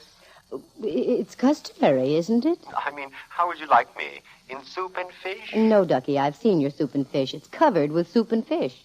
No, just come as you are. Oh, Candy. Very well. As you say, dress. I'll pick you up about 7:30. Splendid. Where are we sitting? The Diamond Horseshoe? That's right. Backstage in the wings. I bustled about getting ready. As long as I was going to be backstage, I didn't have to get too fancy. So in practically nothing flat, I was out in the car and once again driving over to Rembrandt's place. He was ready, he jumped in, and we took off for the Opera House. The carriage trade was arriving at the carriage trade entrance, so I found a place to park out in back, and then we went in, talked to Wally, one of the stagehands, and got 2 chairs on the left. Just at that moment, the concertmeister gave the cue for the orchestra to tune up.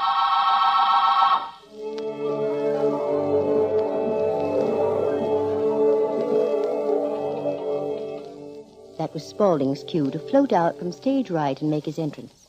He carried more ham per pound than you'd find in a Chicago stockyard. He minced to the podium, bowed, scraped, and faced the orchestra. It all started nicely enough, even though the orchestra was playing as if it were sitting on eggs. First the Brahms, then Fountains of Rome. They took a bath in the first fountain. It felt so good they went on to another. Then another, and they were through all the fountains. Now it was time for the production number. The lights dimmed. The fluorescent lights on the music stands came on. Spaulding flipped a switch and his baton lit up. You could feel a tenseness come over the audience, and the orchestra started hatching its eggs. Eric gave the downbeat, and Swan Lake was underway.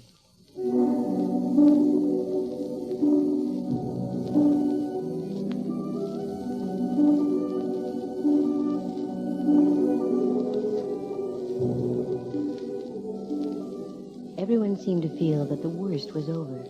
You could almost hear the snapping of spines as the audience relaxed and settled back in their seats. And that's when it happened.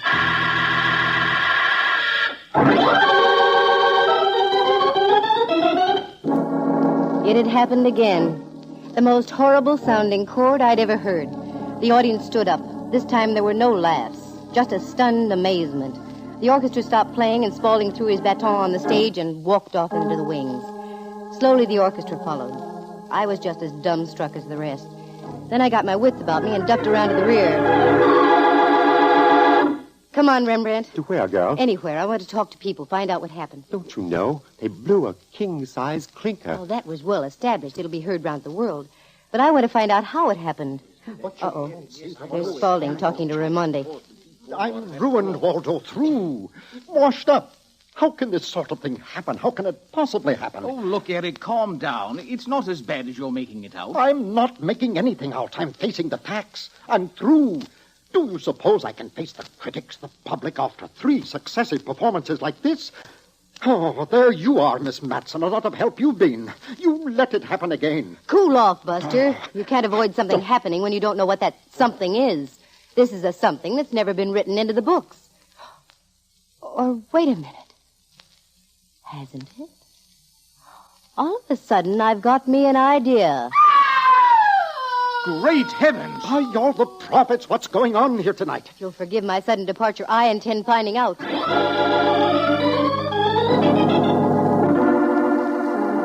We made like the cavalry going up San Juan. The scream had come from off stage over in the dressing rooms. That's where we headed. By the time we got there, a crowd had gathered. And there, in room 14, with her flute clutched firmly in her hands, lay Nona Spaulding. I don't know what's happening. Possibly I'm going to try and get through here and find out what's happening. Excuse me. Pardon me. Oh. How is she, Candy? She's not feeling well, Rembrandt. As a matter of fact, she isn't feeling at all. She's dead.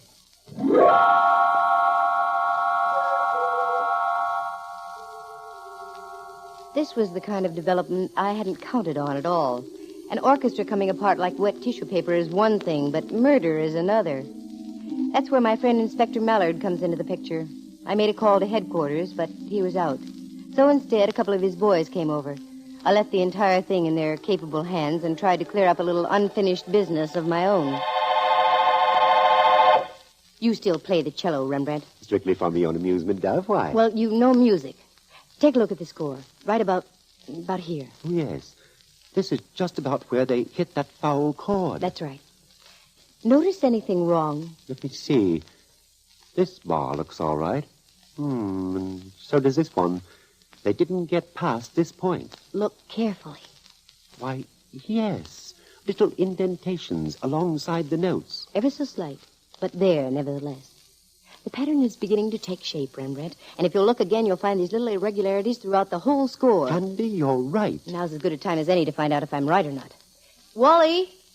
Wally! Is that you, Candy? That's right. Do me a favor, Wally. When I shout now, switch on the fluorescent lights, will you? Okay. Now hand me that score, Rembrandt. We'll place it on the music stand like this. Good. Keep your eyes on this bar right here. Don't look away for 1 instant. Now, Wally. Okay. Watch now. There are the lights. What do you see? Candy. Incredible. That chord changed right before me very eyes. Why, nobody could play that. It has dissonance over dissonance. That's what you heard tonight. Keep watching. The regular lights again, Wally. Right, Candy. There. You see? Back to normal again. But you don't see the bad chord, do you? No. This is amazing. Most amazing. The copyist used a certain kind of ink that vanished under the fluorescent lights. And at that time, a whole new score appeared, with that awful chord buried in it. Diabolical, isn't it? Yes, isn't it? Too bad you're so clever, Miss Matson. Hi, Raimondi. I wasn't sure for a while, but when Mrs. Spaulding got it in the dressing room, I had my money on you. It's a shame your knowledge won't do you any good. You're not going to be able to use it. You see, here in my pocket, a very competent 38. Now move, both of you, quietly, over to Eric's dressing room. You better do as the man says, Rembrandt. Oh, there you are, Miss Matson. I want Oh, no, you don't, Eric. Spaulding, you all right? Yes, I'm all right. Just nick me. Come on, Rembrandt. He's ducking around backstage. There he goes. He's trapped and he knows it. The cops are over on the other side of the stage. He's coming back this way. Rembrandt, the stage has been raised on the elevators. He's going to run right into that opening. Raimondi! Look out! Raimondi!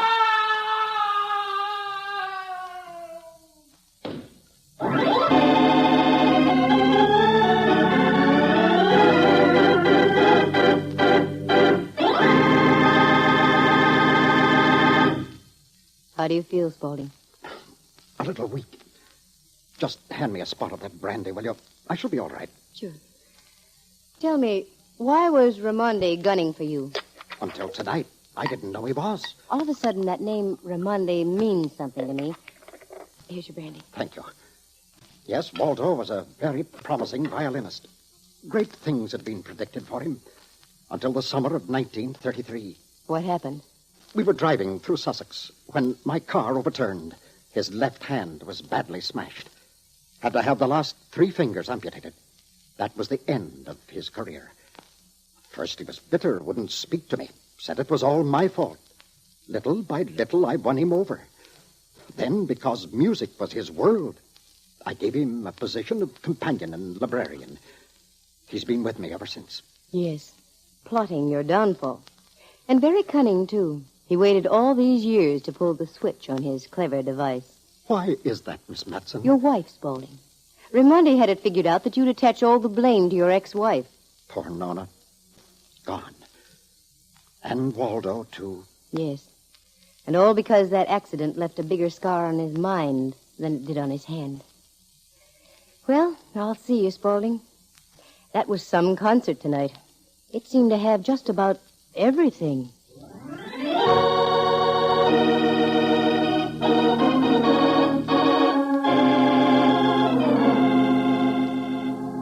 It was too bad about the ex-Mrs. Spaulding. She let her heart rule her head.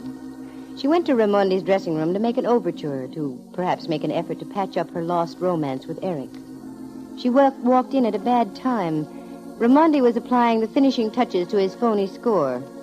There was an assortment of ink all over the table. At the time, it didn't mean anything to Nona, but during the performance, she discovered the same thing I did.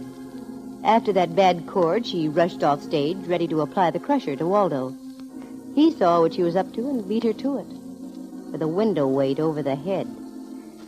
Well, like I've said many times, some of that music gets too deep for me. I think I'll just stick to something not quite so complicated. Something simple, enjoyable. Something you can understand. Like bop, perhaps?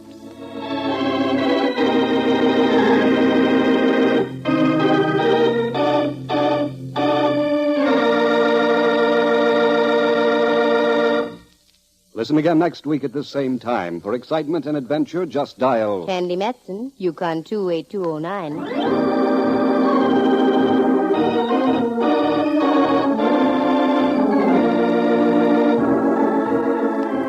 Heard tonight were Hal Burdick as Eric Spaulding, Harry Bechtel as Waldo Raimondi, and Norma Tuart as Mrs. Spaulding.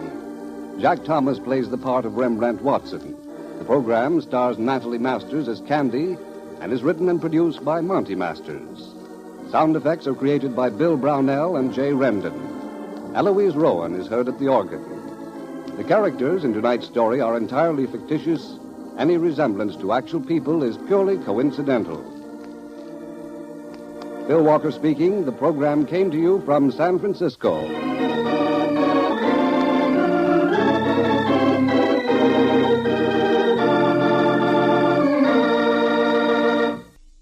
You are tuned for the stars on NBC.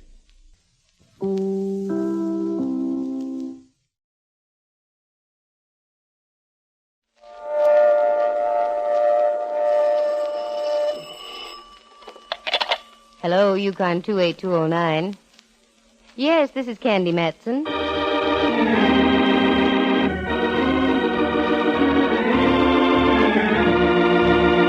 The National Broadcasting Company presents Candy Matson, Yukon 28209.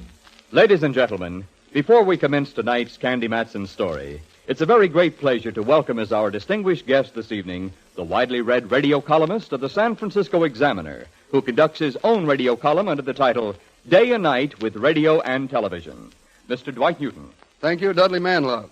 Recently, I conducted a popularity poll to determine our readers' favorite radio program originating in San Francisco. Heading the list, and a top-heavy favorite, was your Candy Matson program. In behalf of the Examiner readers who participated in the poll, I am happy to present this award, which reads as follows. 1950 San Francisco Examiner Favorite Program Award. This certifies that readers of the San Francisco Examiner have voted Candy Matson their favorite local radio program in a poll conducted by the undersigned writer of the column Day and Night with Radio and Television.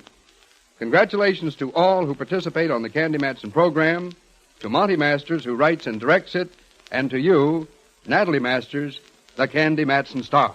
Thank you, Dwight Newton. We're doubly proud of this award tonight because next week's program will mark Candy Matson's first birthday. From all of us here at NBC in San Francisco, to Dwight Newton, the San Francisco Examiner, and most of all, you, the listeners, who've made this award possible, our very sincere thanks.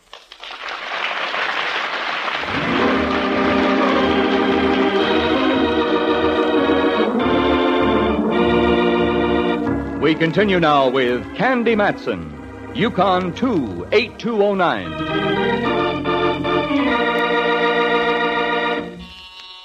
Just a moment, I'll be right there. How do you do? You are Candy Matson, aren't you? Yes, that's right. And who are you? Willa Gray. Come in, won't you, Willa?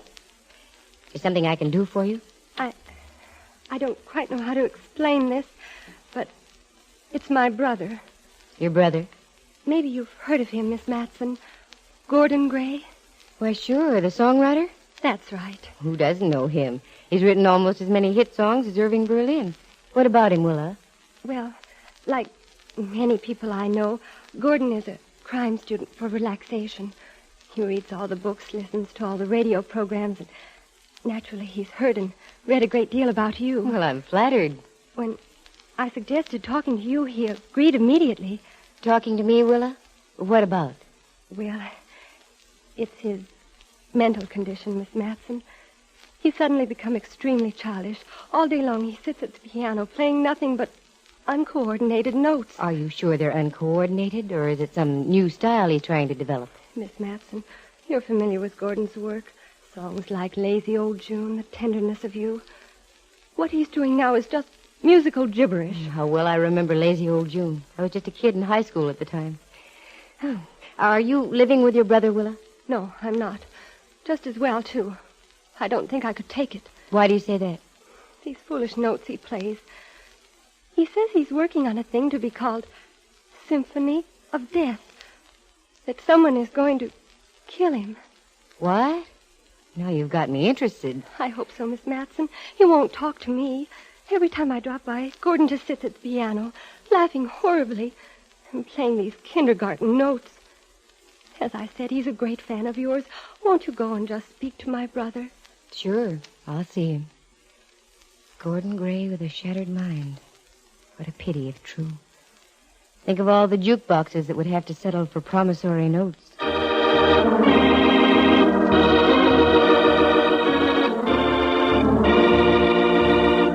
Candy Matson, San Francisco's well-known gal private investigator.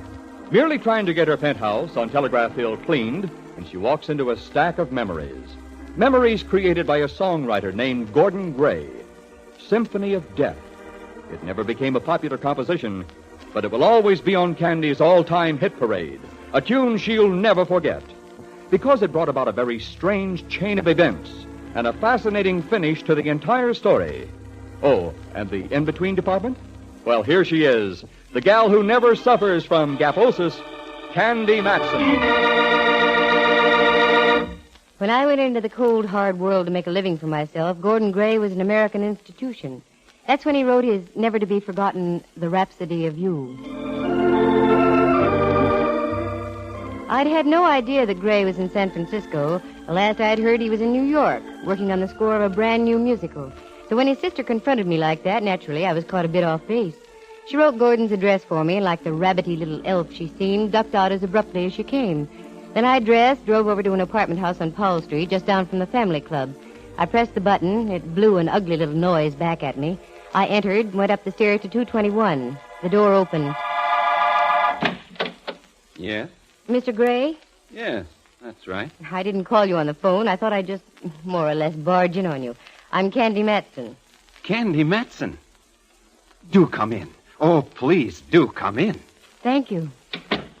So, my little sister finally got up enough gumption to call you. Yes, she came by this afternoon. We had quite a nice little chat. A nice chat. With my sister? Impossible. The little mouse doesn't know how to put one word after another. Oh, here. Do sit down, won't you? Place is a mess. I've got manuscript all over the floor, the highboy, the whatnot, everywhere. Highball? Spot of sherry? Thank you. No, not right at the moment. As you say.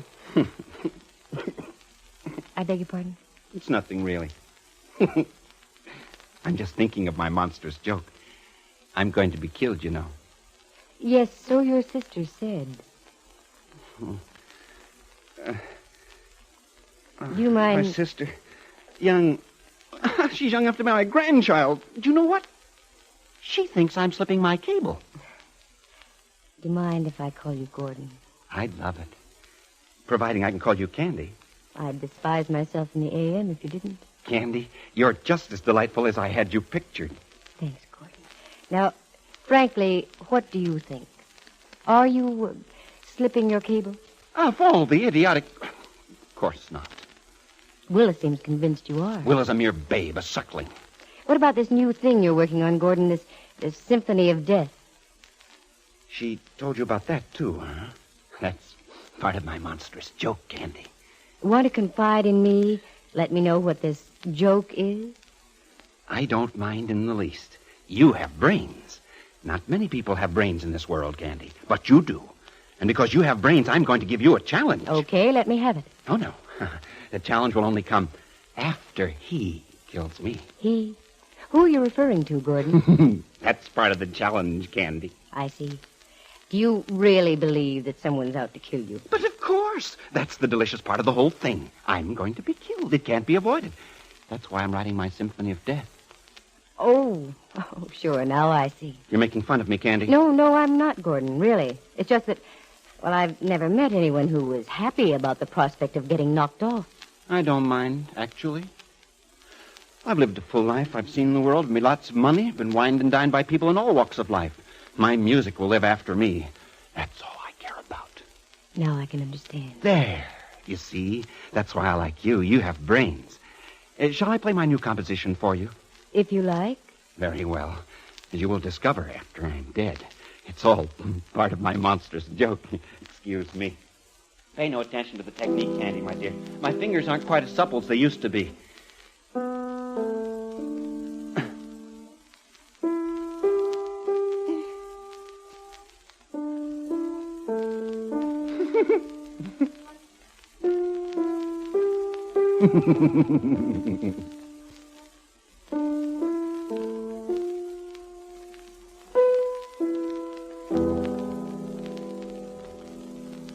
There. What do you think of it?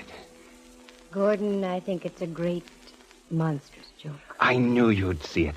It's part of the joke. You're very sharp. I knew it. That's part of the joke, and you can see it. You pay wonderful compliments, Gordon. Thank you. But don't you think this Symphony of Death is a complete departure from your usual style? From something like, well, the Rhapsody of You, for instance? Certainly. It's because of him. I had to write something dedicated to him, didn't I? Well, to scramble a dangling participle, who's him? The man who's going to kill me.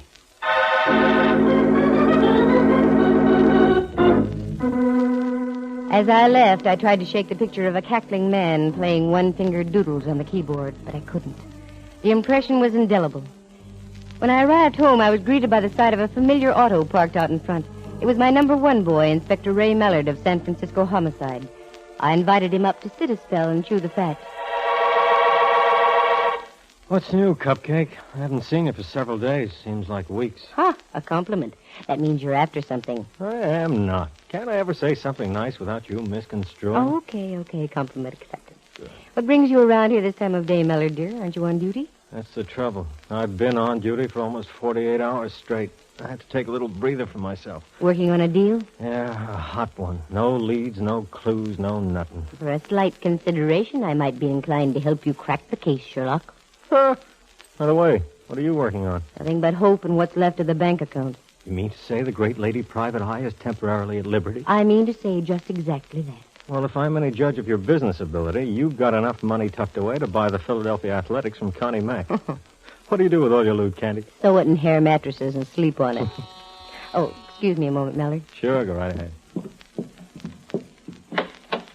Oh, hello, Willa. I didn't expect to see you so soon. I hope you won't think me a nuisance, but I just had to see you. I understand. Come in. No, thanks. You've been to see Gordon. I just spoke with him on the phone, and he told me. Yes, that's right. What do you think, Miss Matson? Very sad, Willa. How long has he been like this? Just a week or so. He flew in from New York, and I could see the change in him right away. How long ago did he leave for New York? He left Hollywood for New York last month. Was he all right then? Oh, yes, just fine. He seemed so happy. He just finished writing the music for the new show in the East. But when he got there, the backers, as they say in show business, told him the music was no good. He said he'd return to the coast and redo it. But instead of going back to Hollywood, he came here, took that apartment on Powell Street, and he's been holed up there ever since. Do you think being told his music was no good had anything to do with his present condition? Oh, I'm sure of it, Miss Matson. He's always been such a sensitive person. No, Willa. I've known several people who snapped momentarily under a terrific strain. Maybe it's not as serious as you think. But what am I going to do? Well, first, he needs aid, immediately. I know a Judge Conway here in town. I think he'll help you get Gordon committed to a sanitarium where he'll get the finest medical aid available. A sanitarium? Oh, no, Miss Matson, that would kill Gordon. Well, it's either that or have him get progressively worse. I suppose you're right. Would you talk to Gordon? Explain what must be done? I don't think I'm capable. Sure, I'll do it, Willa. You sit tight, and I'll call you just as soon as I speak with Judge Conway. Thank you. Thank you so much. I imagine I should inquire as to how much you charge for your services. No, forget it, Willa. Getting Gordon Gray back to normal will be pay enough. You're just wonderful, Miss Matson. Goodbye. Poor kid. So helpless. Poor kid is right. I couldn't help overhearing. She's about 90% mouse. She and Gordon must have been poured right out of the same mold as far as sensitivity is concerned. Is that the Gordon Gray, Candy? The famous songwriter? That's the one. And he's cracked up? Mm-hmm. Downright sure. Well, thanks, pal. Just the sight of you has picked me up considerably. I'll be getting back to the grind. Melly, dear, hold me tight for just a moment, will you? Sure. Don't let Gordon Gray get you down, Cupcake. Well, it wasn't a very pretty sight. And I've got to face him again. Thanks for the hug, Mallard. I'll return it someday.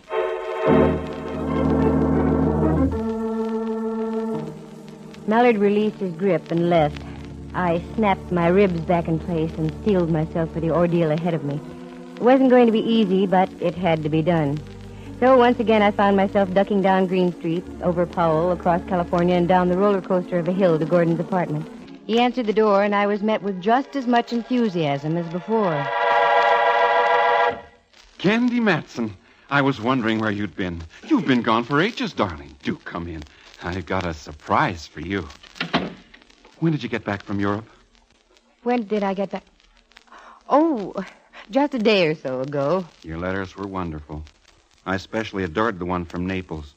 What a time you must have had. Yes, quite a time, Gordon. How's the new symphony coming along? That's the surprise, my dear.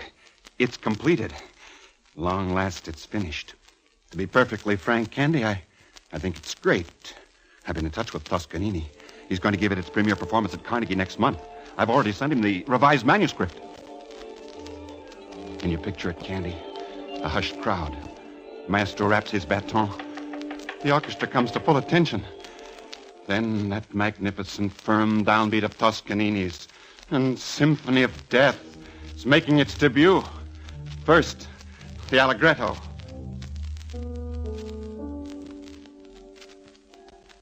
Then the Molto Andante.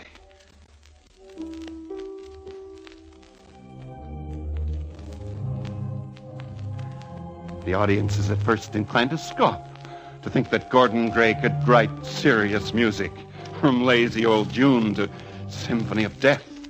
Too much of a step, they'd say. Then Toscanini glides into the con moto.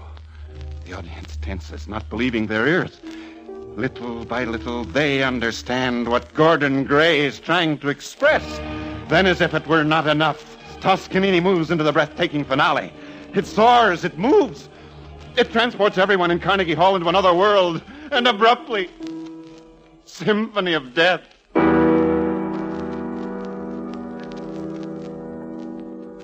The Symphony of Death is over. The audience arises as one. They shout for Gordon Gray, the composer. History's being made. More shouts for the composer. But Gordon Gray isn't there. Gordon Gray's dead. Because of him. Gordon, listen to me. Because of him. The world will have to be denied any further music from the pen of Gordon Gray. I said listen to me, Gordon. Oh. Go on. I want to talk to you. And you've got to listen very carefully. You're sick. You need help. Your sister and I are arranging to have you sent to a home nearby. They'll have you on your feet in short order. Sent away? Yes. That means he will visit me sooner than I'd planned. Very well, Candy. Tell Willa to do whatever she thinks best. I won't give her any trouble. It's for your own good, Gordon. Believe me. I know. Candy, you never went to Europe, did you? You were here earlier this afternoon. Isn't that right? That's right. You just went along with the gag. That's right, Gordon. Yeah. You'll be here sooner. Much sooner than I expected.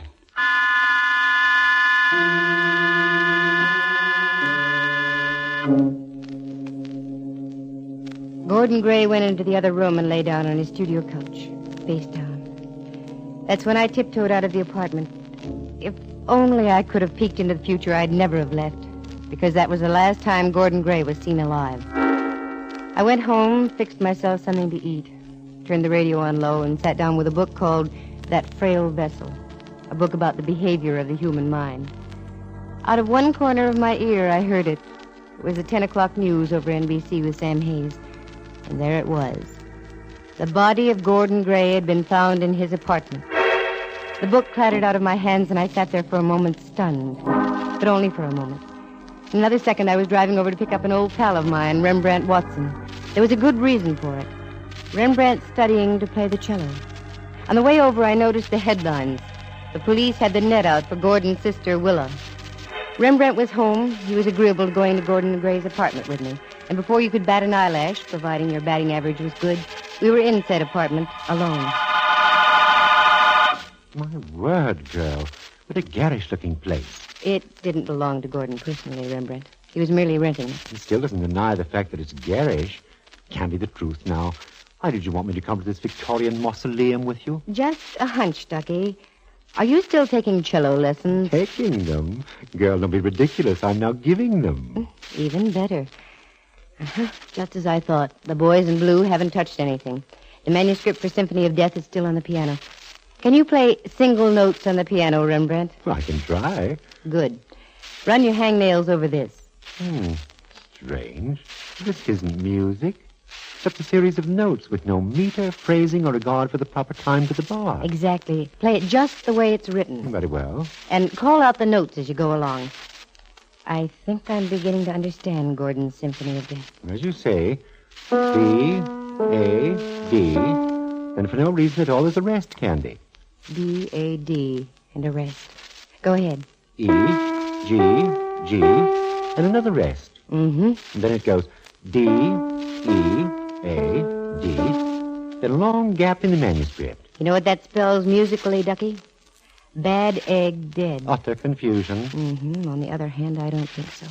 As we say in the movies, continue on. F, A, G, G, E, D. No timing at all. That spells fagged. So am I. However, it goes on like this. D, E, A, F. Another rest, then B, E, E. Fini. What? Through. It's kaput. Finish. Let's see now. Bad egg dead. Fagged. Deaf. B. Candy, love. If you're going by the notes of the musical scale, you could spell practically anything out of A, B, C, D, E, F, and G, even from a tune like Ragmuff. But this means something. I know it does. Gordon told me it was going to be a challenge. What? Who's there? Don't be alarmed, Miss Matson. It's only me, Willa. Willa, how did you get in here? Don't you know the police are looking all over town for you? Let them look. I don't care. My brother's dead. I read it in the papers. How did you get in here, Willa? The cops are surrounding the place. I just walked in through the front door. Oh, wait till Mallard hears about this. Willa, you didn't kill Gordon, did you? No, Miss Matson, I didn't. Honestly, I didn't. I believe you, Willa. Because I think I know who did kill your brother. You do? Tell me. Oh, please, tell me. Down at the Hall of Justice. Okay, let's go. Oh, Rembrandt, bring along that bust of Beethoven sitting on the piano, will you? Pleasure, dear. I'll be glad to. Candy, this thing must weigh at least 15 pounds. Well, you're the only man in the group. Oh? Oh. Very well. Come along, bust. Hall of Justice or likewise.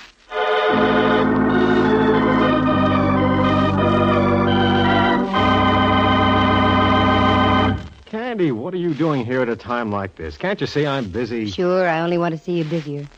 This is Willa Gray. Remember her? Just the girl we're looking Well, for. save your breath, Mallard. Willa's innocent. She had nothing to do with Gordon Gray's death. Okay, you know so much. Who in tarnation did? Put that bust of Beethoven on Mallard's desk, Rembrandt. I was wondering how long I'd have to hold this thing. What in the name of Schenectady do I want with that? There sits your murderer. Candy, are you out of your head? No, it's so complex it's simple, Mallard. Gordon Gray works like a beaver for 2 months writing a musical score for a new Broadway show. He takes the score to New York. The producers tell him it's no good. It's the first time it's ever happened to Gordon. It does something to his mind. He broods. He comes to San Francisco. His mental condition becomes worse. So is yours. Where you're concerned, yes. But let me finish. Here, take a look at this. Bad egg dead. Fag. Deaf. D. Okay, I give up. What does it mean? Bad egg dead. Gordon Gray is referring to himself. Fagged, that means he had come to the end of his rope. His musical knowledge and creative ability were running dry. Gray had nothing more to live for. Okay, Miss Edgar Allan Poe. What does deaf B mean? Well, that had me stumped for a while, too. Then I got to looking at this bust of Beethoven standing on the piano. It seemed to dominate the entire room. Then I put 2 and 2 together and got Ludwig von Beethoven. B was an abbreviation of Beethoven. Beethoven was deaf, deaf B. I don't get it. You will. Beethoven is going to hit an all-time low. The answer lies inside that plaster bust, I'm sure. Stand back, Mallard. I'm about to splatter a genius. Take a look. Good gravy. A small fortune in greenbacks. That's right. And a note, too, if these eyes don't deceive me. Congratulations, whoever you might be. You learned the true meaning of my Symphony of Death. You've also just executed my killer, von Beethoven. Now perhaps he knows how it feels to be cracked up, too. Thanks for participating in my little joke, my last charade. This is my entire estate. Put it to whatever good use you may see fit. Gordon Gray. Oh, Rembrandt, do me a favor. Take Willa outside. The poor kid's pretty badly shot. Certainly, Dove. Come along, young lady. I still don't get it, Candy. It's easy to fill in the gaps now, Millard. Gordon's music was falling apart. He knew it. So he started swiping melodies from obscure Beethoven themes. But Gordon, with only his flair for writing popular music, couldn't grasp what Beethoven had originally intended. Consequently, the things he wrote were terrible. The more he copied, the more he realized that Beethoven was becoming an all-ruling obsession. It was Beethoven in the morning, Beethoven at night, Beethoven 24 hours a day until it drove Gordon completely out of his mind. That I can understand, but what's this joke he mentioned? Well, he was a great mystery fan. That's why he wrote this gibberish thing called Symphony of Death. A group of notes that spelled out bad egg dead, fagged, death be, and so on. All part of his warped mental condition. Well, that makes sense. Except for one thing. How did Gordon Gray die? Exactly when he wanted to die. Mallard, dear, I now know there are some mighty strange things in this world. Even a completely sick mind such as Gordon's has great powers of concentration. Gordon was like a captain without a ship, like a man who's been married 50 years who suddenly has no wife. You probably won't believe it, Millard, but Gordon Gray, knowing that his mind was shot, and knowing, too, that every last bar of creative music had been drained from his heart, his soul, willed himself to die.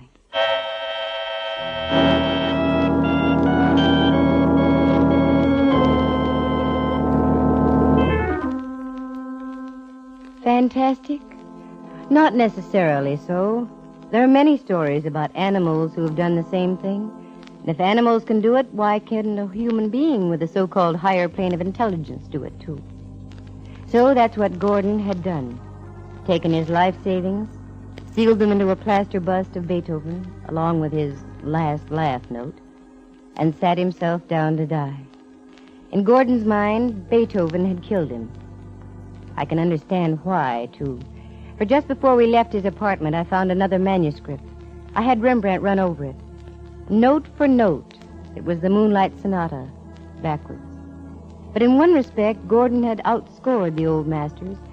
He had completed his Symphony of Death, and Beethoven was in little pieces.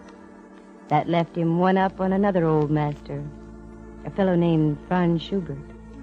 He'd left one entirely unfinished.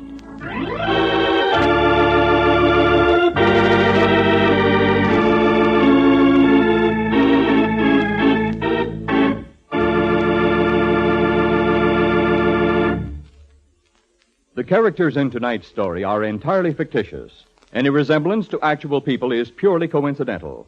Actors heard this evening were Phyllis Skelton as Willa Gray. John Grover was her brother, Gordon Gray. Jack Thomas as Rembrandt Watson, and Henry Leff as Inspector Ray Mallard. From the star of our program, Natalie Masters, and from her husband, Monty Masters, who writes and directs Candy Matson, and from the staff of the National Broadcasting Company, we wish to express our deep thanks and sincere appreciation to the San Francisco Examiner and Dwight Newton, radio columnist of the Examiner, for tonight's presentation, naming Candy Matson as the #1 program in the San Francisco metropolitan Bay Area. Listen again next week at the same time. For excitement and adventure, just dial Candy Matson, Yukon 28209.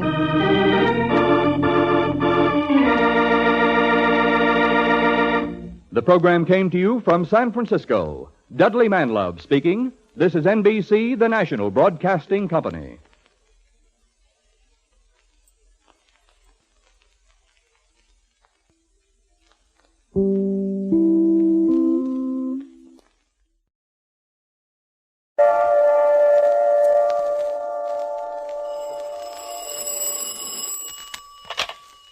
Hello, Yukon 28209. Yes, this is Candy Matson.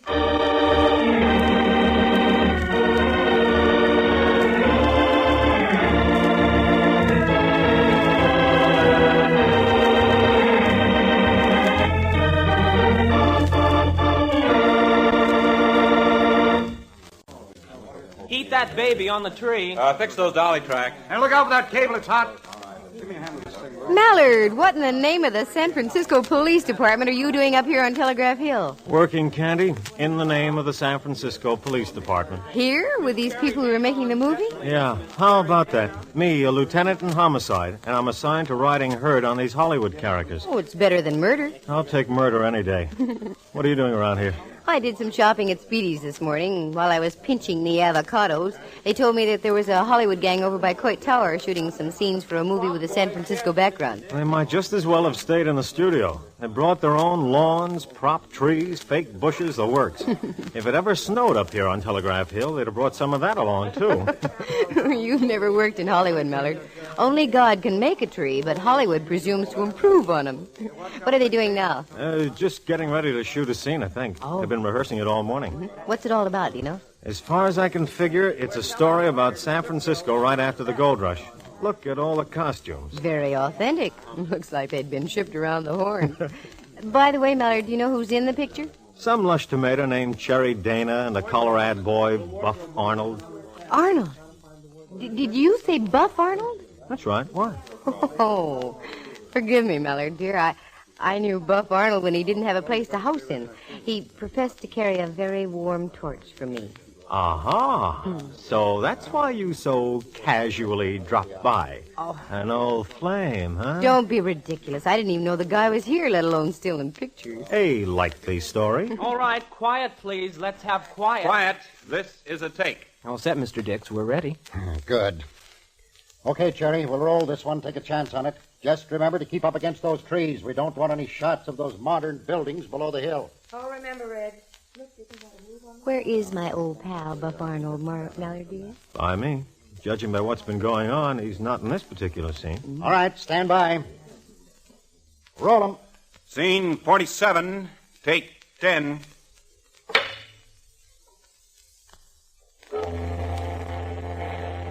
Wait a minute. Cut. Oh, where's that coming from? Out on the bay, Mr. Dix. Fine thing, a present-day steamer whistle in an 1850 picture. Hold it. Ames. Yes? Let me know when the fool ship is tied up. We won't shoot the scene until it's docked. Yes, sir. Oh, darn it. I was hoping I'd see some action. Well, I'll give you some action. Come on, walk around with me, Candy. I'll show you all the sights. Sights like what, for instance, Mallard? Oh, all the lights they brought up here. They must have 1,000 of them. Undoubtedly to wash out the wrinkles on the leading lady's face. And talk about props. It must have taken a whole freight train to get them up here. Well, I have to have them. For instance, look, right up there. Where, Mallard? Up there, above. In that tree, hanging by their necks. Oh, Mallard! Don't jump like that, Cupcake. Oh. They're only dummies hanging from those ropes.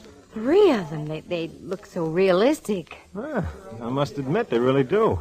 I understand they use them in a scene where they recreate a lynching in Portsmouth Square. Recreate, did you say? Yeah. Maybe you're right. Take another look, honey bun. A good look at the one in the middle. What are you trying to... Fry me for lard.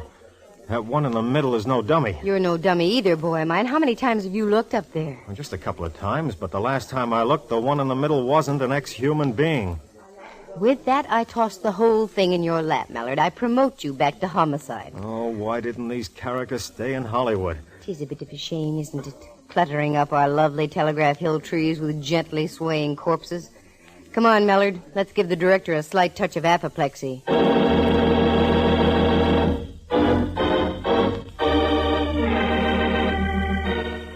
The National Broadcasting Company presents Candy Matson, Yukon 28209.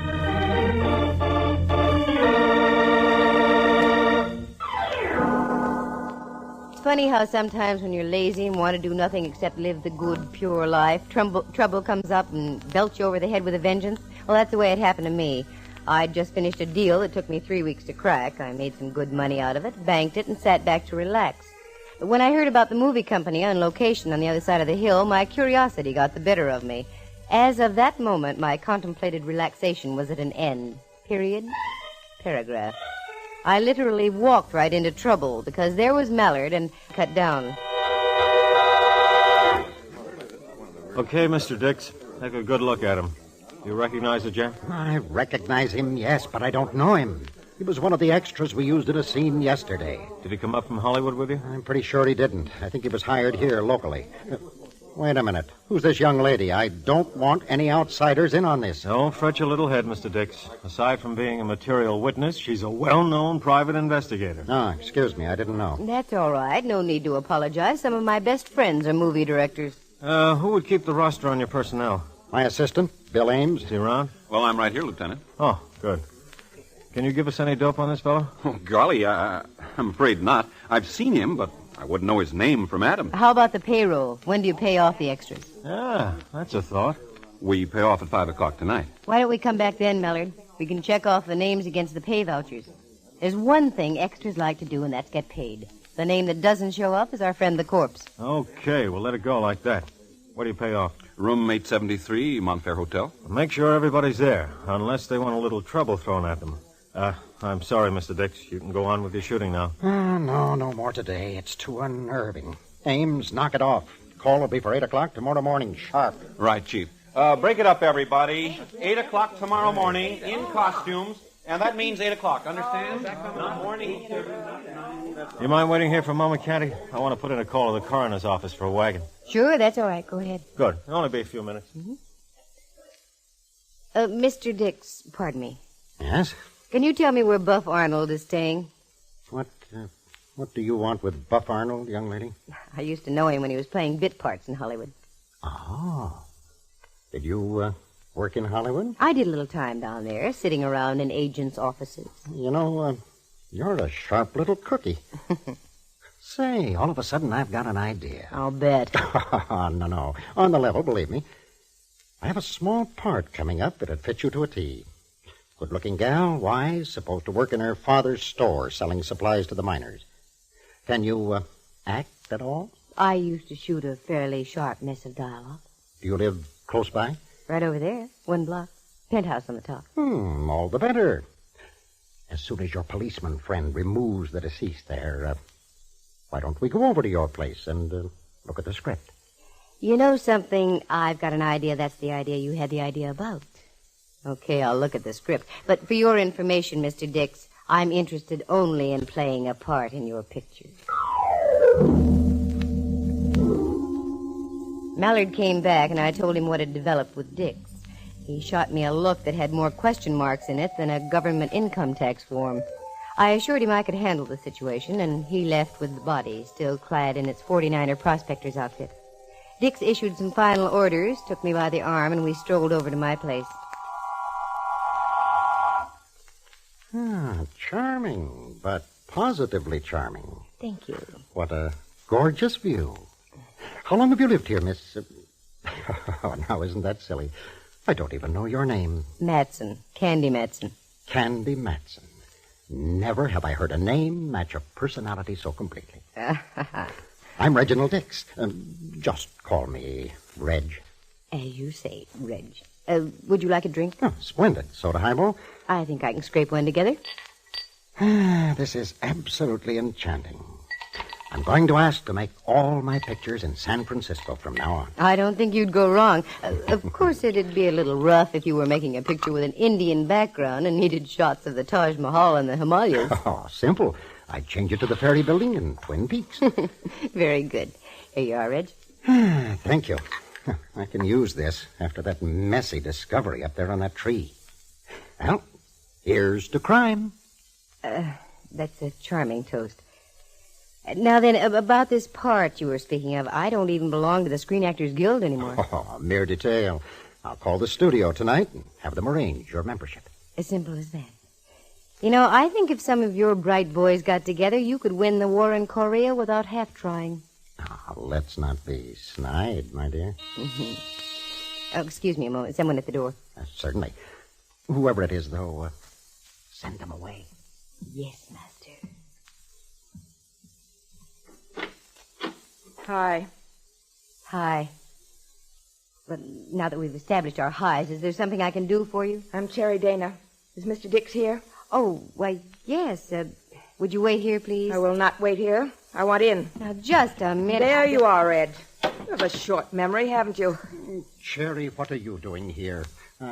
I'm having a conference. So I see. I hate to mention it, but this happens to be a private home, Miss Dana. I'll have to ask you to leave. Don't be boring.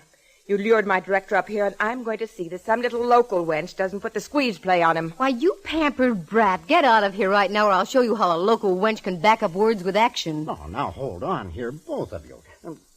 Cherry, I resent this intrusion just as much as Miss Matson does, I'm sure. I'll bet. What about me? You said you were going to drive me back to the hotel. Very well, it slipped my mind. Oh, I'm sorry, Candy. I dislike scenes of this sort. We'll discuss our business later. Good. I find now that I'm extremely interested. Good afternoon, Miss Dana. I'll see you later. I was so mad I was boiling. If I'd been a thermometer, quicksilver would have been streaming out of my ears. I did the most natural thing, took a shower, and little by little I simmered down. Actors and actresses are like anybody else. Most of them are darn nice people just trying to make a living, but one ham like Cherry Dana can ruin the picture. Just as I was getting dressed, the ferry building siren blew its top, indicating 4:30. I had to step on it if I was going to be at the Mont Fair at 5 in time for the payroll sequence with the extras. So I stepped on it and found myself in a minor mob scene outside room 873 at the Mont Fair Hotel. Mallard spotted me, grabbed me by the arm, and took me inside the room. I really didn't expect to see you, Candy. Why not? I thought perhaps you were discussing contract terms with Dix by now. Big Hollywood star and all that. Oh, Mallard, cut it out. All right, ladies and gentlemen, as I call out your names, step up fast and sign the voucher. Anderson, Robert, Apperson, Lou, Bennett, Bert, Beverly. I studied the faces as they stepped by the cashier's table set up in the room. They were all types. Anyone could have been a villain, a dance hall girl, a hero, an ingenue, or just plain extra. The roll call droned on in the background. The whole thing took about 10 minutes. And suddenly we were alone. Ames, the assistant director, the girl who had done the actual paying, Mallard, and myself. Well, that's it. Who's missing, Ames? You're in for a bit of a shock. How do you mean? Nobody's missing. Everybody listed on our payroll checked in and was paid off. What? That's right. Did you recognize every person who had been paid off? I'm pretty sure I did. Well, this is a fine kettle of nothing. We have an extra who's working in the picture, and yet he isn't. So he ends up hanging by his neck from a tree on Telegraph Hill. Who was the Joker? The Joker, the one you can play wild. Are you sure they're all paid? Well, positive. Double-checked with their guild cards and signatures. Well, isn't this cute? Oh, excuse me, please. Hello? Yes, this is Ames. Oh, yes, Cherry. What? He's what? Great Scott.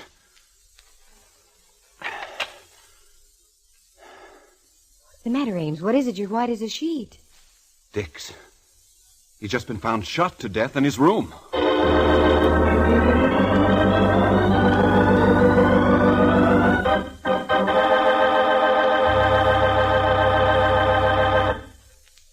From San Francisco, the National Broadcasting Company is presenting Candy Matson, Yukon 28209.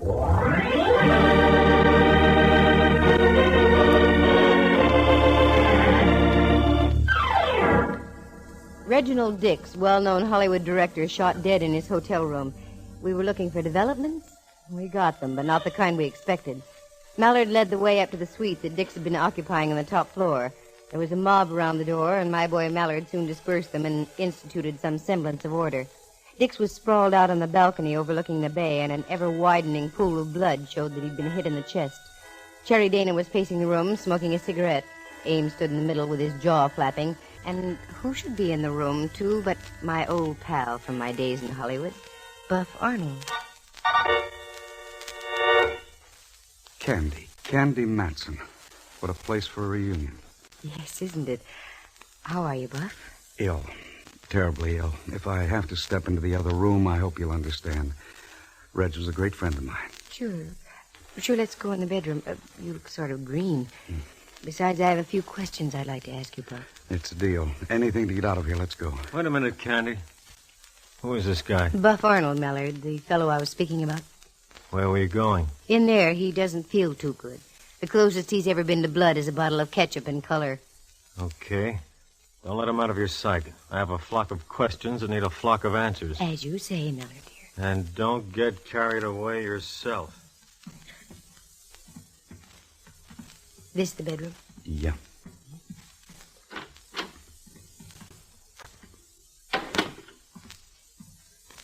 Well, Buff, you seem to be doing all right. A lot different than when I knew you in Hollywood, Candy. You look swell, Buff. Too darn swell. What do you mean? You bring back too many memories. You look mighty good yourself, Candy. You're no longer a plump little kid just out of high school. You're downright pretty, gal. In the good old days, I'd have jumped through hoops to hear you say that. Got any hoops handy? I'll say it again. No soap. Maybe we could revive some of those memories, Candy. Not a chance, Buff boy. Things have changed. Hollywood and everyone in it, including you, are a part of a dim, sad past. And instead of just plain Buff, that's a rebuff. Very cute. I haven't heard the gag pulled since yesterday. Tell me, did you hear about the body that was found on Telegraph Hill this morning? I sure did. Now, poor Reg. I told him this picture had a jinx on it before we left the studio. Little things that happened right from the start. Like what? Well, in the first place, I wasn't even supposed to be in the picture. They were going to give it to some new kid as a build-up. A week before the first day of shooting, he up and disappeared. He hasn't been heard from since. When they shoved me into the breach. Then the assistant director tripped and fell off a catwalk, broke both legs. He had to be replaced. Anything else, Buff? Yeah. About that time, Cherry Dana whipped herself into a batch of temperament and walked off the lot. Held up production a week. Then the luggage for San Francisco was rerouted somewhere else. Never has caught up with us.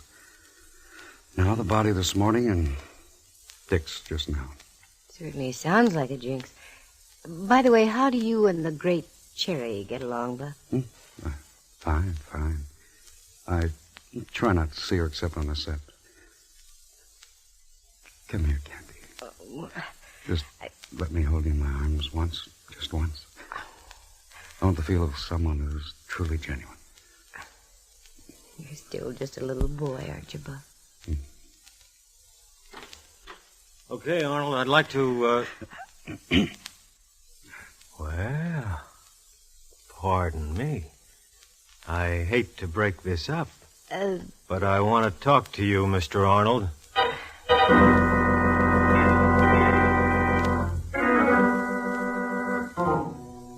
That was a fine time Mallard picked to walk in.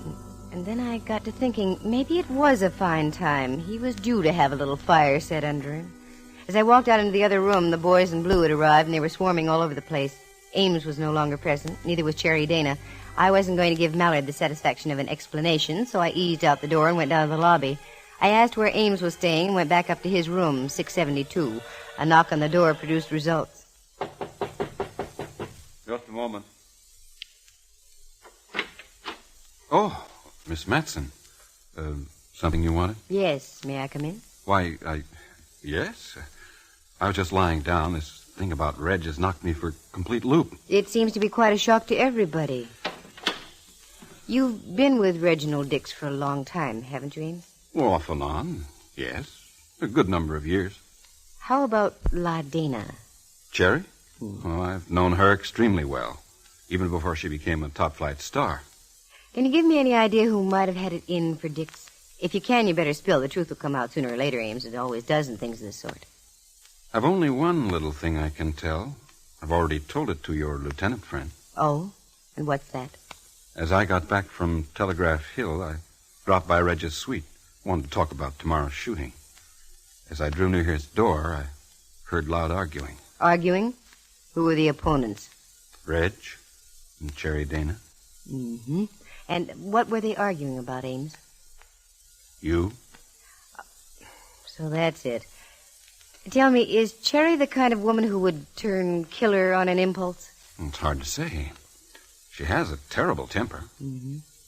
Does Buff Arnold fit into the picture in any way? I don't know.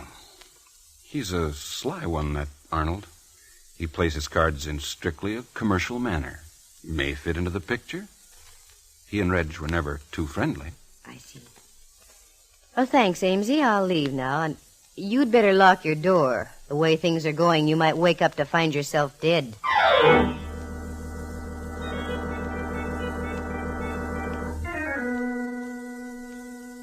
I went up to Cherry Dana's suite, but I drew a blank there, no answer. So I went back to the scene of the murder, Dix's rooms on the top floor. Mallard was just leaving. He shot me a look that would have knocked out a North Korean tank at 1,000 yards and started to brush on by me, but I would have none of it.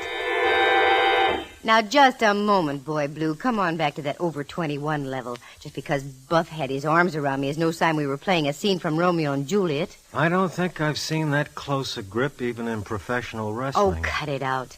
What'd you turn up in there? Anything at all? No, not a thing. Can't even find the murder weapon. Got any ideas? Lots of them. We've already taken Miss Dana into custody. I had a hunch it was leading in that direction. Incidentally, did you ever hear of a Christopher Seema? He's been a bookie around town here for several years. Christopher Seema? No, can't say I have. Why? He was the boy who was hanging from the tree. According to our files, he dabbled in everything from gambling to blackmail. Seema. Seema, that name rings bells somehow, Mallard. One other thing. This isn't personal, you understand? Yeah. But stay away from Buff Arnold. We've got our eye on him, too.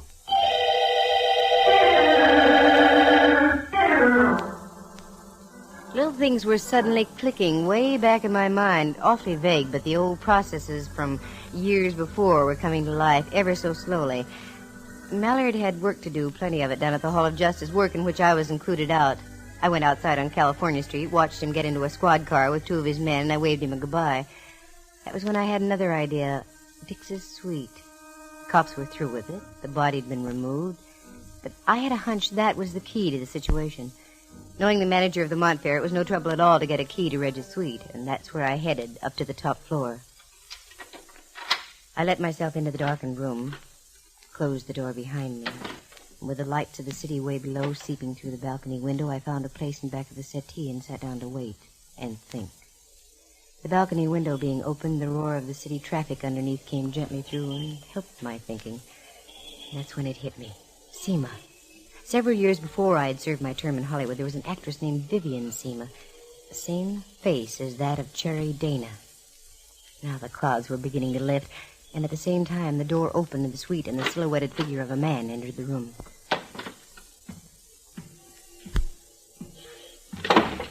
Blast the luck.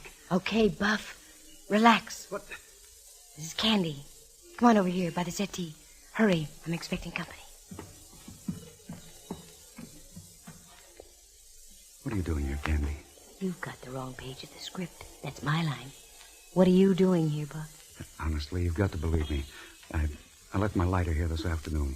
I was afraid the police would find it. Naturally, I can't afford any bad publicity. It'll ruin my career. I believe you, Buff. You always were fond of that career, weren't you? Don't answer, just keep quiet. What's up? A guy named Seema, if I'm right.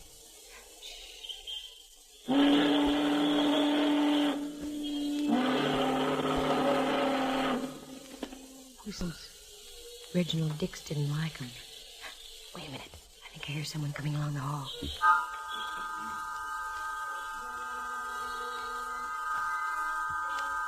The door slowly opened and closed again. The dim light from the hall showed the form of another man. Then the dark figure moved slowly but surely across the room. It stopped for a second or two, as though listening for something. Then moved again to the balcony, out onto the balcony, and whoever it was grabbed the ledge above, hoisted his feet up onto the iron grillwork, and hung over the city. That's when I acted. Okay, Ames, stay right where you are, in that position. What? You think I'm a fool? Candy's out on that ledge. He's ducked around the outside on that ledge. I'm a fool. Quick, Buff, go down the hall and get out on the fire escape. Cut him off. Okay, what are you going to do? Go out on that ledge after him.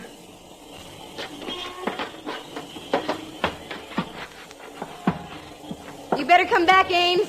You're cut off at both ends. Oh, no, I'm not. Not with this gun I've got. That's the same gun you killed Dix with, isn't it? Very clever hiding it up on this ledge out here. No wonder Mallard and his boys didn't find it. Look out there on the city, Ames. One misstep and you go off into space. Think it over. You better come back. Not on your life. I'm coming after you. I'm down the other end, Candy. Good. Now we've got him. Yes. Yes, you have. Obviously, this is the end. Perhaps you don't know what it is to love. Perhaps you don't know what it is to be scorned. I do, painfully so. This is the end. But I'm not going to go alone. You're going with me, Miss Matson, like this. No, the recoil. It'll knock you right off the mat. Oh!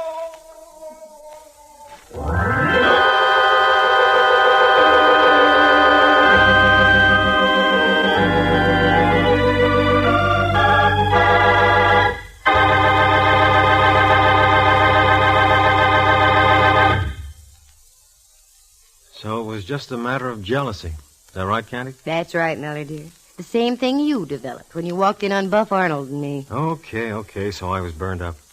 Tell me more. It was the name Seema that did it, Mallard. Do you know what that is? All right, I'll play quizzies with you. What's the name Seema? Seema is Ames, spelled backwards. Uh-oh. You see, that was Ames's real name. At one time, he had married Cherry Dana under the name of Seema. When she began to be big in pictures, she divorced him, but he carried the eternal torch. Silly, she wasn't worth it. Of course not. Because she collected men. Reginald Dix, not because she loved him, but because she was fading in pictures and because Dix was the only one who could keep her in front of the public. Logical. But what about the Seema hung up in the tree on Telegraph Hill? Uh-huh. There we have the plot. The Seema up in the tree was Ames's brother, a ne'er-do-well. The night that Ames arrived in town here, he looked up his brother, got a bit tight, and told him what he'd done. Caused the original leading man to disappear, shoved the original assistant director off a platform, breaking his legs. In general, did everything he could to sabotage the picture. Then he pulled the strings to get himself named as assistant director so he could be near Cherry. Love and jealousy. Mallard, I'll get to that in time. Cherry had vaguely promised that she'd remarry Ames. But when he saw his own brother was going to blackmail him, he went crazy. That's when he strung him up with the dummies in the trees. From there, it was just a step to knock off Reginald Dix and have a clear track for himself. I'll go back to what I said to begin with.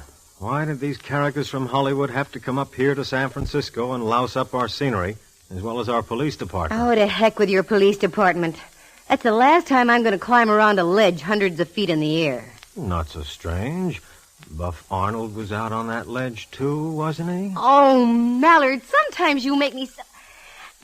That reminds me, I have a date tomorrow night. Sure, with Buff Arnold. No, that's tomorrow morning. I'm driving him down to the railroad station. Date for tomorrow night? With you, Mallard, dear. We're going to see a Roy Acuff movie. Oh, Candy. Roy Acuff. Monarch of all the cowboys. Yeah, monarch of all the cowboys. I'll see him with you. And if that isn't love, I don't know what is.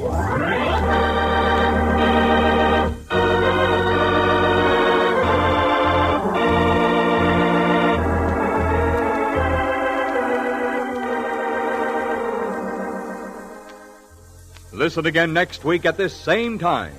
For excitement and adventure, just dial... Candy Matson, Yukon 28209.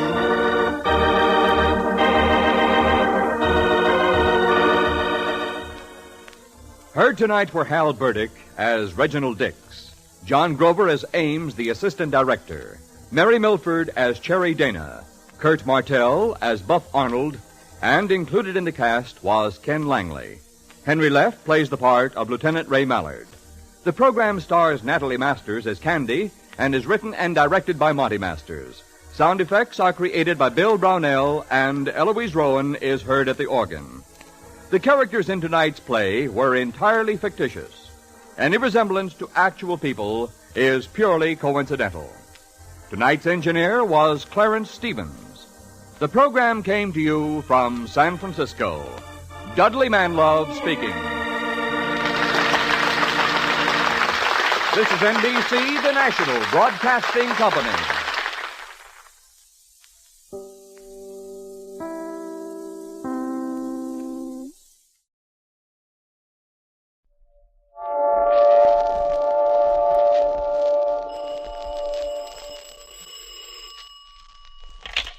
Hello, Yukon 28209. Yes, this is Candy Matson.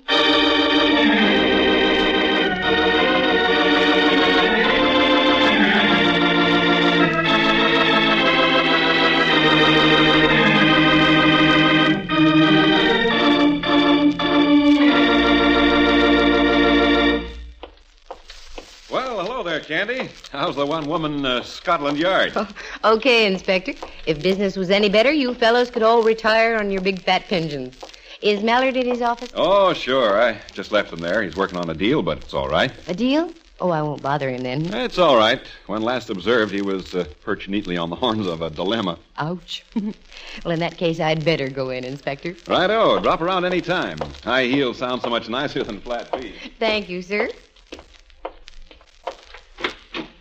Good morning, Lieutenant Mallard. Candy, for Pete's sake, I wish you'd knock when you'd come in here. Why?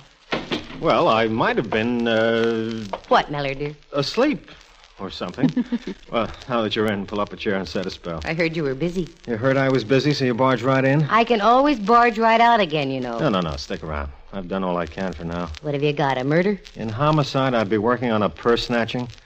Here, take a look. Ever see anything like that before? Nope. Looks like a small medallion of some kind. I don't think so. Near as I can figure, it's the symbol of an order or a cult.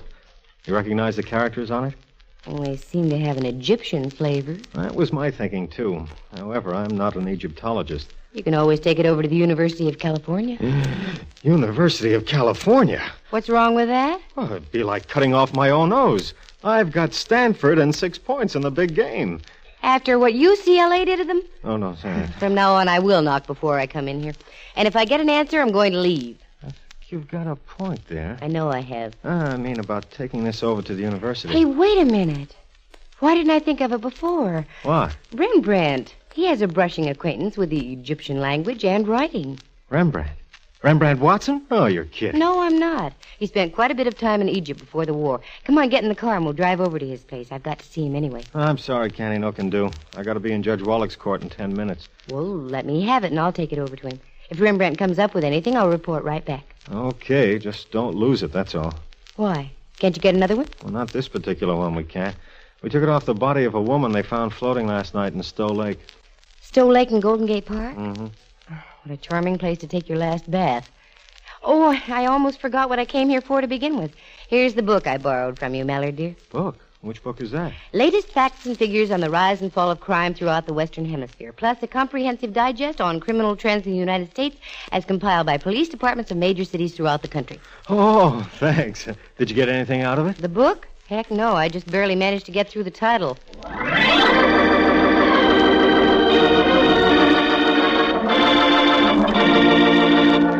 The National Broadcasting Company presents Candy Matson, Yukon 28209. I slipped the medallion into my coin purse, slipped the coin purse into my handbag, slipped Mallard a peck on the cheek, and slipped out of the Hall of Justice.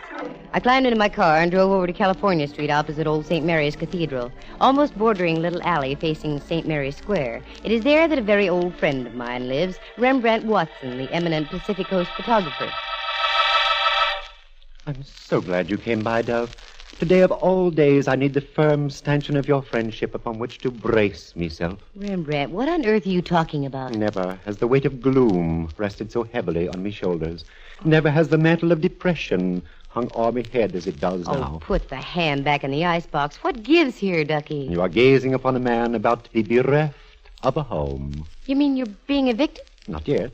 One must face eventualities. Can't you pay your rent? Is that it? Oh, don't be silly, Candy. I have plenty of money. Well, then in heaven's name, why the Hamlet routine? What do you mean you're going to be evicted? Well, simply this, girl.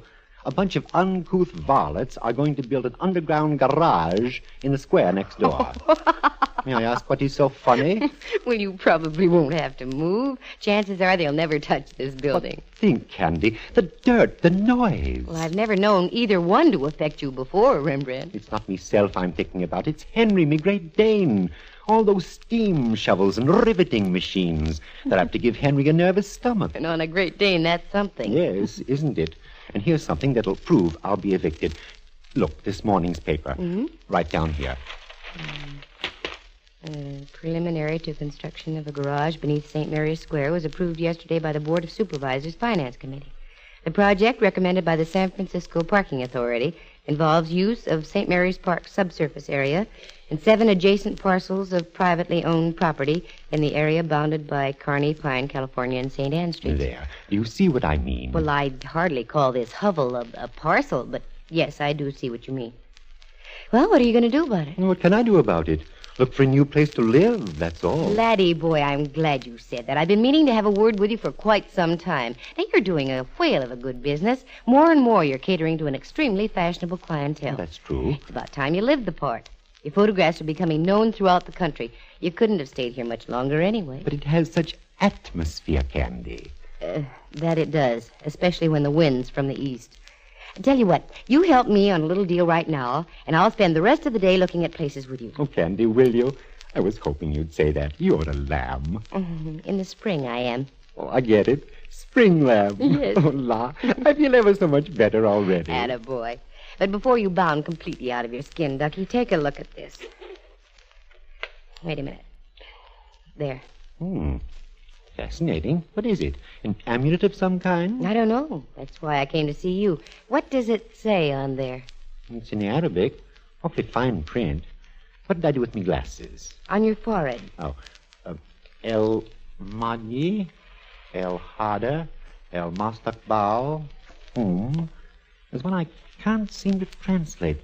Wait a moment. Oh, of course. Milky. What does it mean, Rembrandt? Well, I'm not exactly sure of my translation, but I'd take it to read the past, the present, the future are mine. That sounds good enough to me. Let me make a phone call, dear, and I'll be right with you. Tell me, Ducky, does that expression mean anything to you? Have you ever heard it before? No, there are literally thousands of such sayings in Arabic. You could refer to almost anything. That's what I was wondering about. Headquarters, DeLucci speaking. Oh, hello, DeLucci. This is Candy Matson. Is Lieutenant Mallard there? Lieutenant Mallard? No, Miss Matson. He left with Judge Wallach and the jury on that Happy Dan supermarket killing. Out of Lake Merced. Probably be there the rest of the afternoon. Oh, okay. Would you write this down for me? Okay. El Maji, El Hader, El Mastaqbal, Hum Milky. Miss Matson, this is a phone conversation? It's legit. Well, in that case, Gesundheit. Thank you. Now, have you got that? I guess so. Good. Just sign my name to it and put it on Mallard's desk, will you? Sure, if you say so. Thanks, DeLucci. Goodbye.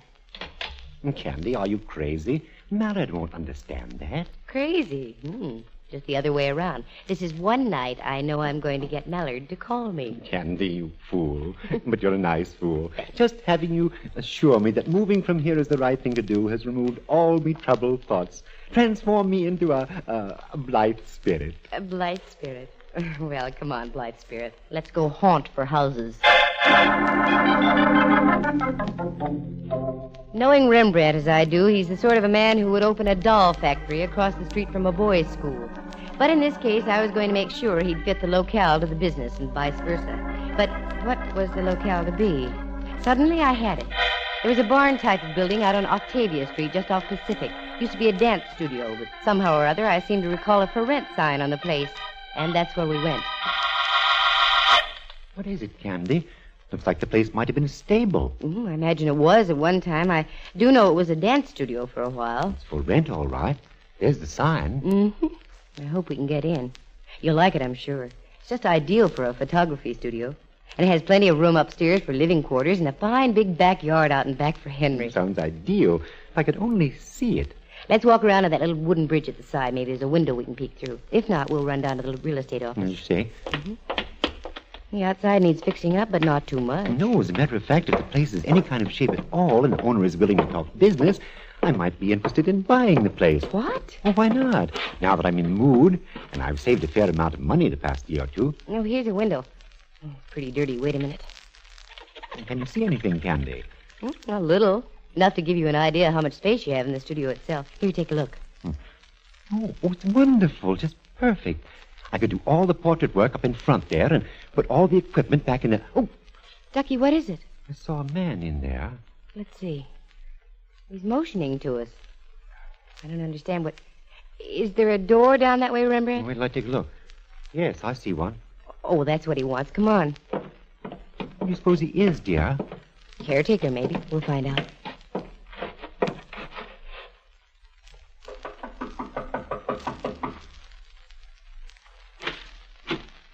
Was there something you wanted? We're just looking around. We saw the sign out in front. Are you the caretaker? No. I am the owner. Oh, then you live here. Again, no. There was a fire here last night. I came over to investigate. A fire? Yes. There wasn't much damage done. One of the neighbors saw it, and the fire department arrived almost immediately. Lucky for you. How much rent are you asking? I'm afraid you'll have to take that up with the real estate people. I let them handle all my transactions. Would you be willing to sell? I might, but that's something you have to discuss with them, too. That sounds odd, does it not? But much better off if I don't transact my own business. Sure. Would you mind if we looked around? Mr. Watson here is rather interested. I'm afraid that is out of the question. You see, the electricity has been turned off. You would have to use matches. We'll be very careful, sir. I've got matches right here in my purse. No. It is impossible.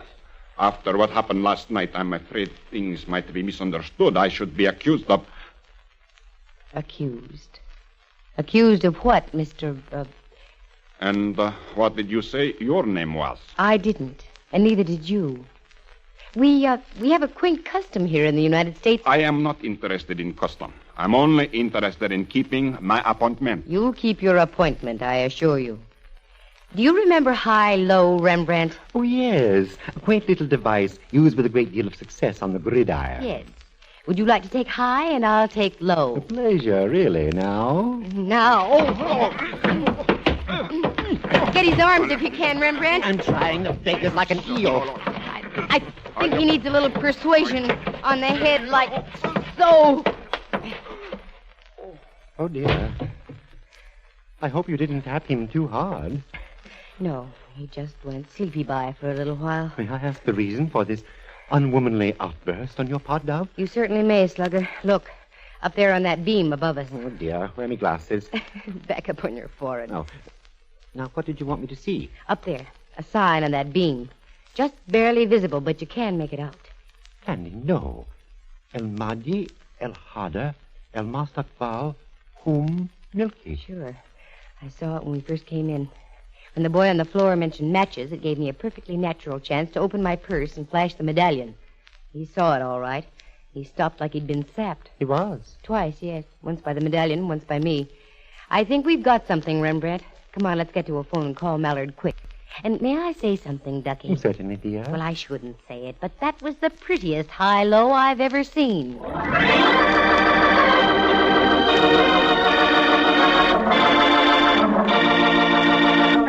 From San Francisco, the National Broadcasting Company is presenting Candy Matson, Yukon 28209. I left my gun with Rembrandt, who by this time was sitting on our little friend. I took off, found a grocery store about 3 blocks down, and placed a call to Mallard. Fortunately, he was in, and after I told him what was happening, he was out again, this time headed for the former dance studio. I ran back to the place, and Sleeping Beauty was showing signs of coming to, with Rembrandt still riding a choppy sea on the guy's twisting chest. I'm so glad you're back, girl. Miss Steed is beginning to buck a bit, and I did so want to avoid smacking him on the noggin again. Yeah, I don't blame you. After a while, it begins to hurt. Here, give me the gun, Rembrandt. Thanks. Now, stand back. If the Joker tries anything, there's going to be badminton with bullets for birds. Did you get Mallard? Yes, he'll be here in a moment or two. From the Hall of Justice? That'll be forever. You don't know Mallard when he has a chance to play with that siren. Oh. Yeah, Tessman's snapping out of it. Oh, I think, miss, you will regret exceedingly what you have done. Maybe so, maybe no. Now, care to tell us about this past, present, and future are mine stuff? I'm not saying a word. Does it surprise you I know the translation? You might as well tell us. You'll have to in the long run. I have nothing to say, and I mean that. I'll bet you do. Wait a minute. See who it is, Rembrandt. It's Mallard and his platoon system. Good. Open the door for them. Well, this is cozy. All you need is a 4th for bridge.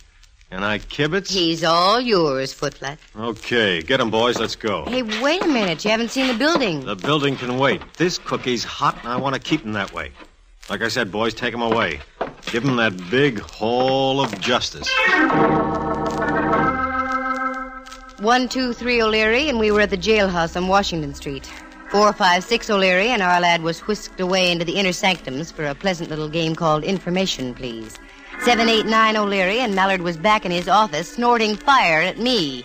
And when he snorts fire, Sister Susie, it's frightening.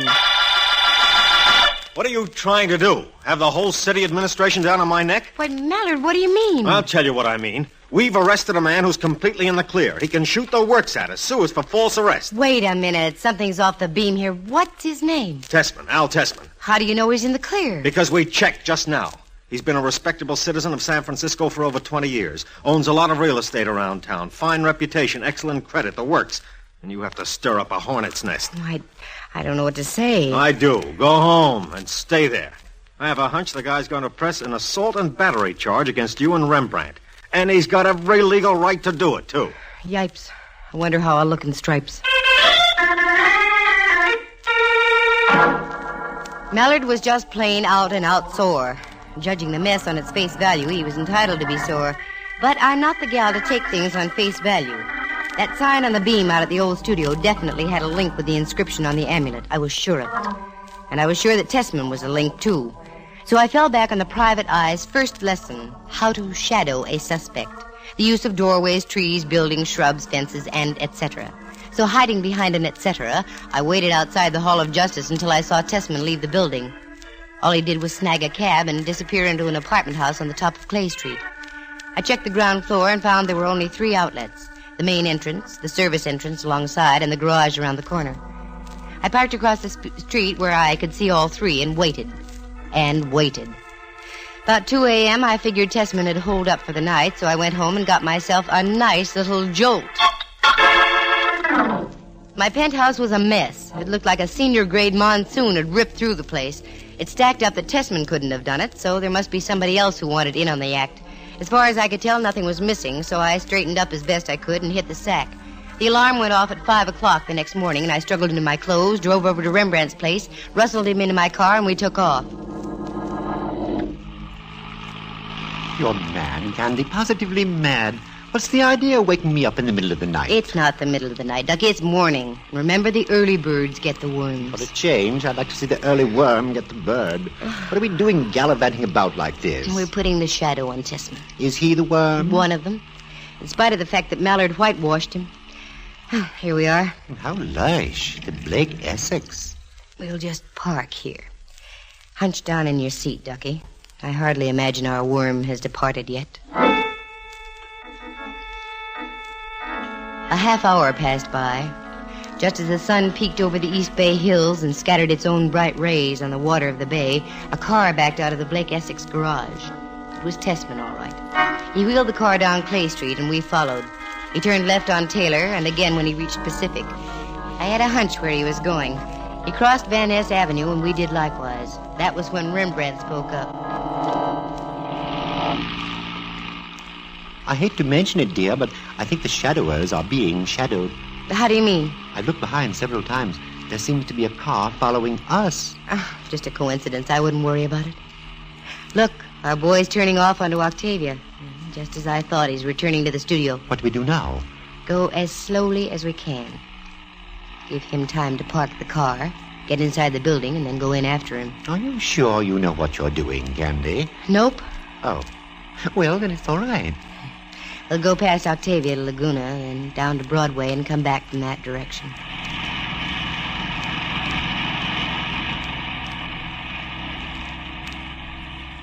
That should do it. Now to double back along Broadway. I dislike being repetitious, girl, but the car's still following us. Well, there's nothing like a showdown. Here we are at Octavia. Let's find out. Look, across the street at the studio. Out in front there. Bags of cement, sand, and a pile of bricks. That wasn't there when we left yesterday. No. There's our friend, Candy, if he is. Well, I'm going to find out about this right now. Please, Miss Matson, remain seated in your car. There's a gun, Candy. That's a naive observation, Rembrandt. Looks more to me like a cannon. I assure you I won't hesitate using it. Now, if you and Mr. Watson will get out in an orderly manner and walk across the street into the studio, there will be no trouble. Looks like we have no choice. Come on, Ducky. This should be great sport. When you have a gun that size poking into your nose, it's easy to be convinced. We walked across the street and into the studio. Even with the brilliant morning sunshine outside, the place was dark and grim. And Tessman lad was waiting to meet us, wearing the very latest in smirks. Just as you planned, Master. It was so easy. They fell into our trap beautifully. And now they shall feel no pain. To work, Tessman. There can be no further delay. Yes, Master. It shall be done. He calls me Master. And that is as it should be. Now, Miss Matson, now that you've so conveniently returned to our shrine, the amulet, please. I haven't got it. I left it at home in another purse. It wasn't in your place last night. So you're the character who wrecked my apartment. That is right. And now, if you will be so kind as to empty your purse on the table there. You better do it, Candy. Yes. There seems to be no alternative.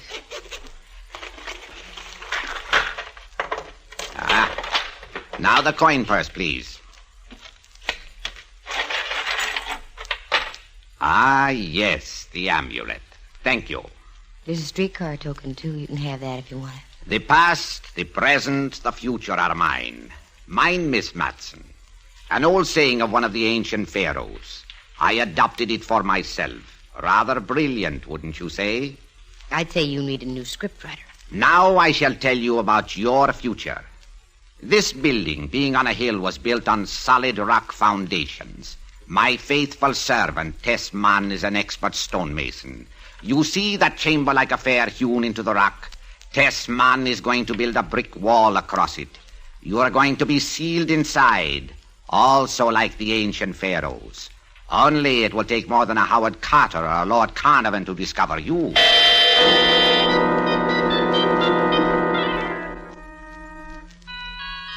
The guy was a madman, and a madman usually keeps his word. Tessman went to work. Little by little, the ceiling wall of bricks took shape.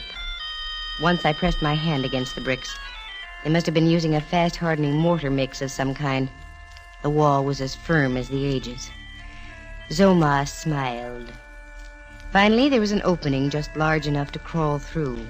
That's when Zoma spoke up.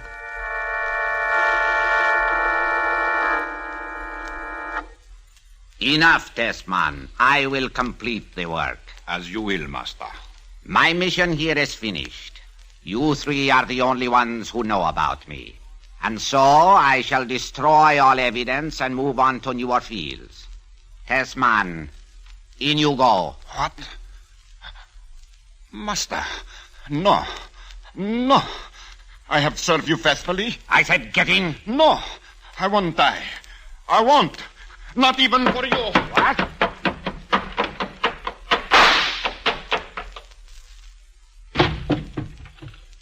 That fool. The future belongs to me. You two, get him. What? Shove him into the tomb. Now. I trust you won't be quite so idiotic. Suffocation isn't too unbearable. I think I shall call this the Tomb of the Wayward Three. Yes, that will be good. Is he in? Yes. Very well. You may follow. Go ahead, Rembrandt. I'm sorry I got you into this. That's all right. And now for the final act. The complete obliteration. Yes. People all over the world have lost their way. They struggle in darkness. It is up to me to bring them the truth. For after all, El Hadi, El Hader, El Mostakbal Humilki, all mine. What about that woman you dumped into Stowe Lake, Zoma? A very generous lady. She contributed over $15,000 to the cause. But then the poor thing began to doubt me. Said something about going to the authorities. Most unfortunate. It was then that even I, Zoma, made a mistake. I forgot about the amulet I had given her. She was still wearing it about her neck. I will not make that error again. And now, like the final toast to life, the last brick. Sleep well, foolish ones. Forever. Get your hands straight up in the air, Mac. You desecrator! I said get your hands up! Yes, I will, like this!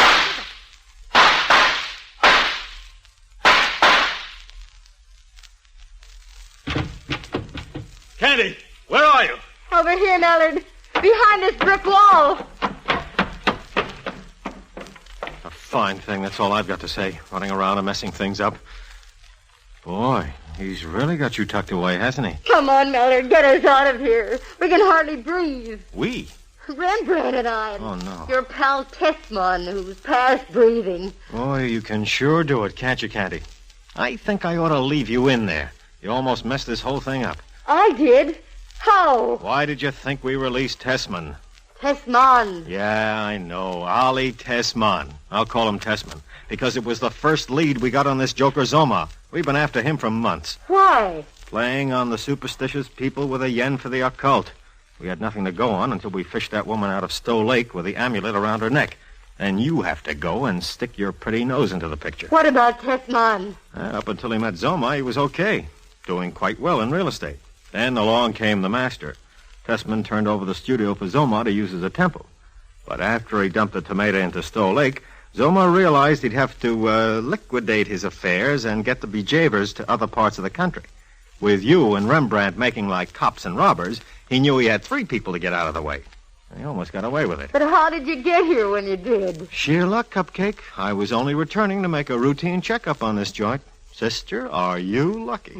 You can say that again. All right. Sister, are you? Oh. On second thought, maybe you aren't.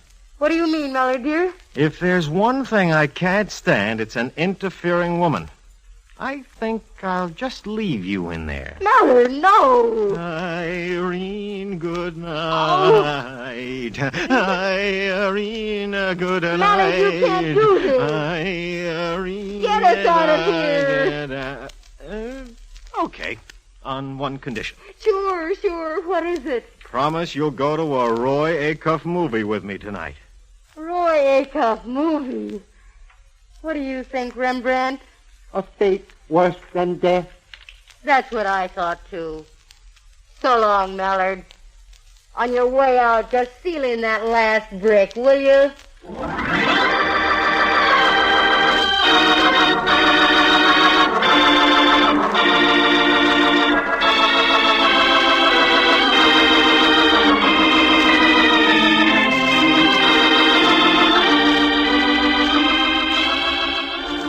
Listen again next week at this same time. For excitement and adventure, just dial Candy Matson, Yukon 28209.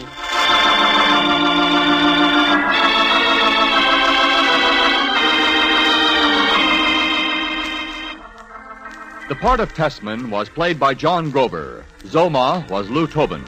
Henry Leff is heard as Lieutenant Ray Mallard, and Jack Thomas is Rembrandt Watson. The program stars Natalie Masters and is written and directed by Monty Masters. Bill Brownell creates the sound effects, and Eloise Rowan is heard at the organ. Our engineer was Frank Barron. Any resemblance to actual people is purely coincidental. The characters in the story were entirely fictitious. The program came to you from San Francisco. Dudley Manlove speaking.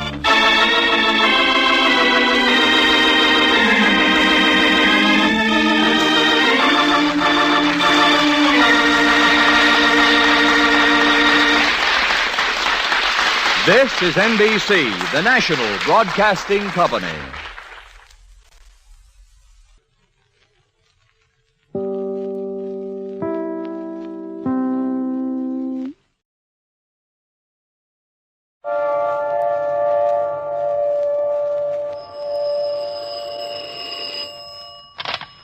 Hello, Yukon 28209.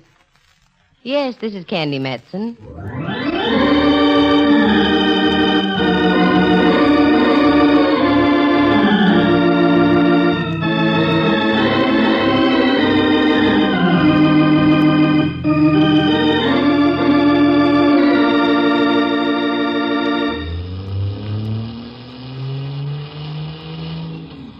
Come on, on, Mellard. Stop pouting. Enjoy yourself. It's earlier than you think. Monterey at Christmas time is delightful. Carmel is most enchanting. Salinas I enjoyed. But to haul us way over to some unexplored cannibal country is too much. Did you hear that, Rembrandt? Cannibal country, he calls it. Mallard, me boy, this may come as a shock, but San Juan Bautista was founded by the Franciscan Fathers in 1797. I remember it as though it were yesterday. Don't let him bother you, Ducky. Mallard can't stand this wonderful air. He misses the gas fumes of the big city. It's not that, Candy, but I do want to get back. Relax, Max. You had a chance to take 2 days off, so make the most of them. What's the name of this town again? San Juan Bautista. You'll love it, Mellard, dear, really. The mission, all the old buildings still standing. Oh, you'll adore it. Honestly, you will. Look, Rembrandt, old friend, I may like a thing, but I'll be hanged if I'll adore it. As you will, minion. How much farther, Candy? We're just entering the town now. I thought we'd take a look at the mission first. Okay. Hey, this is a cute little town at that. That's my boy. I knew you'd warm up once I got you over here. You know, strictly from a police angle, you might be interested in knowing that Joaquin Murrieta visited here more than once. So did Three-Fingered Jack. Where's my shooting iron? I'll get the varmints. Take it easy, Hopalong. We're approaching the mission. Oh, for golly's sakes. It's a big one. Isn't it beautiful, Mallard? And don't you get a whole flood of thoughts going through your head when you look at it? Yeah. With a little imagination, one could almost see the native Indians walking back and forth, coming into town for the evening vespers. I only hope the mission's open. Well, let's find out. Good idea. I think I see one of the fathers down front, Candy. You can ask him. Thank you, Ducky. Yes, let's go.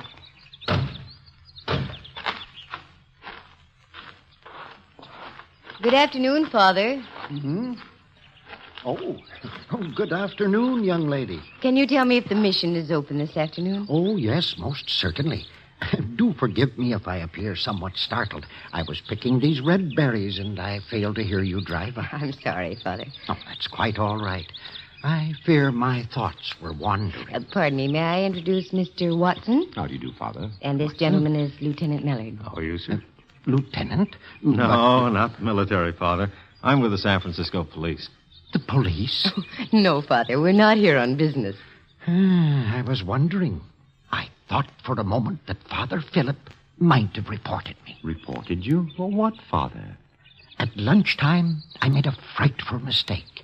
By error, I ate his apple. Right under his very nose, too.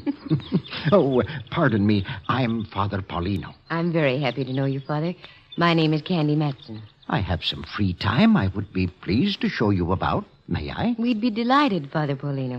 I think we can start with the yard. It gets dark so early this time of year. Father Paulino! Father Paulino! Why, it's Miguel Torres. What could be wrong? Oh, Father Paulino, it is there. Miguel, my son, what is it? What has happened? Oh, the most awful thing you ever hear of. Vicente, he just shoot himself. Merciful heaven. Is he badly hurt, Miguel? Oh, I think he is dying, Father. No. The poor boy. Where is he? At his house. Excuse me, Miss Matson. I must leave immediately. Would my car be of any help, Father? The car. Yes, thank you.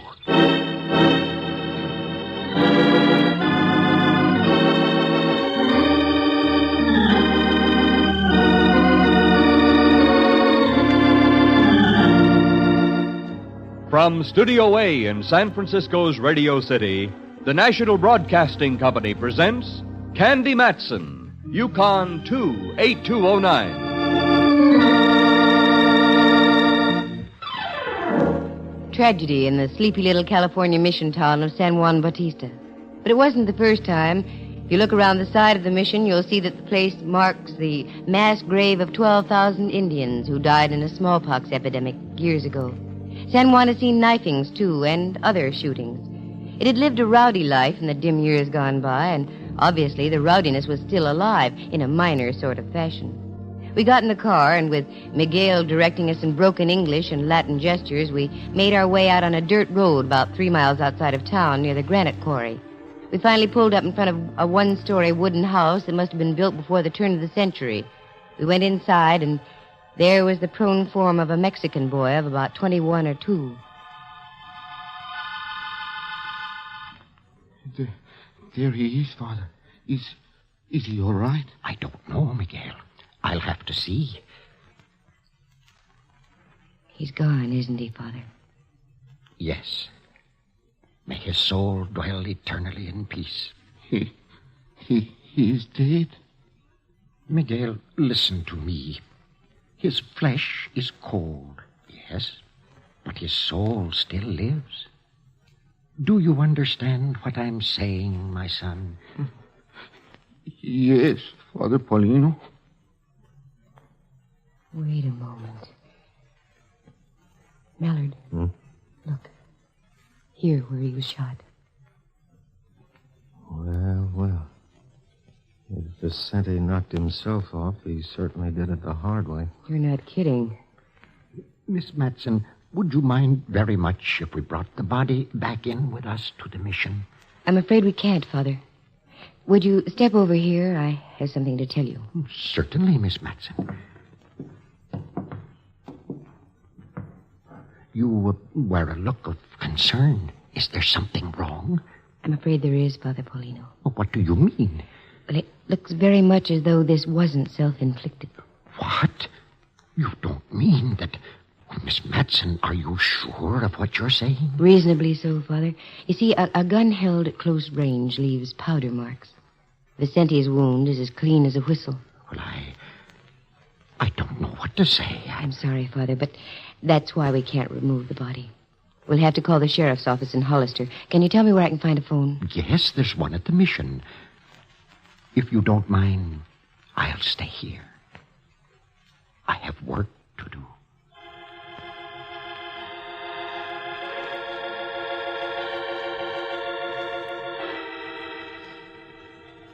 Father Paulino was right. He had work to do. The ecclesiastical kind. And he did it in a simple and impressive way. San Juan Bautista, with a population of a little over 600, and we run plop into a murder. Mallard said he'd go back to the mission and make the call, and left. 45 minutes later, the undersheriff of San Benito County drove up with Mallard. He asked the standard questions, but learned nothing. We went over the house with a fine-tooth comb, but we came up with a blank. There being nothing else to do at the moment, the men put the body in the sheriff's car, and he drove back to Hollister, and we returned to the mission. Would you care to take a stroll about the gardens, Miss Matson? It's most peaceful. Makes a wonderful place for clear thinking. Well, yes, Father, I'd love to. Mallard? You go ahead, Candy. I promised the sheriff I'd take a look around town for him. Oh, sure. Want to come along with me, Rembrandt? Yes, I believe I will. If you don't mind, Candy. No, not at all. One thing before you go. You will be my guests for dinner, won't you? That's most gracious of you, Father. What do you think, Candy? I think it would be charming. Okay. We'll see you back in a little while, then. This is a tragic thing, Miss Matson. Vicente was a splendid lad and a good Christian. I know how you must feel, Father. I never could understand why there must be things of this sort in the world. Not only between individuals, but countries and nations as well. It is hard to comprehend. The more I try to reason, the more confused I become. About Vicente, Father, who do you suppose could have done it? I don't know. I really don't. How about Miguel? What? Oh, no, Miss Matson. Why, he and Vicente were like brothers. Brothers sometimes quarrel, you know. Not in this case. Miguel is a good boy. Why, he works here at the mission. You'll pardon me, Father, but in my business I find I have to be doubtful at times. What is your business, Miss Matson? I'm a private investigator, Father. How very curious. Yes, I suppose it is, but in a sense, you're a policeman too, Father. I? Yes. You police the soul, don't you? Ride herd on the thoughts and actions of men? Why, yes. I'd never thought of it that way before. Yes, in a sense, I suppose I do wear a badge. I wear the badge of righteousness, the star of God.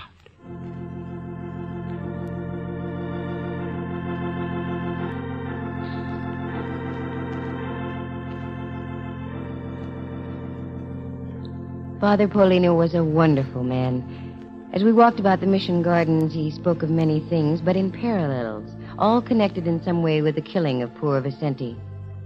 The time passed swiftly. I was so engrossed in listening to the kindly voice of the man, and before I knew it, Mallard and Rembrandt had returned, and it was time for dinner. Miguel did the cooking and waited on the table. The dinner was a masterpiece of simplicity, and if it hadn't been for the tragedy of the afternoon, I would have been enjoying a serenity I'd never known before. Did Vicente live out there all by himself, Father? Yes, the house belonged to him. He's a descendant of one of the original families of San Juan. His great-great-great-grandfather owned one of the largest ranchos in California. It stretched from here to the Pacific Ocean. That's a lot of property. Indeed. You see, it was given to him by the King of Spain under one of the original Spanish land grants. I understand there still are some in existence. Yes, I believe there are. But they've all been chopped up and sold in much smaller parcels. Did Vicente work, Father? Oh, yes, he was a good worker. Seasonally, in the artichoke fields and the lettuce fields. In the off-seasons, he did odd jobs about the town. Speaking of town, Father, do you know a woman named Rose Taylor? Why do you ask that? Do you? Yes. Why do you mention the name? There's a little bar down the street. Yes, I know. The frailties of mankind. The fellow who runs the place says there's been talk about Vicente being kind of loco over the Taylor girl. I'd heard something of the sort, too. I was going to speak to him about it on Sunday. How long has she been here, Father? She arrived about 2 months ago. I'm afraid she's been a disturbing influence on our little village ever since. Did you talk to her, Mallard? No. Where does she live, Father? In a small cottage over on 2nd and Polk Street. I think we ought to take a little walk over there, don't you, Mallard? Right as rain, Cupcake. I dropped by her place before dinner, but she wasn't in. Oh, you know where it is, then? Mm-hmm. Good. Please don't think it's rude, Father, but it's something we have to follow through on. I understand, Miss Matson.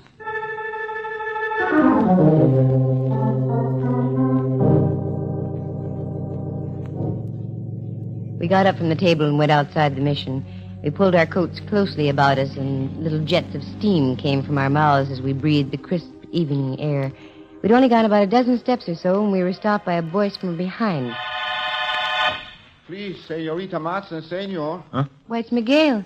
What is it, Miguel? Something wrong? I hear you talking inside. You are going over to see Senorita Taylor? That's right. Oh, please, no. The Senorita Taylor, she is a good girl. She would not to hurt anyone. That's not what Father Paulino seems to think. Oh, the good father, he does not know much about the outside. All his life, he live in the mission. He is, how would you say, is secluded. The good father may be secluded, Miguel, but I have a strong hunch he knows more about what's going on around here than anyone in town. Oh, but please, you believe me? Senorita Taylor, she is a good person. Look, Miguel, you want to find out who killed Vicente, don't you? Oh, see? Well, that's what we're trying to do. Now, you be a good boy, Miguel, and don't get yourself all in the stew.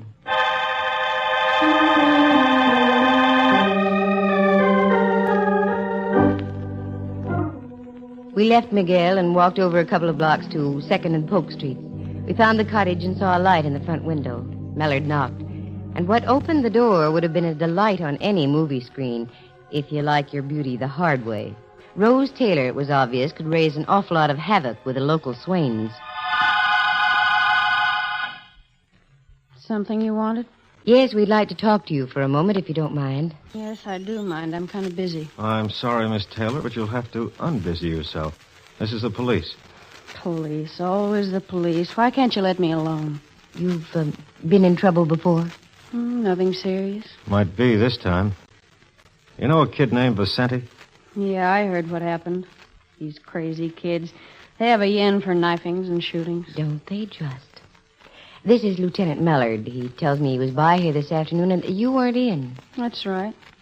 I went into Salinas to do some shopping. We can prove that, can we? Absolutely. Well, well, what have we here? A very cozy little .32 revolver, and also nicely cleaned and oiled. You always keep it this immaculate, Miss Taylor? Certainly. When some character gets too much tequila under the belt, you don't know what's going to happen. And the suitcase on the bed. Are you getting ready to go somewhere? Wait. If you're trying to make out that I knocked off Vicente, you're just whistling Dixie in 4 flats. Look, a telegram. If you'll take the time and the courtesy to read it, you'll find that my sister in Los Angeles is a very sick girl. I was going down to spend a week or so with her. What is this, a convention hall? Come in. Buenas noches, senorita. Miguel, beat it. I'm busy. I am sorry. I am sorry. I have a message for Senorita Matson and for you, senor. Father Paulino sent me. A message? What is it, Miguel? The sheriff in Hollister just called on the telephone. He said to tell Senor Mallard that the bullet that killed Vicente was from a .32 caliber gun.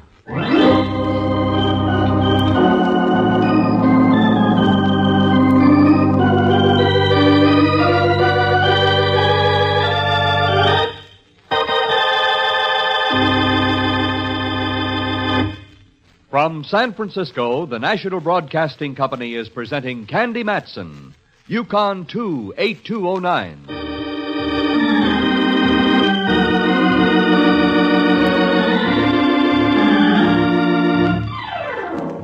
Well, now, a .32 slug had killed Vicente, and Miss Taylor owned a .32 gun.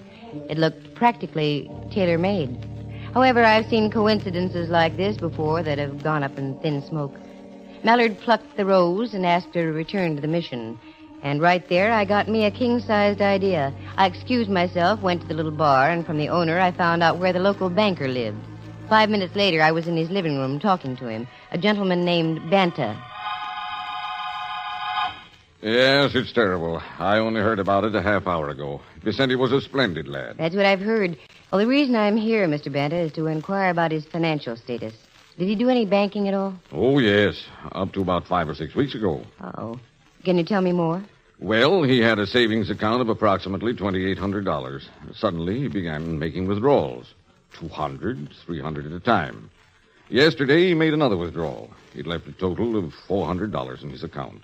Well, what do you know about that? Well, he said he was having trouble with his crops this year. The rain and all that. Mm-hmm. What about Miguel Torres? Now, that's a very strange thing. He had an account of $900. That's practically gone, too. I assumed he was helping his friend Vicente. I smell a very well-shaped rodent. Name of Taylor.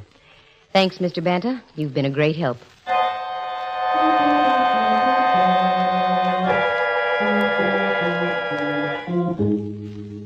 Things seem to be taking shape. It looked like the old story of a no-good playing both ends against the middle. Both ends being Vicente and Miguel. The no-good? Rose Taylor. Scattered pieces of the puzzle were beginning to fall in place. Father Paulino. At first I couldn't believe it. And I wondered what his reaction would be. Next step, the bartender at the village pub. I walked in and caught him at a good time. The place was empty. Good evening. What can I do for you? A package of cigarettes, please. Sure. How are these? No, the others, if you will. All right. There you are. Anything else? Mm-hmm. Information. Yeah, what do you want to know? Miguel Torres and a kid named Vicente. Did they come in here often? Who are you? Private investigator. Here. My merit badge. Yeah, that's a new one, a lady cop. Ah, the world is ever-changing, Buster. Now the answer. Yeah, they used to come in about once a week. Usually on Saturday nights. Drink much? Nah, good kids, both of them. When were they in here last? Well, let's see. Yeah, night before last. Any arguments?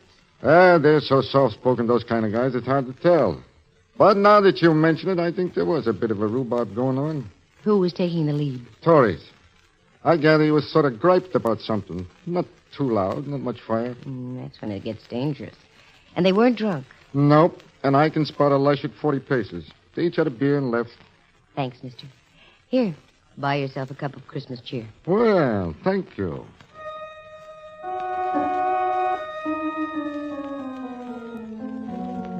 click, another piece of the puzzle in place. And all roads led right back to the mission.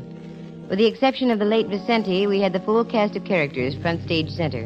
And a neat little bit of intrigue it was, too. As I drew near, the warm lights of the mission were streaking through the windows, contrasting greatly to the thoughts that were going around in my head. I walked in. Father Paulino was sitting over his desk, his head buried on his arms. Mallard was leaning back in a chair watching Rose Taylor, who in turn was smoking a cigarette and pacing the room. Rembrandt was reading a copy of the National Geographic. All heads snapped to me as I entered. Hi, Cupcake. Have fun? Of sorts. What's new here? Oh, waiting for the sheriff from Hollister. He's going to book the Taylor lady on suspicion of murder. That way he can hold her. I think I have somebody else for him to hold. Father Paulino? Yes, Miss Matson. I think you know what I'm about to say. Yes. Yes, I think I do. Where is he? In the next room. I'll call him.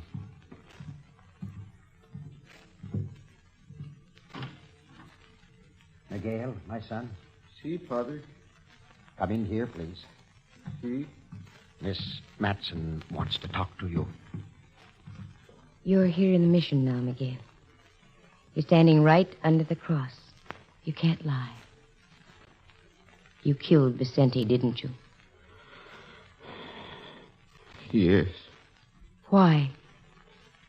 I love her. I give her everything I have. My love, my heart, my money, everything. She tell me that she is mine, all mine. That we will be married right here in the mission by the good Father Paulino. Then last week, I find she is also making the pretend love to Vicente. I almost went crazy. You told Vicente to stay away. See, that is right. But last night, I stand across the street from Senorita Rose's house. Vicente was there. And as they say goodnight on the front porch, she kissed him and pat his cheek, just as she did to me. And so you shot him this afternoon. With a .38. And when the sheriff called, you told us it was a .32, knowing that Rose also had a .32. See, that is right. But you will never get me for it. Mallard, Father, come on, don't let him get away. There he goes, up on that wall. Miguel, stop. You can't run away for the rest of your life. I have no life, Father. Miguel, watch out. You're going to...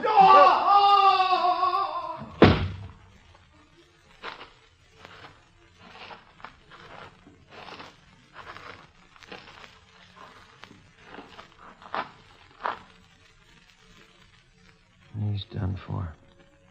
Broken back. Is the pain bad, my son? No, Father. Am I dying? Yes, Miguel. You see, I told you I had no life left. The bells, you hear them, Padre? Yes. They're ringing, Miguel. Time for the compline. You will pray for me, Father Paulino? Of course. Merciful Jesus, all-knowing, all-seeing, look down upon us this night, so close upon thine own natal day. This boy I'm holding in my arms, Miguel Torres, he has trespassed upon thy commandments. In thine infinite mercy, I seek his forgiveness. Thank you, Father. Thank you. He's gone, Father Paulino. Yes. Requiescat in pace. May his soul rest in peace. Amen. Where is she, the Taylor woman? I'm right here, Father. Look upon this boy I'm holding here, the second death in a matter of hours, and all because of you. I know. In the eyes of the law, you are guiltless. You pulled no trigger to cause the death of Vicente. Miguel fell off a wall to his death. But it was because of you. I realize that now. Do you? Really? Yes, Father. And perhaps in this hour of dark tragedy, something has been salvaged after all. This is the Yuletide, the anniversary of the birth of Christ. In his infinite wisdom, the Almighty is charitable. Rose Taylor, seek his forgiveness. Leave San Juan Bautista. I'm sure Miguel and Vicente would want it that way. Start anew. Lead a penitent life. It is not too late. Tell me, child, do you recall Mary Magdalene? I do, Father. Need I say more? No. Someone help me with Miguel. We will carry him back to the chapel and finish the compliment there. I will, Father. Thank you. Yes.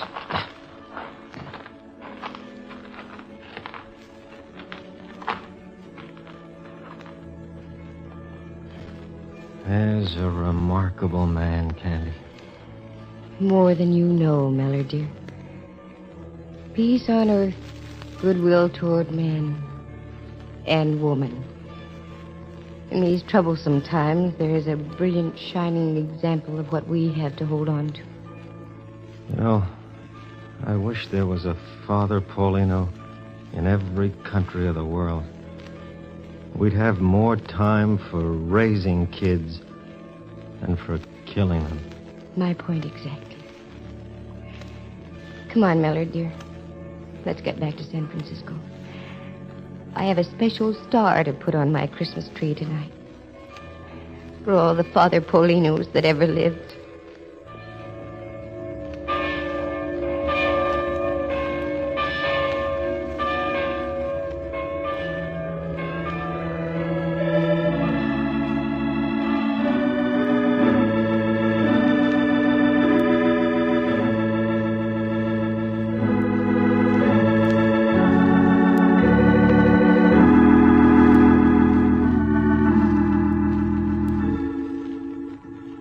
Listen again next week at this same time. Just dial Candy Matson, Yukon 28209, and a very Merry Christmas to you all.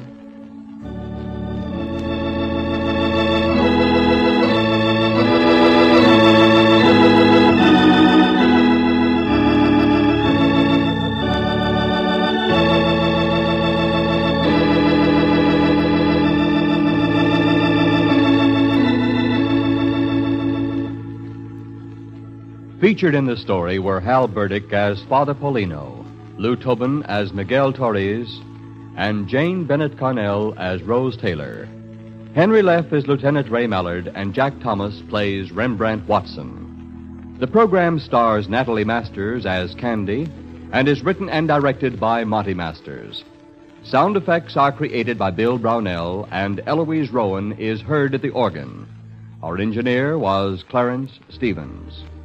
The characters in the story were entirely fictitious. Any resemblance to actual people is purely coincidental. The program comes to you from San Francisco. This is Dudley Manlove speaking.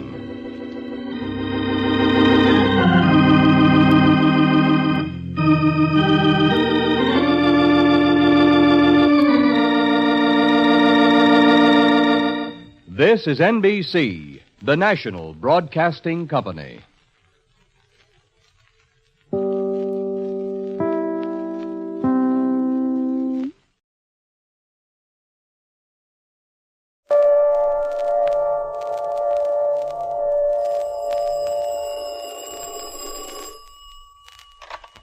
Hello, Yukon 28209. Yes, this is Candy Matson.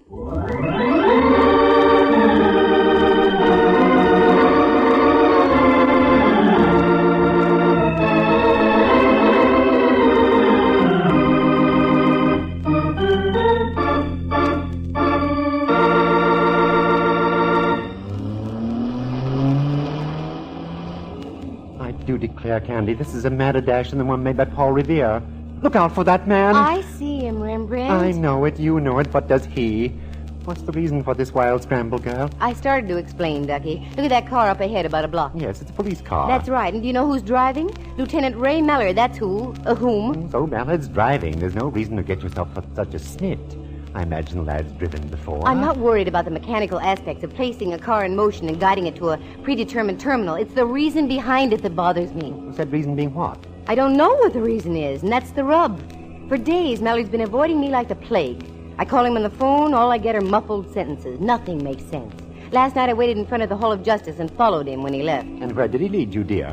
Into a pool room or some such thing? No, pool room I wouldn't have minded. I shoot a pretty good stick of snooker, you know. That's beside the point, Candy. Come now, concentrate. Where did Mallard lead you? To a small hotel on Ellis Street. He met a man in the lobby who was wearing dark glasses. They huddled in a corner and talked for a while. Then Mallard left. I didn't duck back fast enough, and Mallard saw me. Oh, brother, what a bawling out I got. How strange. With that, he got in his car and drove away like frantic. That certainly doesn't sound like Mallard. I called to apologize this morning. He wouldn't even talk to me. And now this. He never drives a squad car unless it's absolutely necessary. Now you've got me curious. Something must be up. You're darn tootin', and I want in on it. Yes. Who does Mallard think he is, keeping things from us like this? Oh, he's stopping. I better hold it up right here. He's getting out, Candy. So I see. Look, he's waving up at the middle flat. Do you see anyone in the window up there, Ducky? Yes, a man. I can't quite make out his features, though. Yes, he's waving back. What's Mallard doing now? Going up the stairs and in. How do you like that? Rather delicious, isn't it? Oh, I squirm with intrigue. Well, I squirm, too. Come on, Rembrandt, squirm out of the car. This is one time I don't mind doing a shadow job strictly for free.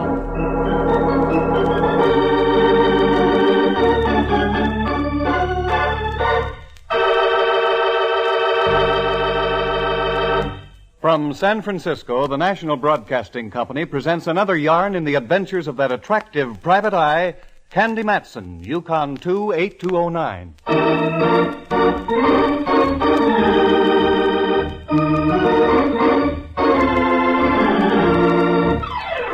I knew there was something wrong 3 days before. Whenever I walk into Mallard's office in the Hall of Justice, where he lieutenants for the San Francisco homicide, and all I get out of the big guy is an ugh, something's foul in Dixie. You can play that in any key you like. And the ughs kept up, mentally and verbally.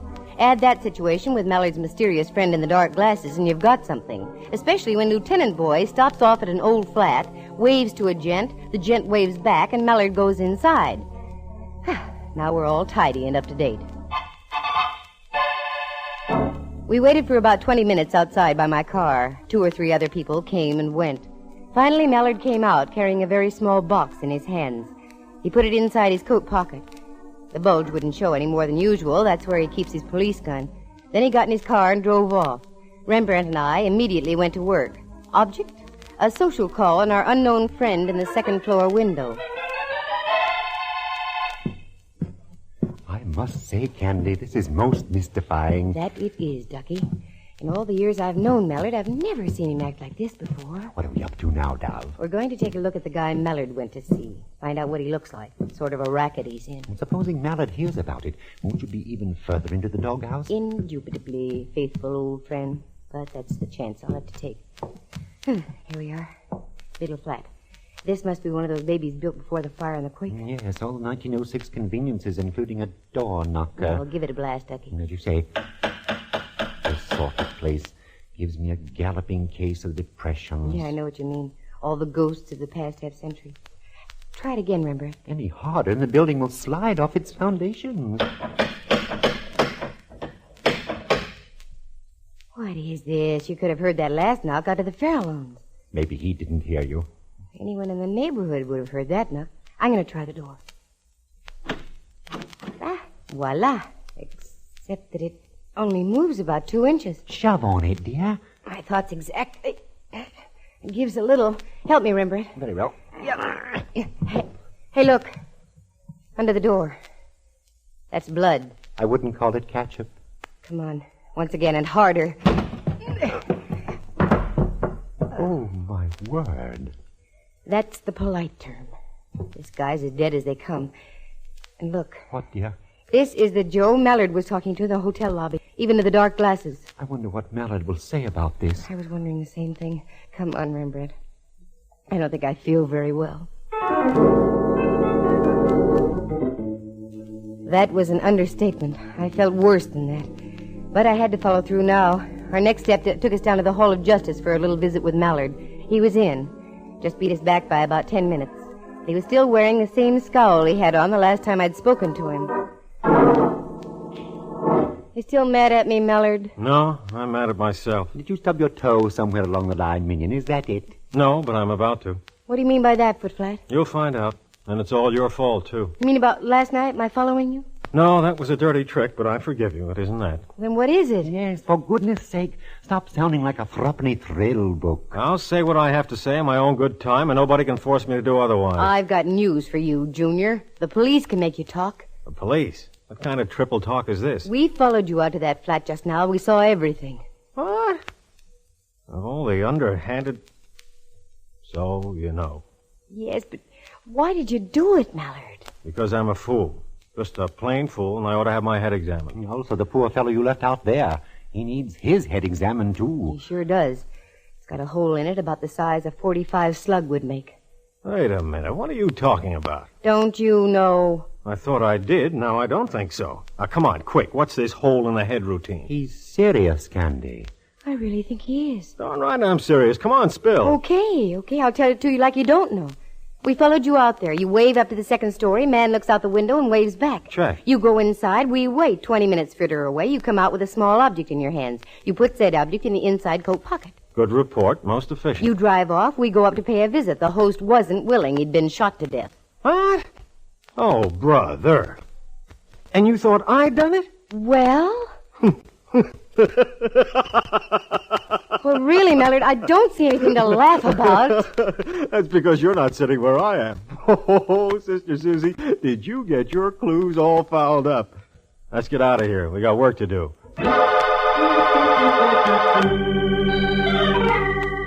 My mental reflexes climbed on a merry-go-round and whirled gaily for several moments. I was really confused. I didn't have time to do much about it because Mallard whisked us back to the flat. An hour later, the joint had been carefully gone over, photographed, and the body of the poor guy removed to the coroner's office for an autopsy report.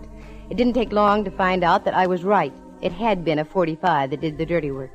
Rembrandt had to leave, so I went back with Mallard to his office. Still think I had something to do with this thing, Cupcake? Oh, in my heart of hearts, no. But of course not. But, jeepers, look at the facts, Mallard. You come out, we go up. The guy's stiff as a starched shirt. What would you think? The same thing you thought. The time element is what gets me. Not more than 3 minutes had elapsed between the time you left and the time we got up there. I know. I can account for that, I think. But I'm not going to. As a matter of fact, there are several things I could account for, but I'm not going to. Now who's doing the triple talk? I am, deliberately. I'm going to tell you something, Candy. Listen carefully. You're a cute little old snoop. You've snooped your way into the middle of this thing, and I'm going to toss it right into your lap and let you snoop your way out. And when you come up with the right answers, you're going to get the shock of your life. I am he. I think so. At least it was quite a shock to me. You mean you've got the solution to this deal already? Part of it. You're a much smarter Footflat than I thought you were. I don't know who killed the guy, if that's what you mean. I take it back, then. And now you really got me all topsy-turvy. Oh, this is working out even better than I thought it would. Okay, Tootsie, you've got the ball. It's all yours. Take it from here. You mean you actually want me to help you on this deal? Sure. Who knows? You might come up with something. Now beat it, will you? I gotta find me a killer. I was so puzzled by then that I wanted to rap the guy over his head. I fought off the impulse and left. If he gave me carte blanche on the killing, I was going to take advantage of it, if for no other reason than to prove I was right and Mallard wasn't the joker who did it. There's only one place to start, back at the flat where the guy had been done in. The cops had gone, so I did some question work. The landlady lived in the flat below. No, she didn't know the man. A gal named Jennifer Shirley had leased the middle flat for the past 5 years. I swung a deal with the landlady, got the key to same, not the landlady, the flat, and moved in. I had a good night's sleep and waited all the next day. Nothing. The odd thing about the deal was the fact that the cops hadn't been back. They usually return for a double check. So the next night I hit the sack again. About midnight, my dreams of a vine-covered cottage in the country with Mallard were rudely shattered by a sound. The sound of a key in the lock of the door.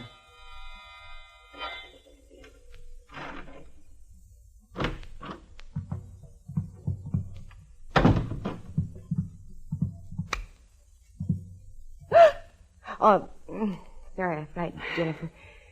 Take it easy. Everything will be okay. Who are you? Oh, I'm coming to that. Excuse me. You are Jennifer Shirley, aren't you? That's right. Excuse my nightie. If I'd have known you was coming, I'd have gone formal. Just what is all this? And what are you doing in my flat? Where have you been, Jennifer? Seattle? Why? Didn't you read the papers up that way? I was too busy. Know a man named Everett Stone? Of course I do. He's a very good friend of mine. He was up from Los Angeles on business, and I let him use my flat. And now you're here. I don't understand this at all. Look over there, at your front door. Everett Stone was shot to death right on that spot. Everett? Dead? I can't believe it. I'm sorry, it's true. You can prove you were in Seattle, Jennifer. Yes. Here. My plane ticket receipt and the stubs on my luggage.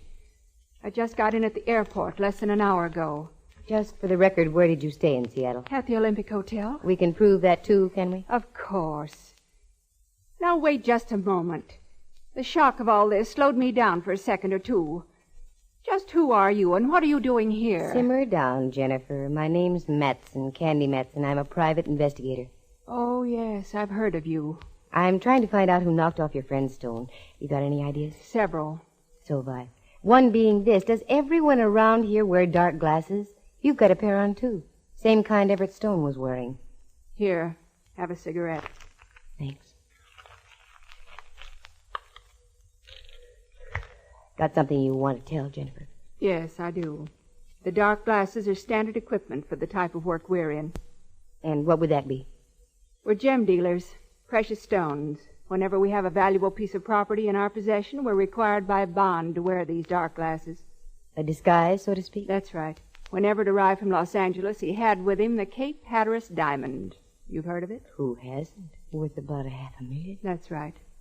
He was on his way to Seattle to show it to a prospective buyer. The first night here, Everett appeared on a television show to display the diamond. And as he left, he knew he was being followed. He called me and asked me if we could make a switch. Wanted to know if I'd take the diamond on up to Seattle and try to make the sale. And he'd stay here, is that right? Right. It was a good switch, except that Everett got himself knocked off for his trouble. Have you got the diamond with you? Right here, in my purse. Look. What a little beauty. And not so little at that. No. Oh, it's the most gorgeous thing I've ever seen. And you just carry it around in your purse like that? Certainly. Who'd think to look in a woman's purse? You've got a point. Lipstick, mascara, streetcar tokens, loose change, but not $500,000 rock. Did Everett say what the man looked like, Jennifer, the one who was following? Yes.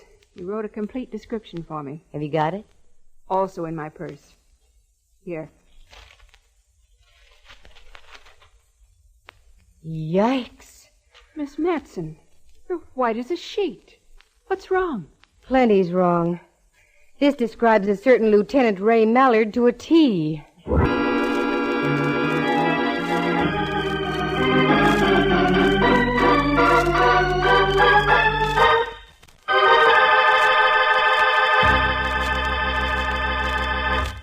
From San Francisco, you are listening to a National Broadcasting Company presentation, Candy Matson, Yukon 28209.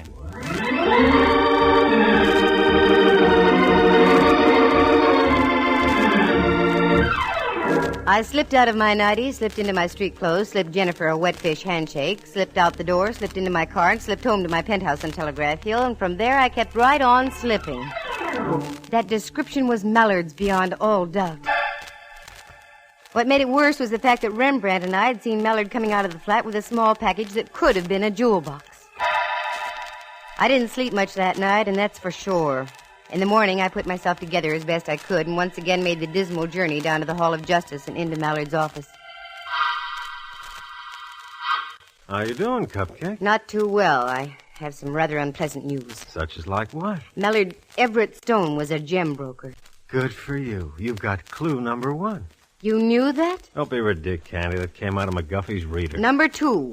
He had the Cape Hatteras diamond with him when he arrived from Los Angeles. Atta girl, you're getting warm. He switched the rock to a gal named Jennifer Shirley. She took the diamond on up to Seattle because Everett thought he was being tailed. Hey, you're getting better and better. What's next? You mean none of this is news to you?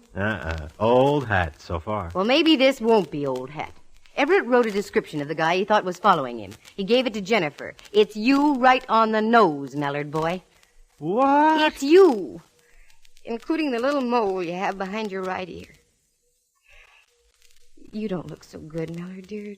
Don't you think you ought to tell me what it's all about? Maybe I'd better. I can't for the life of me figure out. Wait a minute. Sure. Of course. You had me worried there for a minute, Cupcake. Doggone, what is this, Mallard? I'm getting mad. You'll find out. Oh, I'll find out. But when will I find out? Ooh, saved by the bell. Excuse me a minute, Detective Matson. Oh, sure. Lieutenant Mallard, homicide. Lieutenant, this is Sergeant O'Flaherty down on radio. We just got a report from Prowl Car 36. Yeah, O'Flaherty. There's been a dame killed out in that same flat, name of Jennifer Shirley.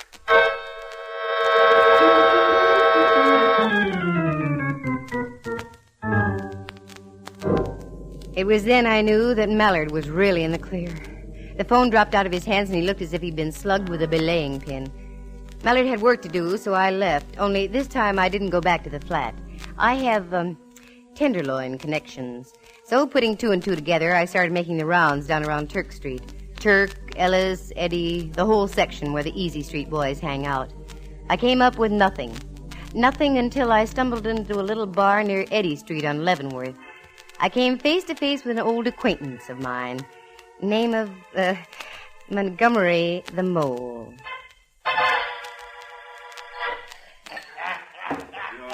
Well, for crying in my beer and making it salty. Look what the high tide just washed in. Hiya, Candy. Hiya, Montgomery. I ain't seen you since the night you caught up with me former pal, Willie Cloud. Oh, I'm sorry I had to do that, Montgomery. Oh, I ain't.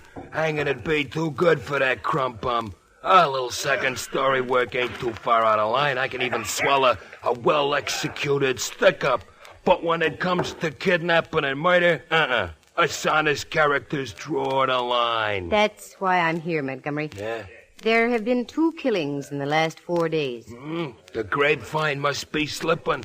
I don't hear nothing about no rub-outs. They've been kept quiet for a reason. Just what the reason is, I don't know.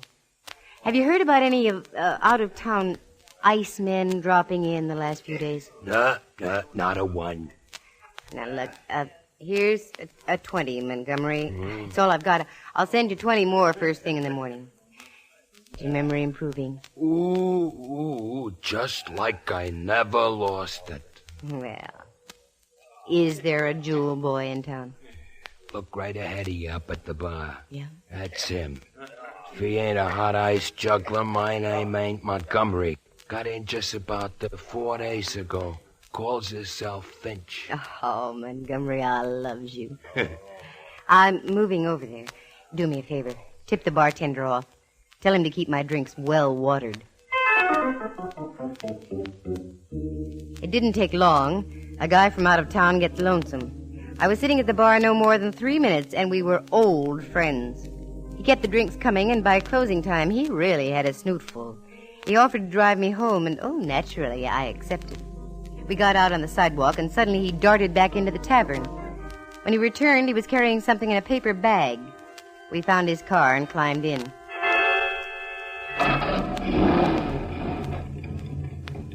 Don't you think you ought to let me drive, Mr. Finch? No. Quite a few. I can handle this little old car. I'm sort of stranger here. You'll have to tell me which way to go. Oh, sure. You go straight up Leavenworth here, and then you turn right on Bush. I'll direct you after that. Okie doke. Oh, you sing real pretty. When did you say you got into town, Mr. Finch? About 4 days ago. Let's see. Yeah, that's right. What sort of business are you in? Business?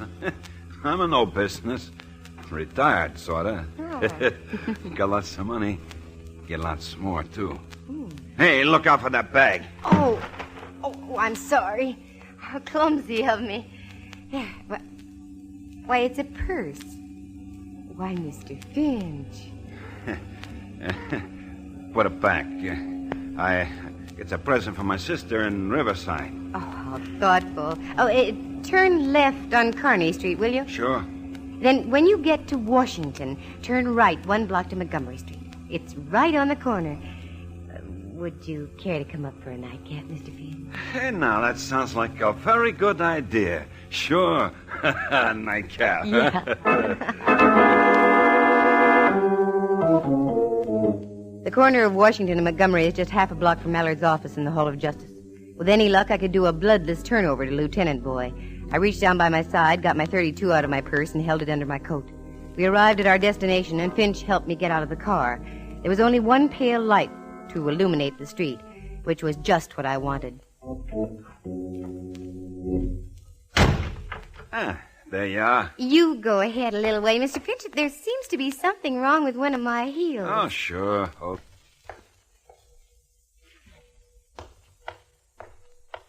Don't turn around, Mr. Finch. Not if you value your life. This is a gun I've got stuck in your back, and believe me, I know how to use it. Say, what goes on here? I'm almost broke, if that's what you're This after. isn't a stick-up. See that door up the street in that big building?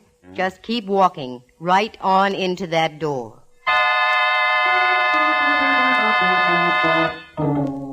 He started walking, and I hung back a few paces. I didn't want to lose this baby. He was too good. Because that purse he had in the paper bag was the one owned by Jennifer Shirley. I'd never be able to forget that purse. It contained the Cape Hatteras diamond. I marched him into Mallard's office, and Mallard was in. I gave him the full scoop, and in less than half an hour, we had one sad Finch behind locked bars with the promise of a full written confession of 2 killings and 1 diamond theft. I had never seen anything fall into place so easily. A few minutes after we returned to Mallard's office from putting Finch into his ungilded cage, there was a knock on Mallard's door. Come in. Is I Gumshoe? What on earth did you call me for at this hour of the night or morning? Yeah, come on in, Rembrandt. This ought to be fun. Oh, you too? Yeah. Why aren't you home getting your beauty rest? Oh, we just wound up a couple of killings, dear. Those of Everett Stone's and Jennifer Shirley's. Well, bully for you. And I had nothing to do with it. Candy did it all. I left her strictly alone, and she came through like a trooper. There's only one little thing she's overlooked. When she comes up with that, she'll have solved her best and last case. Last case? What are you talking about, Mallard? Captain Mallard, this is Riley on the top deck. Captain Mallard? What is this? Yeah, Riley. We got this Finch joker all booked and fingerprinted. He's in the Lysol dip now, then we'll tuck him into Betty Bye for the night. Good. We're changing shifts now. Anything else you want from me?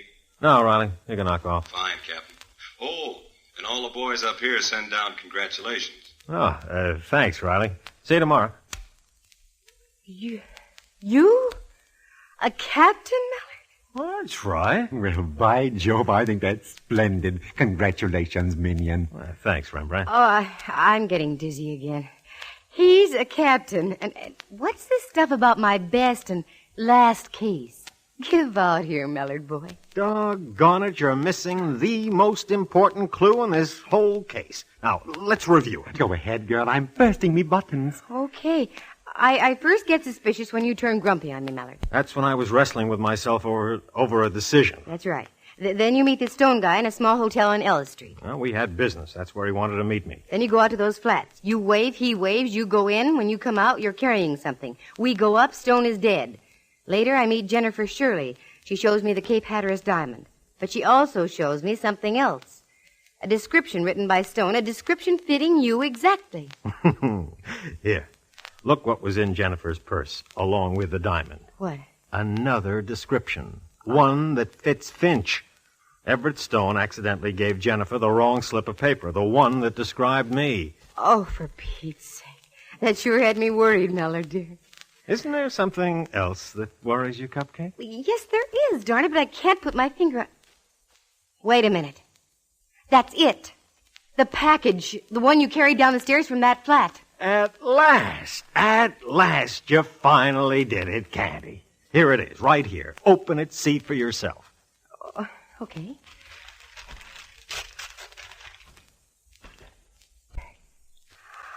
Well, it's beautiful. What a lovely ring. Did you steal this from Everett Stone? Sure did.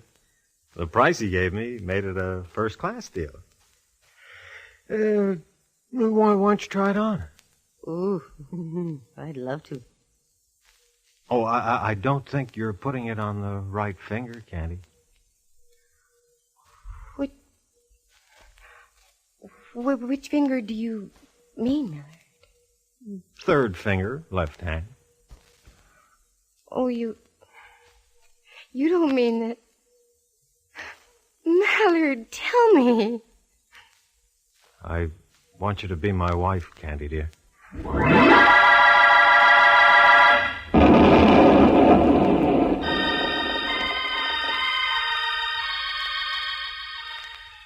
Oh, say it again, will you, Mallard, dear? This is only another one of those fool dreams of mine, I'm sure. It's not a dream, Cupcake. I mean it. More than I've ever meant anything in my life. Will you marry me, Candy? You big idiot. You don't need the answer to that. I wasn't asking you. Oh, yes, I'll marry you. Captain, dear. Forever and ever. Do you see now what I meant about this being your best and last case? Oh, yes, but you're wrong.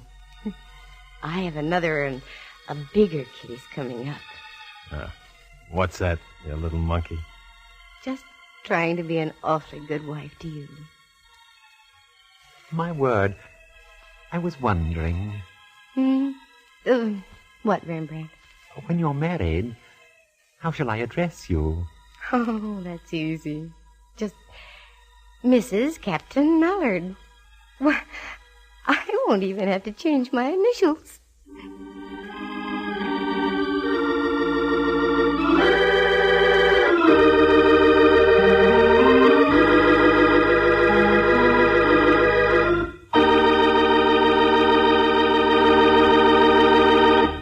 For excitement and adventure and romance, just dial... Mallard.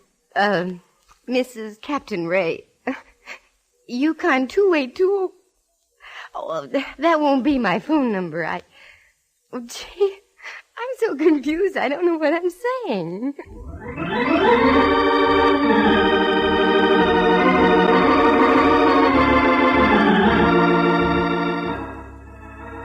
Heard on the program were Jerry Walter as Montgomery the Mole, John Grover as Finch, and Helen Klebe as Jennifer Shirley. Jack Thomas is Rembrandt Watson, and Henry Leff is Captain Ray Mallard. The program stars Natalie Masters as Candy and is written and directed by Monty Masters. Sound effects are created by Bill Brownell, and Eloise Rowan is heard at the organ. Our engineer was Phil Ryder. The characters in the story were entirely fictitious. Any resemblance to actual people or names is purely coincidental. The program came to you from San Francisco, and this is Bud Heide speaking.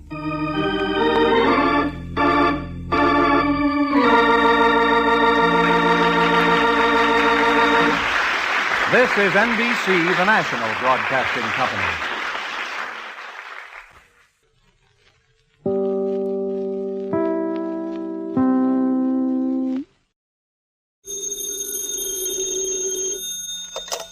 Hello, Yukon 38309. Yes, this is Candy Matson.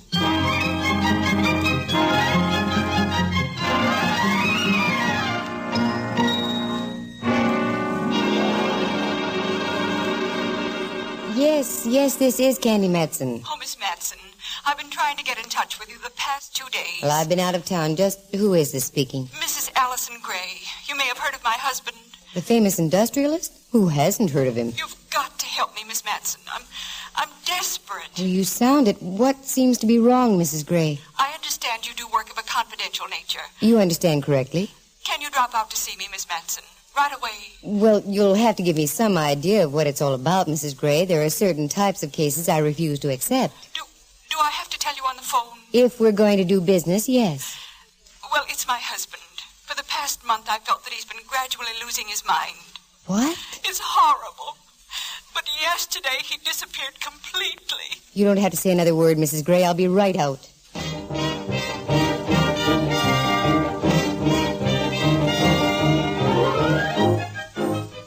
The National Broadcasting Company presents Candy Matson, Yukon 38309. That's the way it usually goes. I live in a penthouse on Telegraph Hill in San Francisco. Inside, there's a phone. It's listed, and it rings. Sometimes I wish it wasn't and didn't. But the phone is listed thusly, Candy Matson, private investigator. And that's how I make my living. Do you remember that old gag about what's black and white and red all over? Yeah, a newspaper. Well, because of that telephone call from Mrs. Allison Gray, I had a switch. I had my palm red and got black and blue all over. And for good measure, I uncovered 2 very dead corpses along the way. I got the address of the Allison Grays out on Broadway in the Valley of Wealth, and that's where I went. As I pulled up at the front door, I looked for the bell, but there was none. Nothing but a huge knocker looking like it weighed about 10 tons. I whacked it a couple of times and thought the house would fall off its foundations. Oui, mademoiselle? Oh, oui. Je suis ici pour un rendezvous avec Madame Gray. Oh, parlez-vous français, mademoiselle? Oui, Lowell High School style. Entrez, s'il vous plaît, mademoiselle. Oui. C'est un bon jeu, n'est-ce pas? Oh, oui. I'll bet you run out before I do.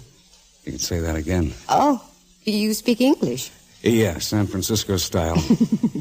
You Miss Matson? That's right. Miss Gray's expecting you.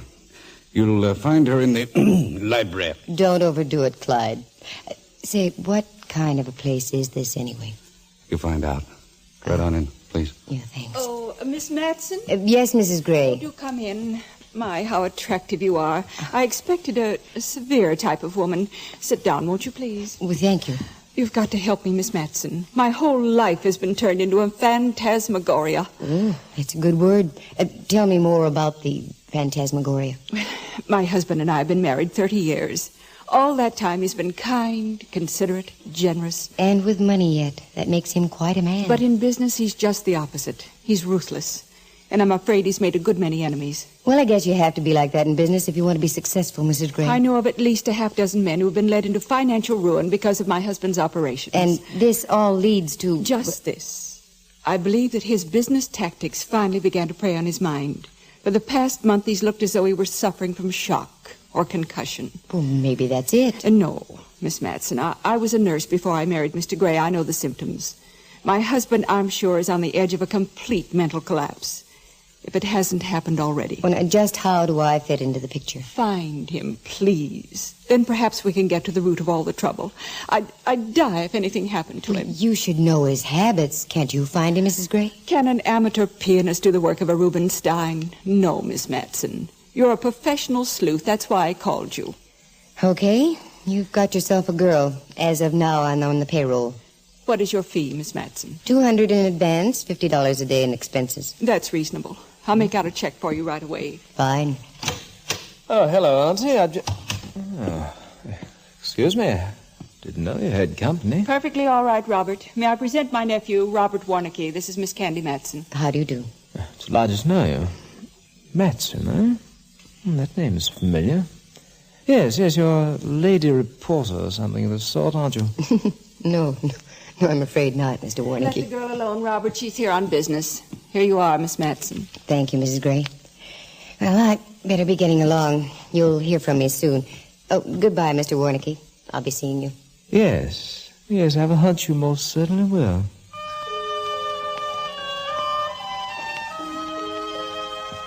I left the house, got in my car, and as I drove along, I did some thinking. It was a strange thing. Here was a family with all the loot in the world, but unhappy. It didn't make sense. Suddenly I realized I wasn't far from the studios of an old friend of mine, Rembrandt Watson, a darn good photographer, now that he's given up the grape. the kind that comes in bottles. As luck would have it, he was in and gave me a greeting worthy of the prodigal son. Candy, you minx. Where on earth have you been, Dove? Minx and Dove, you make me feel as if I should be molting.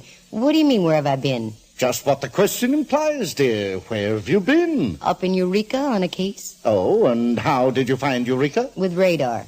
You've never seen such fog. Oh. Well, why this deep concern about me whereabouts? I've been trying to get in touch with you. I've some business for you, dear. No, thanks, Rembrandt. I already have some. Oh, she's an old customer of mine. I've photographed her so often, I know every little wrinkle.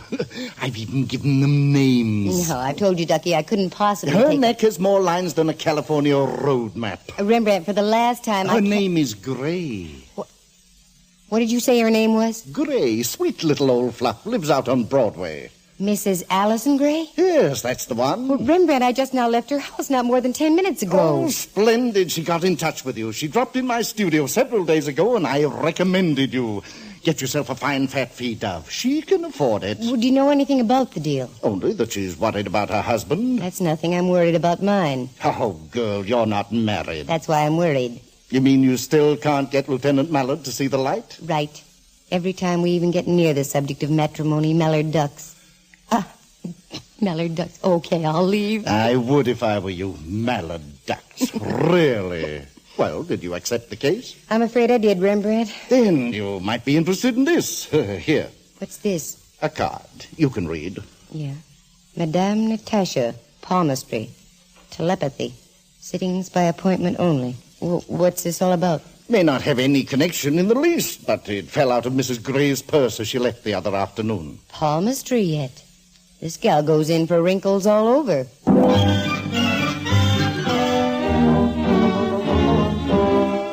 Rembrandt may sound as though he has bird gravel for brains, but he's been around me long enough to know a lead when he sees one. So I took the card and left. I cut over to Union and down to Kearny Street and then to the Hall of Justice on the corner of Washington. That's where my boy Mallard hangs his hat. Lieutenant Ray Mallard of San Francisco Homicide. A wonderful guy if he'd only swap stars. The one pinned on the inside of his coat for the ones up in the sky. Well, bust my rank and call me patrolman if it isn't Candy. Hi, you beautiful thing, you. Well, what have you been doing? Sniffing too much sulfur and molasses? Oh, merely stating the truth. Gee, you look swell, Candy. Well, in that case, no comment. I'd better quit while I'm ahead. Well, Footflat, what's new? Nothing, absolutely nothing. I'm liable to lose my job. The last 24 hours, there's been only one crime reported. Some kid had his bike stolen. Oh, you can talk to me, Mallard. Was it an inside job? I don't know. We haven't got anything to go on. But give us another 2 days and we'll bust this bike heist wide open. Good for you, laddie boy. Now shift your cigar and listen to me. Okay. Got something? Well, not yet, but could be. Ever hear of a lady swami known as Madame Natasha? Crystal gazing done cheap? What does she make like Conan Doyle? Out on Buchanan near Jackson. You know her real name? Nope. Well, I can't help you then. As long as they keep the crystal gazing down to a soft stare and a low murmur, we don't bother them. Just thought I'd ask. Know anything about an Allison Gray? Allison Gray, sure. Charming character. Whole department knows about him. There's nothing we can do about it. So? Yeah, so. The biggest crook this side of Jesse James. Jesse did it with a gun. This joker does it with pen and ink. Oh, all very neat and orderly. Can't get a thing on him. A happy chappy, eh? Very happy. He's got more guys who hate his... He's very unpopular. Yeah. Nobody likes him. Well, his wife does. She loves him. Well, that's what wives are for. That's what I keep telling you. Now, how did I walk into that one?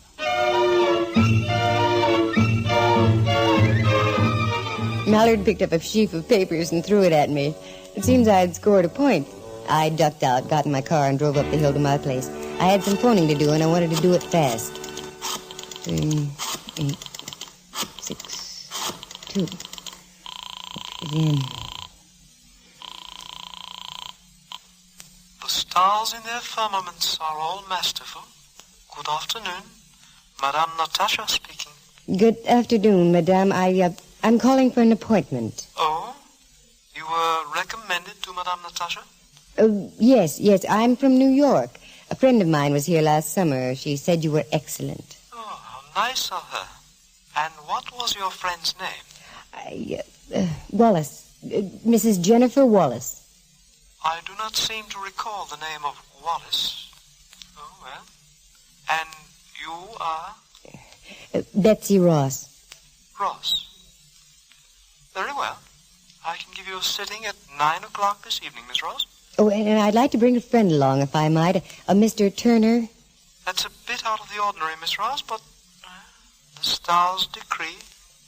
Very well. I will see you both. That was number 1 call out of the way. Number 2 call was to Rembrandt. He was going to be my Mr. Turner. He's very sharp where photography is concerned, and I wanted him along in case of tricks. He said yes, he'd always wanted his palm read. So I told him I'd pick him up about 8:30. Then I showered, fixed dinner, and got into an outfit that made me look as mousy as possible. With no lipstick or makeup, and with a pull-down hat and a dumpy old gown, I achieved the desired effect. Then I got into the car and went over to Rembrandt's place. I beg your... No subscriptions, thank you. I'm not sending any more boys through Oh, you're a woman, I think. I'm not only a woman, Rembrandt, I'm Candy. Heaven preserve us. Did someone throw acid on you or something? This is my costume. Halloween isn't until next month, Candy. I know, but the spooks are here. We're going to see them this evening. Perhaps so, but the way you look, it's just a matter of who scares whom. Candy, you look hideous. Well, good. That's just the way I want it. What's the idea, Dove? I don't get it. Some of these so-called fortune tellers are real smart cookies, Rembrandt. For obvious reasons, I don't want this gal we're going to visit to know who I am. Rest assured she won't. Not the way you look. Am I that convincing, Ducky? My dear, if I didn't know better, I'd swear you just stepped off a pickle boat. Fine. That's what I wanted to hear. Come on, Rembrandt. It's time for us to peek into our futures. We got in the car and drove out to Madame Natasha's place on Buchanan Street. It was one of those old 3-story gingerbread houses that still stand in San Francisco. Cornices, gables, carved pillars, ornate handrails leading up the front steps, etc. and etc. I rang the doorbell on the darkened porch and expected to be greeted by Peter Lorre. I wasn't far wrong. Oh. Good evening. Madame Natasha bids you enter the Temple of the Zodiac. Yes. And you are... Miss Ross, and this is Mr. Turner. Ah, yes. Madame is expecting you. Good. Just follow me, if you will. Mm-hmm. Here we are. This room here. You will be seated, please. Thank you. A few brief words of instruction. Madame will be here shortly. At first, do not speak to her. He has been in touch with the outer world in preparation for your visit. He is on a highly sensitive mental plane. The least little noise will cause her great harm. You will remain where you are. Madame will sit at that table over there. She will address you. Once having done so, you may talk to her. In low tones, please. Is this clear? Yes. Very well. I shall leave you alone. Remember, let Madame Natasha speak first. Smells like a mortuary. Part of the act, Rembrandt. The aroma of flowers all ties in with the supernatural. I can't understand why we're here, Candy. Well, I've got to start somewhere, Rembrandt. This was the only thing I had to go on. Look, dear. There's a light beginning to fade up on the door. Where does it come from? Oh, I don't know. It's a cute trick, you know that? Oh, better be quiet. I think this is the Madame's entrance cue. Yeah, here she comes. You are gathered on the threshold of 3 powerful forces. The past, the present, the future. Prepare to travel with me through these 3 elements. The lady's name is Ross. The gentleman's Turner. That is right, is it not? You may speak. That is correct. Yes.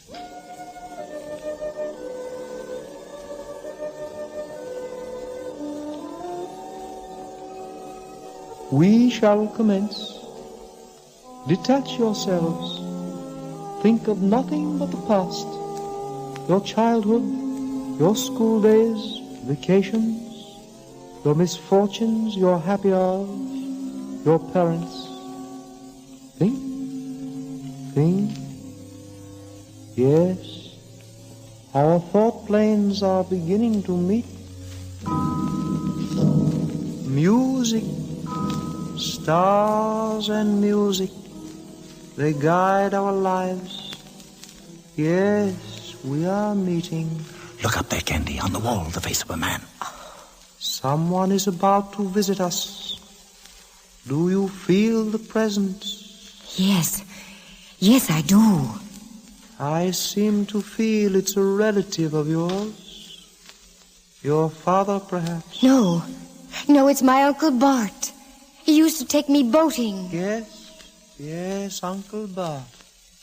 Now I know. My word, this is better than home movies. Fool. What did you say? What? Why, your friend here, he is a scoffer. I cannot go on. I am in terrible mental pain. Please, you must leave now. Immediately.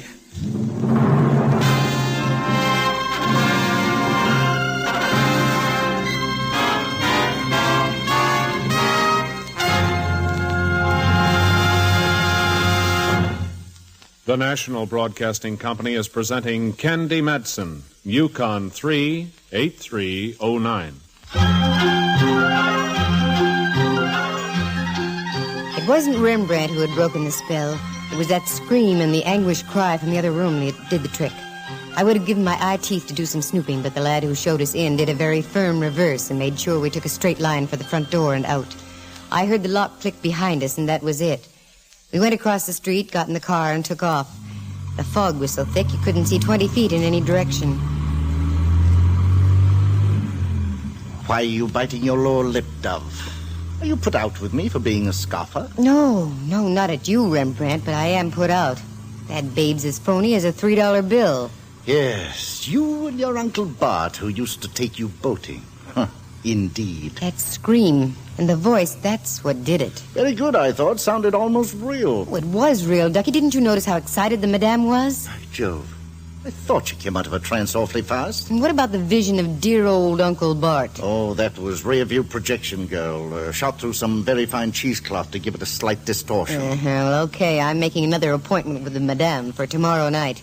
I want to see what's going on behind the scenes. Where are you going now, Candy? Home and to bed. I'm tired. Then let me out on Van Ness Avenue, will you? I'm dickering with a man for a used car. Oh, well, I'll take you there. What's the place? Diogenes Anderson, the swapping Swede. Rembrandt got out at the used car lot, and I went home and had a good night's sleep. I wanted to have all my buttons because there were a lot of angles that needed angling. I awoke in the morning feeling quite fresh and ready for come what may. First thing to come what may was another drive out to the Valley of Wealth to check in with Mrs. Allison Gray. The door opened, but it wasn't Mrs. Gray. It was her nephew, Robert Warnicki. Oh, Miss Matson. Come in, won't you? I'm so sorry, but it's the butler's day off. Oh, what a shame having to strain yourself on that heavy door. Thank you. Yeah. I imagine you want to see my aunt, huh? Yes, you imagine correctly. Is she in? No. She left about half an hour ago. Said something about having to see about her hair. Oh, where'd she leave it? Oh, very clever, Miss Matson. What about your uncle, Mr. Gray? Is he here? Oh. Aren't you the one who's supposed to know where my uncle is? What do you mean by that? To repeat, you're very clever, Miss Matson. I have an apology to make to you. Oh? Yes, you're not a reporter at all. My aunt corrected my mistake. You're a private detective person. So who's denying it? You know, you're very attractive, Miss Matson. I think I should kiss you. You what? I've never kissed a detective. Oh. Why, you clown. Tell your aunt that'll cost her another $100.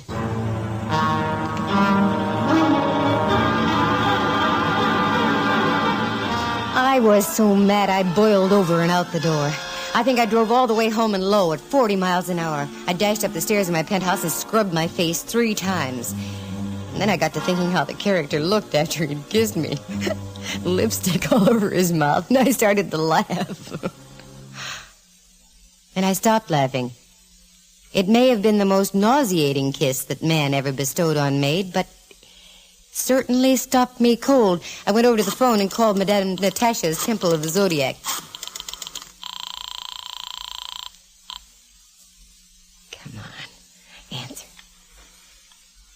stars in the firmament are all masterful. Good afternoon. Is Madame Natasha there? No. Madame is resting. Oh. Well, would it be possible to make an appointment for this evening? This evening? Have you been recommended by someone? Yes. Miss Ruth Burdett. Burdett? Yes. Madame Natasha doesn't seem to have a Burdett in the file. Oh, she must. Miss Burdett was there only a few weeks ago. Well, very well. Madame Natasha will see you at 10 o'clock. That's perfect. And your name, please? Taylor. Geary Ann Taylor. Things were beginning to roll now, and I think I saw the light. And if I was proven to be right, the light wasn't very pleasant. This time I didn't go as the mousy little character. I went as myself. I got in the car and drove out to the Temple of the Zodiac. If it had been dark the night before, it was even darker now, and I couldn't help shivering a bit. I checked my purse. There it was, my little .32, and I felt better. Then I walked up the steps, rang, was shown in by the same gent. He didn't bat an eye, so I knew I wasn't recognized. I went through the same briefing instructions about not talking to the madame until she spoke first and so forth, and the man left. After a moment or two, so did I. Down the hall. Then I found the staircase and rambled up in the semi-darkness. There were 3 rooms on the second floor, none of them disclosing a thing. Besides, the agonized voice that had cried out, "No, please don't," seemed to have come from further off. So on up another flight to the 3rd floor. I opened the first door. Nothing. Then kitty corner and another door. Still nothing. But on the 3rd door...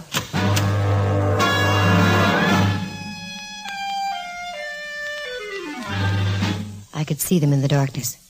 2 bodies piled side by side. I went over and lit a match. And there they were. The bodies of Mrs. Allison Gray and that of what obviously must have been her husband, Mr. Gray. Very cold and very dead. You seem to have found something, Miss Taylor. Yeah. They look quite natural, don't they? Madame Natasha is here. She is highly displeased with you. Yeah, I'll bet. Hiya, madame. Miss Taylor seems to be the curious type. You're out of character, Mr. Warnicki. You'd look better without that wig. I said you were clever, Miss Matson. Too clever. Quick, Walter, get her. Oh, no, you don't. Mister, you fool, shoot again. Candy! Oh, for Pete's sake, Rembrandt. Are you all right? I'm okay. Bullet in the arm, that's all. Where on earth did you come from? We were in the room across the hall downstairs when we saw you pussyfooting by, so we followed. We? Yes, we. Diogenes Anderson and I. The swapping Swede? What were you 2 doing out here? Candy girl, how naive you are at times. You told me you were coming back here tonight. You didn't include me in your plan, so that meant you were coming alone. Knowing your propensity for getting into trouble, I felt it incumbent upon me to enlist the aid of my friend Diogenes and come to your assistance. Well, bully for you, Rembrandt. I'm glad you did. What did you fellows do to these rats? As we followed you up the stairs, we implemented ourselves with 2 sturdy chairs. Then it happened. They fired, you dashed past us. When those 2 beggars came abreast of us, we merely lowered the boom. Diogenes on one side, I on the other. Oh, my word, we really tagged them, I fear. Well, I wouldn't worry about it. They've been working overtime. They can use a little deep sleep.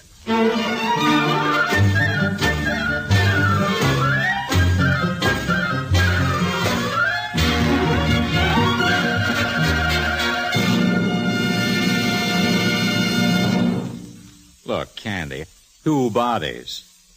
Tell me about it. Well, it's very simple, Mallard, dear. This nephew of Mrs. Gray's at one time had been a ham, a female impersonator in vaudeville.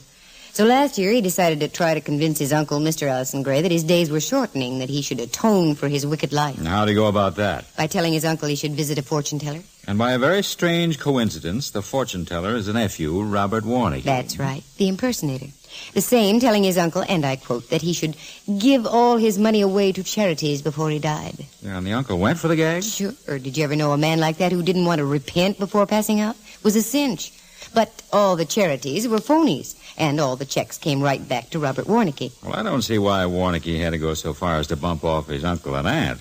Did they catch wise to this racket? Well, that's it exactly, Miller. He was in so deep that he might just as well go all the way and eliminate them. I see. You see, the uncle, in the first blush of being a grade-A philanthropist, never questioned the charities which Warnicki suggested. Yeah, that makes sense. About a month ago, he started wondering and snooping, and he found out there were no charities. He was like a wild man. That's what made Mrs. Gray think her husband was losing his mind. Well, if I unloaded that much money through a swindle, I'd have acted crazy, too. Yeah, I'll bet. Well, the uncle started following Warnicki's movements. Just as he discovered that Warnicki was also Madame Natasha, Warnicki caught wise that his uncle had caught wise. He forced him into the old house on Buchanan. Mm-hmm. Now he was frightened. He didn't know how much his aunt knew. So he went back to the Grays' place, told his aunt that he had a tip as to where his uncle was. Naturally, she went along with him. She was still up in the room with her dead husband the first night Rembrandt and I went out there. It was her voice I heard crying, "No, no, please don't." She'd heard our voices downstairs and tried to make a break. Warnicki's goon boy grabbed her just in time, and after we left, they did away with her, too. A very unpretty mess. Yeah. How did you first tip to Warnicki, Candy? When he kissed me. When he kissed? When what? Sure he kissed me. I appealed to some men. When I got home, I remembered the way he looked with my lipstick on his mouth. All I had to do was mentally put a wig on the joker, and voila, Madame Natasha. I'll be darned. Yeah. Aren't you going to kiss me goodnight? What, and turn into a fortune teller? Why, you cad. Come here, cupcake. What's the matter with you? Good night, Madame Mallard. Well, take a look in the mirror, and then get yourself a crystal ball, and you're in business. What?